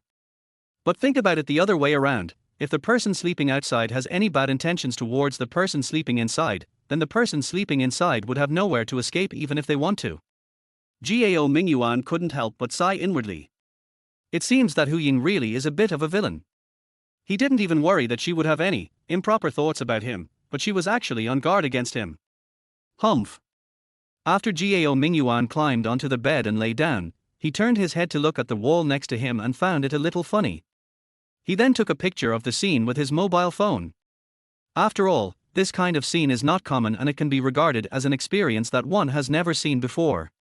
It is worth collecting. He originally wanted to wait until Hu Ying finished her shower and came out to talk to her, but he didn't know if Hu Ying usually took this long to take a shower, or if it was because she didn't know how to face Gao Mingyuan, so she deliberately delayed time in the bathroom. Anyway, Gao Mingyuan waited until he was so sleepy that he couldn't resist it, but Hu Ying still didn't come out. Gao Mingyuan suddenly felt that he was at a disadvantage. The 2 of them shared the rent equally, which also included water and electricity bills. Gao Mingyuan originally thought that Hu Ying would only live here during the day, and basically would not turn on the lights during the day, so, asking Hu Ying to pay half of the electricity bill always felt like he was taking advantage of her. But now he has figured it out. How much electricity does it cost to turn on the lights at night? And the electricity cost for taking a bath and heating water is the biggest expense, okay. Originally, no matter whether you live here day or night, you have to take a shower, so there should be no difference, but the problem is, Gao Mingyuan can only take a shower for no more than 10 minutes to ensure that the battle is over. But Hu Ying, damn, it's been more than an hour. Their water heater is the kind that heats up quickly as long as you turn on the faucet. The water and electricity bills will go up quickly, so how much water and electricity will be used for this hour-long shower? Gao Mingyuan said it, the small shabby house they rented doesn't even have a kitchen, so why are the water and electricity bills so high every month? Now they finally found the reason. What a scam. This girl is such a scam. However, Gao Mingyuan was so sleepy that he had no time to settle the water and electricity bills with Hu Ying. Finally, he fell asleep in a daze before Hu Ying could come out. And at this time, Hu Ying in the bathroom finally made a decision after more than an hour of intense mental struggle. Afterwards, she didn't put on her pajamas. After drying her body, she wrapped herself in a bath towel and quietly opened the locked door and walked out. She had thought it through. How could she really treat a hot-blooded man with respect when sleeping in the same bed with him? Or, this seems to be a word used to describe a couple. What she meant was, how could nothing happen? And Gao Mingyuan invited her up, and he must have had that in mind. Even though Gao Mingyuan already had a fiancé, just looking at his fiancé's figure, you could tell. Gao Mingyuan must not really like that woman, so. Well, it's going to happen sooner or later anyway, so why should I be so cautious? Why not just? Chapter 36 Too Insidious. After finally making the decision, Hu Ying was still very brave. She wrapped herself in a bath towel, carefully opened the bathroom door and walked out. Then she heard a rhythmic snoring coming from the bedroom, and then she saw Gao Mingyuan lying on the bed, sleeping like a pig. This scene was completely beyond her expectations. She could not help but stand there in a daze for a long while before she bit her lips hard and snorted softly. He's pretending. This guy must be pretending. She just couldn't believe it. In such a small room, a beautiful woman was taking a bath and was about to sleep with him. How could a hot-blooded man like him actually fall asleep while lying there? So, is he waiting for me to take the initiative? Or, what are you thinking? Although I don't mind having something happen with you, but, you want me to take the initiative, that's impossible. Humph, aren't you pretending to sleep? Then I'll pretend to sleep too, let's see who can't hold back first in the end. So Hu Ying didn't wake up Gao Mingyuan, but just quietly walked to the bed, lifted the quilt, and got into bed. Then she waved her hand gently, and pulled out a snow-white bath towel and threw it on the chair. Yes. Hu Ying usually doesn't like to wear clothes when sleeping, and she planned to do the same today, so that when that guy wants to do something, she won't have to take off her clothes again. That would be so troublesome. Well, but since he is still pretending to be asleep, let him pretend. Looking at their wall erected between the two of them, Hu Ying curled her lips slightly. She didn't believe that this thing could block a man's instinct. Actually, rather than being a barrier to block the opponent, this thing is more of a trick for girls to preserve their self-esteem. When a girl agrees to sleep in the same bed with a man, she has actually let down all her defenses. However, girls are still reserved. Even if they are willing in their hearts, they will never say it out loud. They will always show resistance. But if you take it seriously, you lose. After turning off the light, the bedroom became dark. Hu Ying huddled in the quilt, not daring to even breathe, waiting for the guy next to her to reach out at any moment, or suddenly pounce on her, just like what happened yesterday morning. Thinking of this, Hu Ying suddenly felt her heart beating faster. She tilted her head slightly and looked at the person next to her in the faint moonlight that came through the gap in the curtains. However, she saw Gao Mingyuan still lying there, and his posture had not changed. The breathing sound between his mouth and nose was still so thick and steady. Keep pretending, just keep pretending. Humph. I wonder how long you can endure this. Hu Ying turned around with some anger, closed her eyes, adjusted her mood, and slowly let out a light but rhythmic breathing sound. She decided to pretend to sleep as well. She couldn't lose to that guy after all. It's just maybe it was because she didn't sleep well yesterday, and Gao Mingyuan's heavy breathing sounding in her ears seemed to have a hypnotic effect. Hu Ying pretended. She didn't know when, but she fell asleep without realizing it. 6 o'clock in the morning. Although Gao Mingyuan slept very late yesterday, but, ever since he shared this studio apartment with Hu Ying, in order to hand over the room to Hu Ying on time, Gao Mingyuan has developed a habit of getting up at 6 in the morning at the latest, regardless of whether he needs to go to work or not. If he has to go to work, he usually doesn't eat in the morning, and even if he needs to eat breakfast, cooking is not something he would consider in a rental house that doesn't even have a kitchen. So, he only needs to get up at 6 o'clock, boil a kettle of water, drink some hot water, wash his face, then he has time to tidy up the house, roll up his bedding and put it in the closet, and then at about 6:45, he will leave home and go out. Because he kept this schedule every day, even on weekends, he would not change it. So, at this time today, under the powerful inertia of his biological clock, he woke up on time. Although he was awake, he had only slept for more than 4 hours, and his mind was still a little fuzzy. When I turned over and was about to sit up along the edge of the bed, I suddenly found there seemed to be something blocking my side. I reached out and touched it, and it suddenly felt soft. Why does this feel familiar? Gao Mingyuan was stunned for 2 seconds, then his eyes suddenly widened, and he saw their wall erected in front of him. What the hell, what's going on? Oh, right, last night, Hu Ying lost her job. I brought her back and let her sleep with me, so, am I sleeping in the same bed with her now? Probably after remembering what happened last night, Gao Mingyuan suddenly lost all sleepiness and sat up. Turning around, I saw Hu Ying sleeping quietly behind the wall, her breathing steady and long, obviously she was sleeping soundly. Oh my god, you really don't treat me as a man. How dare you sleep in the same bed with me? Aren't you afraid that I will turn into a werewolf in the middle of the night and eat you? Moreover, Gao Mingyuan soon discovered another serious problem. So now that the weather is getting warmer, Hu Ying seemed to have gotten too hot during the night, and the quilt was not covering her tightly. Although Gao Mingyuan couldn't see too many exciting scenes, he could roughly judge from the current scenery, this girl seemed not to be wearing pajamas. What is going on? Do I make you feel safe? Why do you have so much confidence in me? To be honest, I don't even have that much confidence in myself, okay? No. There must be a conspiracy here. Well, maybe she did it on purpose, deliberately using this method to make me make a mistake, then, as long as I do something slightly out of line, she might catch me and use my mistake as a bargaining chip to make me sign an unequal treaty with her, so that she can pay less rent in the future. Women are indeed scheming and scary creatures. Fortunately, I saw through her trick. You want me to be fooled? You must be dreaming. Thinking of this, Gao Mingyuan quickly took a few deep breaths, forced himself to suppress the restlessness in his heart, then quietly got up and slipped out of bed from under Hu Ying's feet. Then, he tiptoed into the bathroom, turned on the faucet, and washed his face with cold water, which slowly cooled his body temperature. That was a close call. I guess I can't be so careless in the future and need to stay alert at all times. Chapter 37 First Time in Life.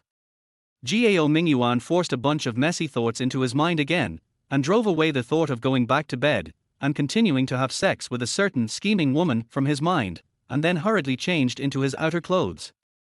The clothes he wore yesterday were left here when he took a shower, so now he doesn't have to go out to get them. Then, he quietly walked out, secretly looked at the bed, and saw Hu Ying still sleeping soundly. He curled his lips slightly, not knowing whether this girl was pretending or not. But he would not be fooled anyway, so he should leave this place of trouble while he still had reason. Oh. Men are always prone to some uncontrollable emotions in the morning, so you must stay calm, and must not fall for the enemy's sugar-coated bullets. He quietly walked through the bedroom and changed his shoes at the door. Then he gently opened the security door, stepped out, and immediately rushed downstairs as if he was running for his life. When the security door was closed, the sound was quite loud. Although Hu Ying was still sleeping soundly, she woke up instinctively when she heard the sound. Then she was really confused for a while, and then she suddenly remembered that she actually slept in the same bed with Gao Mingyuan last night, and then she seemed to have taken the initiative to wash herself and went to the bed without even wearing pajamas. But that damn guy was pretending to be asleep, so I pretended to be asleep too, and I didn't know when I fell asleep. It seems like daybreak now. So, does this mean that everything that was supposed to happen has already happened? But I didn't feel anything at all. It was the first time in my life that I just handed it over without thinking. Isn't this a bit of a loss? She took a deep breath, then mustered up her courage and slowly turned her head to look towards the bed. In order to avoid being discovered, she deliberately squinted her eyes, only opening one eye a little. Then she turned her head very slowly, for fear of alarming the person in the bed. But when she finally turned her head slowly and saw only a messy quilt in the bed, she was stunned. Then she remembered the sound of the door closing that had just woken her up, and she suddenly realized that guy might have left without saying goodbye. This is really too much. He just picked the plum blossoms that I have treasured for more than 20 years, and he ate them all and ran away. How can this man be so unreliable? Shouldn't you take good care of me first, and then promise to be responsible for me, and then? Oh, no, what am I thinking about? Oh, this damn man, how could he be so irresponsible? I didn't say I really want you to be responsible, don't you even dare to pretend. The more Hu Ying thought about it, the angrier she became. She suddenly turned over and sat up. She first listened carefully, then glanced at the shoe rack at the door to make sure that Gao Mingyuan had indeed left. Then she turned on the lights in the room and lifted the quilt, intending to find the plum blossom that was stolen last night and leave evidence so that she could go back and hold Gao Mingyuan accountable. As a result, she stared for a long time, but she only saw the clean sheets, and there was no trace of the bright plum blossom she had expected. Impossible. How could there be no such thing? Could it be that the battle last night was not here, but where that guy slept? So Hu Ying happily opened the quilt left by Gao Mingyuan and checked it carefully, but of course she still found nothing. Could it be that it's because I rode a bicycle every day when I was in junior high school that the plum blossoms are gone long ago? Or, nothing actually happened last night? But how is this possible? That guy looks normal. How can he resist a beautiful woman like me lying next to him? This is unscientific. But I heard from others that it is always a little painful the first time, especially if you don't actively cooperate. It will be very painful, and you may even have difficulty walking the next day. But it seems, I really don't feel anything at all. Am I really that unattractive? I've brought it to your mouth, but you don't want to eat it. This man must be sick. It's confirmed. Humph, it turns out to be just a good-looking but useless piece of equipment. Gao Mingyuan naturally didn't know that Hu Ying had already labeled him as good-looking but useless. At this time, he did not forget that he was still in the highlight moment of 5 times the luck value. And even if he really forgot, he would be reminded by the lucky halo that hit him anytime and anywhere. Just now, he had just walked out of the community courtyard when he saw something shining gold on the ground. I bent down to pick it up and saw it was a gold ring. Oh my god, this luck is incredible. Although Gao Mingyuan couldn't tell whether the ring was made of pure gold, he estimated that with his current luck, it should be fine. If he knew who lost the ring, he would not take advantage of it, but now, he still put it in his pocket with peace of mind. Then he went to a nearby breakfast shop to eat something. After eating, he wiped his mouth, hesitated for a while, and asked the boss to pack another breakfast for him. Then he returned to the community with the breakfast. After going upstairs, he came to the door of the rental house, but did not use the key to open the door. Instead, he put the packed breakfast at the door, then knocked on the door several times, dong dong dong, and then listened carefully. When he heard footsteps coming from the room, he immediately ran away decisively. When Hu Ying heard someone knocking on the door, she quickly put on her clothes and walked to the door, asking, "Who is it?" As a result, no one responded for a long time. She looked outside and saw that it was already bright outside. She thought that there would be no bad guys at this time, so she mustered up the courage to open the door, and then she saw a bag outside the door. She first walked out of the house and looked around. Seeing that there was no one in the corridor or on the stairs, she picked up the bag and took a look. Inside was a bowl of packaged millet porridge, a few steaming big buns, and a small bag of pickles. She was slightly stunned for a moment, and then the corners of her mouth slowly curved up. "Humph, you still have some conscience." I walked back into their house, put breakfast on the table, and then picked up my phone. I dialed Gao Mingyuan's number from the phone book, hesitated for a long time with my finger on the dial key, and finally shook my head, put the phone down, and then happily ate breakfast. Chapter 38, Picking up things along the way. Because there were still about 2 hours before work time, Gao Mingyuan had nowhere to go for the moment, so he simply didn't even take the bus and just strolled all the way to the company. With the blessing of his incredible luck, he picked up money several times along the way. Speaking of which, nowadays, fewer and fewer people use physical currency, so it's really not easy to pick up money. If it were in the past, Gao Mingyuan estimated that with his luck index, he would have picked up money along the way. Although the money I pick up each time is not much, the feeling of getting unexpected gains from time to time is really great. In particular, there was one incident where a $100 bill was blown over by a gust of wind and directly hit Gao Mingyuan's face. Gao Mingyuan stretched out his hand and grabbed it, and when he was about to throw it away, he found that it was actually a banknote. At that time, a big sister next to him was so shocked that her eyes almost popped out. "Is this okay?" She clearly saw a piece of paper flying past her and scratching her shoulder. Why didn't she reach out to catch it? Seeing the annoyance and undisguised envy in the older sister's eyes, Gao Mingyuan flicked the $100 bill gently, then folded it up and put it in his pocket. That's it. Since this $100 flew to his face in the most unexpected way, he was going to use this money to buy lottery tickets to start his own rich life. But it's still too early now. He plans to wait until lunch break to buy lottery tickets. Of course, the prerequisite is that he has not been fired by the company. Originally, he poured beer on Director Ma's head, and according to the system's prompt, there was an 85% chance of him being fired. However, now he is 5 times luckier, so the possibility of being fired should be infinitely reduced. If he didn't have such confidence, he wouldn't have walked to the company so early in the morning without feeling tired. In fact, after the banquet yesterday, Gao Mingyuan had already decided not to go to the company tomorrow. He was going to be fired anyway, so why should he go and get scolded? But later, after using the lucky dice, I felt that the chance of being fired had dropped to a very low level, so I no longer had the idea of giving up. Although, he was a little confused. He had just offended a leader of the Home2 Group's head office. How could he still work in this branch? But who cares? Anyway, the omnipotent system will definitely help him find a solution.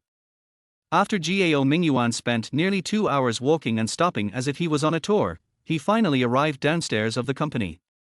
He had picked up a total of 835 yuan, a gold ring and a copper coin that looked very old. If the gold ring is made of pure gold, it would probably be worth at least $2,000 or $3,000. As for this ancient coin, its value is hard to say. Gao Mingyuan didn't know anything about this thing, but he did know that, if an ancient coin was the kind that was commonly found on the street, one coin might only be worth 2 or 3 yuan. If it is a particularly rare one, it may be worth millions. But Gao Mingyuan estimated that his luck is on the rise now. Even if the ancient coins he picked up are not rare treasures, they should not be the kind that are common on the street. Anyway, he put it away first and will find a chance to identify it later. Because there was still about half an hour before work time, Gao Mingyuan did not go directly to the company. Instead, he turned a corner and came to the nearby parking lot and took a look at the car he parked there. He felt that he might be able to drive his BMW out openly in 2 days. After listening to Xiao Yarjing's words, he felt that with his current financial resources and income, it was really inappropriate for him to drive such a luxury car worth millions. But now he was going to be rich, if he really won the lottery. Of course, now is not the time for him to let himself go. Although a 75% chance of winning the jackpot is not low, sometimes, even with a 99% chance, there is still a possibility of failure. Therefore, although Gao Mingyuan was very much looking forward to winning the prize, he also considered the possibility of not winning. It doesn't matter if he doesn't win. His lucky dice can be used twice more. If the number thrown on the first roll is less than for the next time, he will definitely throw it again within this lucky time limit. Then there is a high probability of throwing 6. If he had 6 times the luck, he wouldn't necessarily have to buy lottery tickets, but even if he just speculated in stocks or made investments, he would surely succeed under the aura of luck. In other words, Gao Mingyuan doesn't have much money at the moment, otherwise, he wouldn't have pinned all his hopes on buying lottery tickets. At this time, with the blessing of 5 times the luck, if he were in the stock market, no matter what stock he bought with his eyes closed, it would basically go up to the daily limit, right? If he managed the time well, and let the lucky time span 2 trading days, then it would not be a problem for the stocks he bought to go up to the daily limit for 2 consecutive days. But even if the stock price hits the daily limit for 2 days, the maximum profit you can make is about 20%. This requires you to have a large investment base to be able to obtain a sufficiently amazing profit. If you are just an ordinary small retail investor and only invest 1 or 200,000 in the stock market and make a 20% profit, that is only a few tens of thousands of dollars. It is estimated that it is not necessarily faster than Gao Mingyuan picking up money when he is wandering around the streets. Therefore, before Gao Mingyuan has sufficient capital, he can only hope to become rich overnight by buying lottery tickets. But after all, he is a person who owns a system, so he is not very worried, for fear that he will miss the 75% chance of winning the jackpot. It doesn't matter if he misses it. At most he can just do a few more tasks later. The system rewarded him with a BMW last time, who knows if it can directly reward him with a big villa next time. Therefore, his mentality is still very peaceful now. Getting rich is just a matter of time. He just needs to be careful not to step on the landmine when choosing tasks released by the system. Just choose an option that may cause a car accident or accidental death in some way. Seeing that his car was still parked there safely, Gao Mingyuan felt relieved. But since it was not time to go to work yet, he opened the car door, got in and sat for a while, then he connected his mobile phone to the car stereo and listened to some music. When he saw that it was almost time, he got out of the car, straightened his clothes, and prepared to go to work.